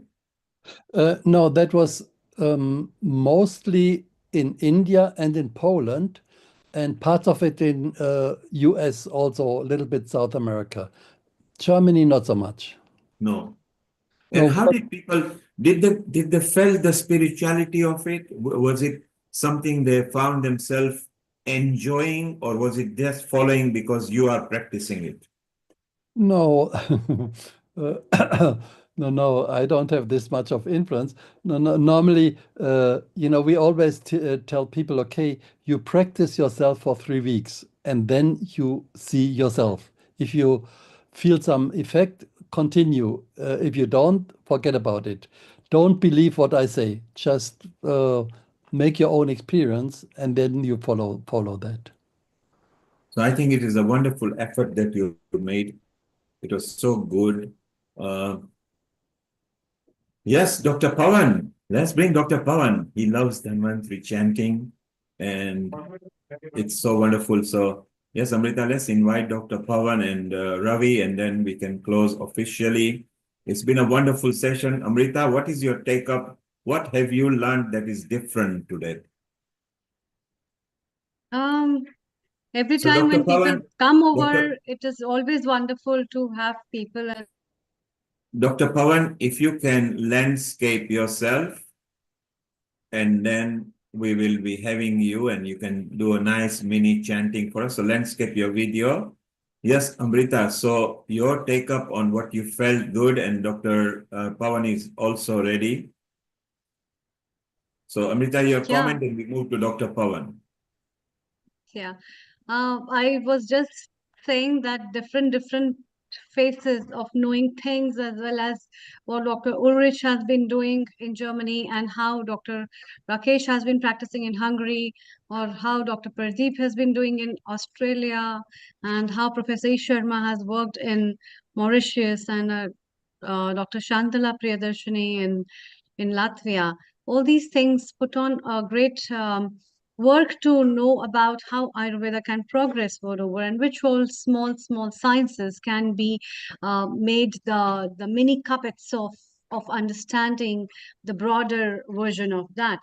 And yes, let's hear from Dr. Pavanji what with the beautiful shloka he has for us for presentation, and it's really a delight to have him for that. Thank you. विघ्नेश्वराय वरदाय सुरः प्रियाय लंबोदराय सकलाय जगत्थिताय नागाननाय श्रुतियज्ञ विभूषिताय गौरीसुताय गणनाथ नमो नमस्ते कर्पूर गौरम करुणावतारम संसार सारम भुजगेन्द्रहारम सदा वसंतम हृदयारविंदे भवम भवानी सहितं नमामि सर्वमंगलमांगल्ये शिवे सर्वार्थसाधिके शरण्ये त्र्यंबके गौरी नारायणी नमोस्तुते या कुंदेन्दु तुषारहार धवला या शुभ्रवस्त्रावृता या वीणा वरदण्डमण्डितकरा या श्वेतपद्मासना या ब्रह्मा च्युत शंकर प्रभृतिभिः देवैः सदा वन्दिता सा मां पातु Saraswati Bhagwati निःशेषजाड्यपहा Namami धन्वन्तरिमादिदेवं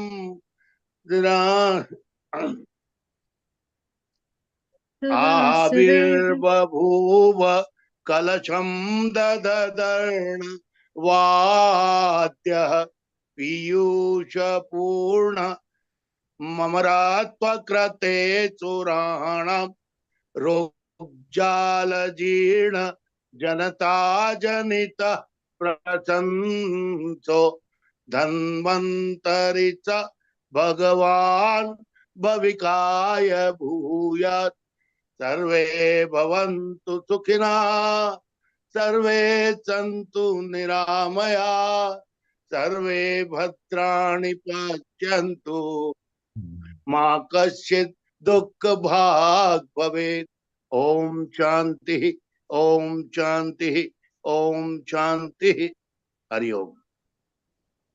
Well done. That was wonderful. So from Homa Fire from Dr. Ulrich, and a nice chanting and a bit of mantra from Dr. Pawan. What a wonderful time. Amrita, maybe we can wind off for today for our onward meetings. So please do the due diligence and thank everybody. Dr. Pawan, thank you very much. Amrita will be in regular touch with you. let us explore more about the AI and the software that you are using in the technology. May Earth bless you and keep on your research going. Thank you very much. I would like to invite you humbly as a speaker in my Ayush Samriddhi webinar series, please. That is also going on. Just see.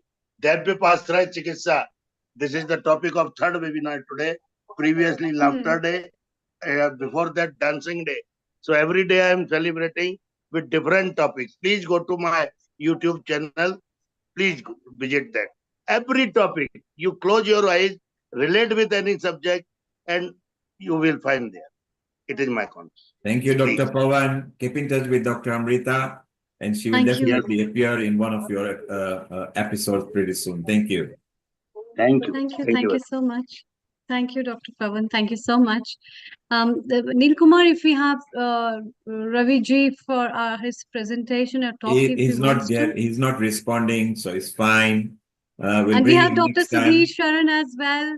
He very Oh, recently Ravi is was. here. Oh, one moment, he is there. Ravi, if you can make yourself landscape, then for 5-10 minutes we can take your tips, please. Ravi, landscape your video. Over to you, Ravi. And then we move to Dr. Sudhir as well.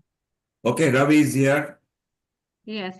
Yeah. Let's Thank you bring the tips. so Ravi, much. give us your tips about hair. Right. So the tip for hair growth. So whereas most people would say which shampoo to use, we'd say no, which lifestyle are you leading?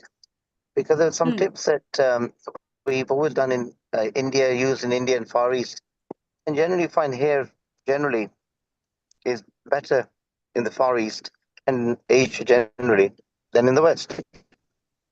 So why? So a number of things were researched. One was lifestyle changes. Now, for example, over here you'd wash your hair, the shampoo, conditioner, and then use a towel to thoroughly dry your hair. That is what you typically see. In India, what they used to do, and still do, is they have the bath at night before, and perhaps they'd have done that, or alternative, just have an oil-based wash of the hair. So leaving the oil in the hair overnight to condition it, and then in the morning, then you have a bath. Now, when you've had the bath, you would then pat dry the hair. So you're not causing such friction that the hair is actually falling out. So very simple tip, pat your hair, number one. Number two, if you are prone to dandruff, or you have dry, scaly skin, try brushing your hair first, because anything that's loose, which is causing the hair follicles perhaps to be affected, you're removing away on a daily basis. Number two. Number three is when you're using a shampoo or a conditioner, try using one which is not got two-in-one, but one which is dedicated as a shampoo, one which is dedicated as a conditioner. So the question you're often asked is, which shampoo do you recommend? Well, the shampoo you want to use is one which should have a base which is an alkaline base, around maybe 4.5, 4.6. So what that means is there is a scale of 0 to 14 to measure the amount of alkalinity or acidity on any food. 7 is neutral, less than 7 is acidic, above 7 to 14 is alkaline. Hair thrives best at the slightly acidic pH. So you want to use a shampoo which has that pH. So your next question could be, well, which is that then? Now, legally, there is no obligation for manufacturers to write down the pH of the shampoo. However, some companies do write that. So if you have that information, fine. Otherwise, you can always ask the manufacturers and what the pH of their shampoo is. Number 4, most shampoos that you find on the market have a foaming agent called sodium lauryl sulfate in it, SLS. Even baby shampoos have it. So it's not because it's particularly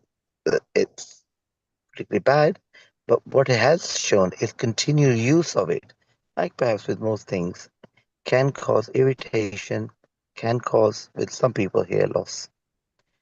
So the recommendation would be don't use an SLS based, use like maybe a coconut based or a betaine, which is not got the harsh chemicals as sodium lauryl sulfate. Simple, just go when you're looking at shampoo, look at the active ingredient. Now, number 5 is diet. For most people, they say, well, what food should one be eating? Well, the answer is very simple.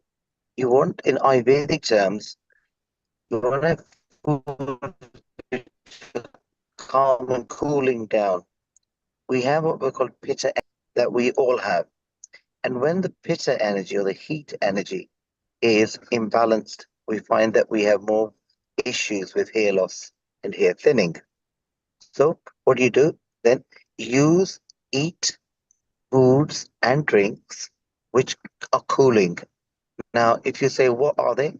You can Google them, or you're more than welcome to contact me and I can send you a list. So basically, have food which are cooling. So most salads tend to be cooling. You've heard the old saying, cool as a cucumber, or coconut oil. That particularly in India is very common because it is cooling. So when you're massaging again with an oil, use a cooling oil rather than heat oil. Now, most people would go for the cooking oil or whatever they have at home. Cool as the cucumber, maybe mustard oil, coconut oil. That particularly in India is very common. Somebody can hear me? Can you hear me? So when you're massaging Yes. in with an oil, use a cooling oil rather than. So basically using a cooling oil even for massaging your hair and scalp.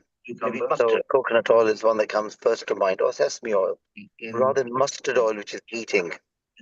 So if you're trying to calm the scalp down, that's what you would do. Simple thing to do. So food is very important. Basically using a cooling oil. You'll then hear of supplements. Do we need to have certain supplements? Yes is the answer. I think your voice has been, yeah, your signal is. Can you hear me? Please go ahead. Okay. Go ahead. So certain vitamins and minerals are essential because, like every other part of our body, our hair also needs nourishment. So oils, particularly, that's great to use. But not everyone wants oils because the hair might look greasy or they're not used to using oils. So what do? You can use serums, which are water-based. That's one option. But taking a hair supplement would be a great idea because what you find with people who are losing hair or hair thinning is that the DHT, which is dihydrotestosterone, is greater. So we want to try to suppress the formation of testosterone to DHT. How do you do that? Well, very simply, you can have herbs, or you go to your doctor and get some like finasteride, which is a chemical-based drug to do the same thing. Or you can use herbs like saltpeter, for example, quite commonly available from most pharmacies, health food shops, which comes as a supplement, or you may find it is actually in shampoos as well. So you want to have food which are rich in protein, because ultimately that's what your hair is keratin, which is protein. You want to make sure you have the vitamin minerals that one requires for the hair growth. Again, very simple. Just take a supplement. Now, quite often I'm asked, which supplement would you recommend? Well, there are many on the market. Have one which has a good range of vitamin minerals. If it has things like soft metal in it, great. If it has something like spirulina in it, which is a rich protein herb, again, great. And something which does not have particularly any other harsh chemical or ingredient put in it. So simple product is all that one needs to take. So these are simple tips that everyone can do. Now, quite often you're asked, what about lifestyle? So, for example, people who are stressed, for example. Now, what do you do with people who are living a life where stress is at high level, perhaps because of the work or particularly their particular lifestyle? So meditation, yoga is very helpful. So people say, what type of yoga would you recommend? Well, if you think about it logically, if you want to have better hair supply to the hair and the head, what should one do? Perhaps in things where the head is sort of a camel shaped. In other words, where you're forcing the force of gravity to encourage more blood to go to the head and particularly to the scalp, right? Headstand or a handstand or do a cow position or camel position, something where your head is just very simply being tucked between your knees. Every morning, very simple thing to do, but what it'll do is increase the blood flow to the head. So it's very simple to do. Now, meditation, any particular type of meditation, it is basically the idea of meditation is to focus on the body. So when you close your eyes, you have the third eye, which is looking inside. Anywhere there's a problem, it tries to resolve. The body, they say, has all the pharmacy within it. So when you have a health condition, the body has to figure out where is the blood supply required more. Is it the scalp or is it where the organ is particularly damaged? And quite often the hair comes quite low down in the priority. For the simple reason you can live even if you don't have hair, but you can't live if you have organ failure or organ disorder or dis-ease when the organ is not at ease. So therefore, one wants to meditate so that the body is now having time to heal. Just like we say healing our earth, we have to heal the pitta energy within us if it's imbalanced. So there's a simple meditation exercise. Any particular one, not necessarily. You can go on YouTube and follow meditation.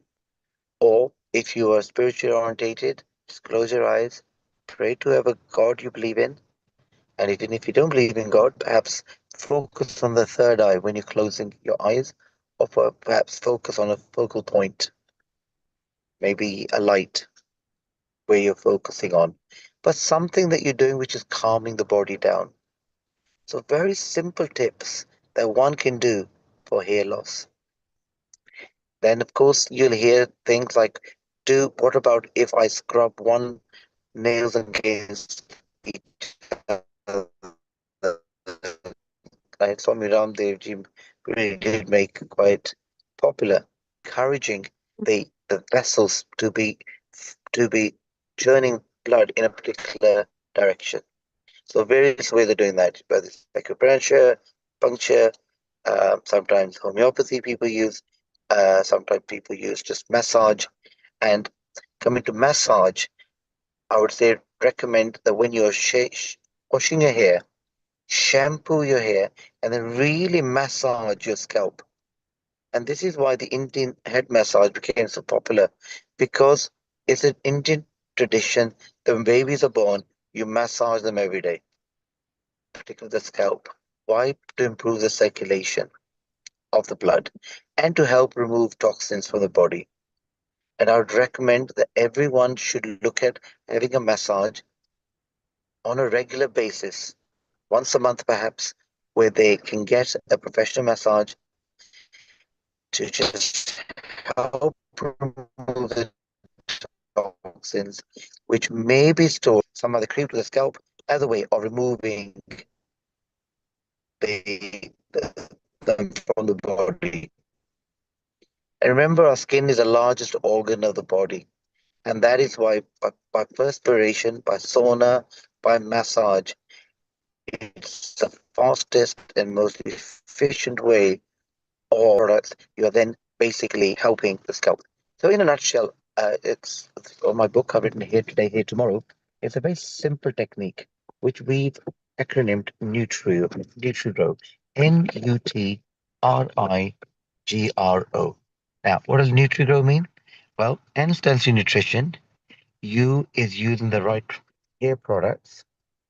T is training or remaining trim to help the blood circulation.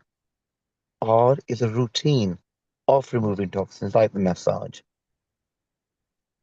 And I is imagine the hair you want. So if you don't know what you want, how is a superconscious going to work with you? So when you put a thought out there that I would like to have better hair, no, be more specific. I would like to have hair like this, or I would like to have hair perhaps just a little bit on this side, a little bit this side. But imagine what you want.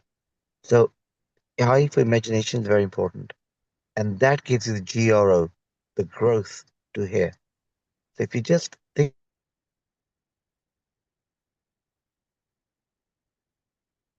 I think his signals are low, but then what a useful information he has been giving on the tips for from Ayurveda, from the grounds of Indian living styles. Okay, we are having a problem Yeah. with Ravi's broadband. Ravi, that was wonderful. Thank you for the wonderful tips. We'll have you Yeah, back in thank you. another session where we can bring out more and more tips, Ravi. Your internet is intermittent at the moment, but we picked out a lot of tips. Decide what you want. Take care of yourself. Don't stress too much. Do see a specialist. Basically, a head specialist called trichologist. Also see people like Ravi who have actually practiced it themselves and knows how to do the products as well. So this is very beautiful.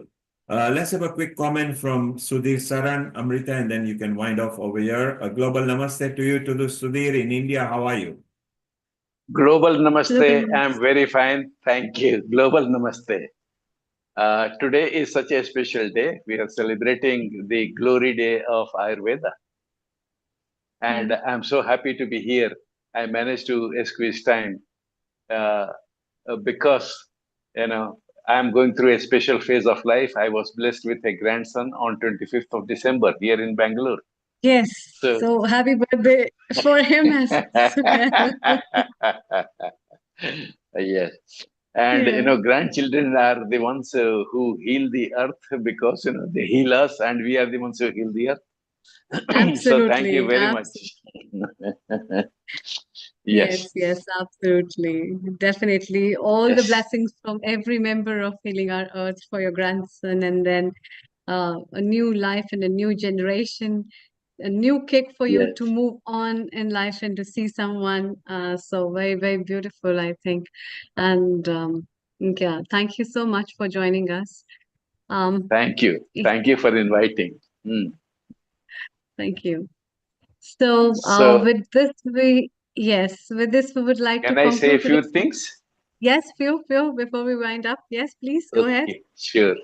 Yes. So my first real touch with Ayurveda was in 93 when I was very seriously unwell.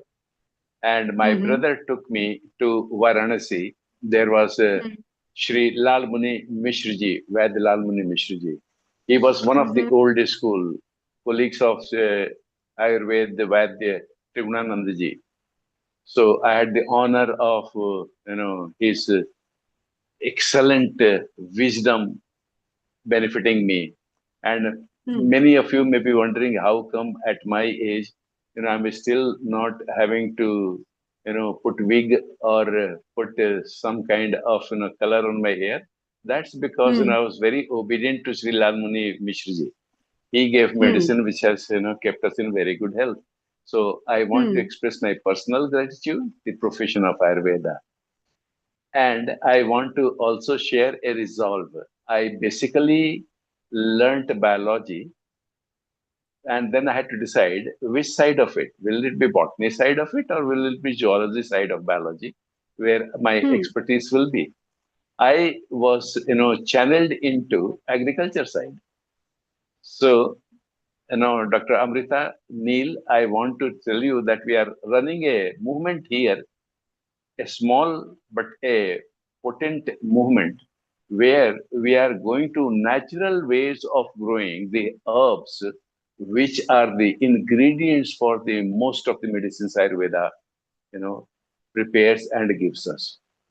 So maybe by next generation, we'll have a very, very powerful source of ingredients, which are as if Mother Nature herself produced them. They'll be beyond organic. That will be so pure. That's what we have found. And we are trying to build the production system. I just finished giving an interview to Doordarshan. How can we leverage our knowledge? And we found a farmer producer organization, which has been encouraged by Government of India since 2003. It's the right way to scale it up, because Mother Earth not only needs to be healed, she needs to be healed in time before it is too late. Absolutely so this true. is the two things we are doing here. And on this day, I am honored and privileged to be among all of you. And this is my little contribution towards the Ayurveda movement and the power it is. Thank you very much. Wow, that's very lovely, Professor Sudhir. In fact, my expertise is in Ayurveda pharmacology. So I deal with medicinal plants and its cultivation and preservation, and we talk about that. So if I can be of any help to this movement, and we, as a Healing Earth's senior anchor and senior admin, if we can promote it to our channel, we'll be also feeling very privileged to help the community in that way as well. And I think this is a real need of when I personally address a lot of communities globally, we talk about all this stuff, and especially I emphasize on the roots are the real roots that will give the real fruit and nothing else. And so that's why it's very important to understand that it's really the very right time to cultivate and harvest the right things so that we can give a legacy for the future generation as a good fruit for them, so that they can really live on that rather than being so materialistically selfish enough to give them something which is beyond the five elements. So what ultimately matters is the five elements. And so with this very note, I would like to address and close today's episode of Ayurveda, because the nature has blessed us with these five elements, and we look forward that it's our personal duty that these five elements are always preserved, and that also we can see the twinkle twinkle little star, how I wonder what you are, from a very clear eye and a very clear sky. So with that, I commence, and I would like to thank all the contributors of today, all the professors as well as the professionals of Ayurveda who have been giving a lot of informative knowledge and talks, and also all the contributors who have contributed and made this episode a successful one. Let's wind up with this Gayatri Mantra. Om Om Bhurbhuva Swaha Tatsaviturvarenyam Bhargo Devasya Dhimahi Dhiyo Yo Na Prachodayat.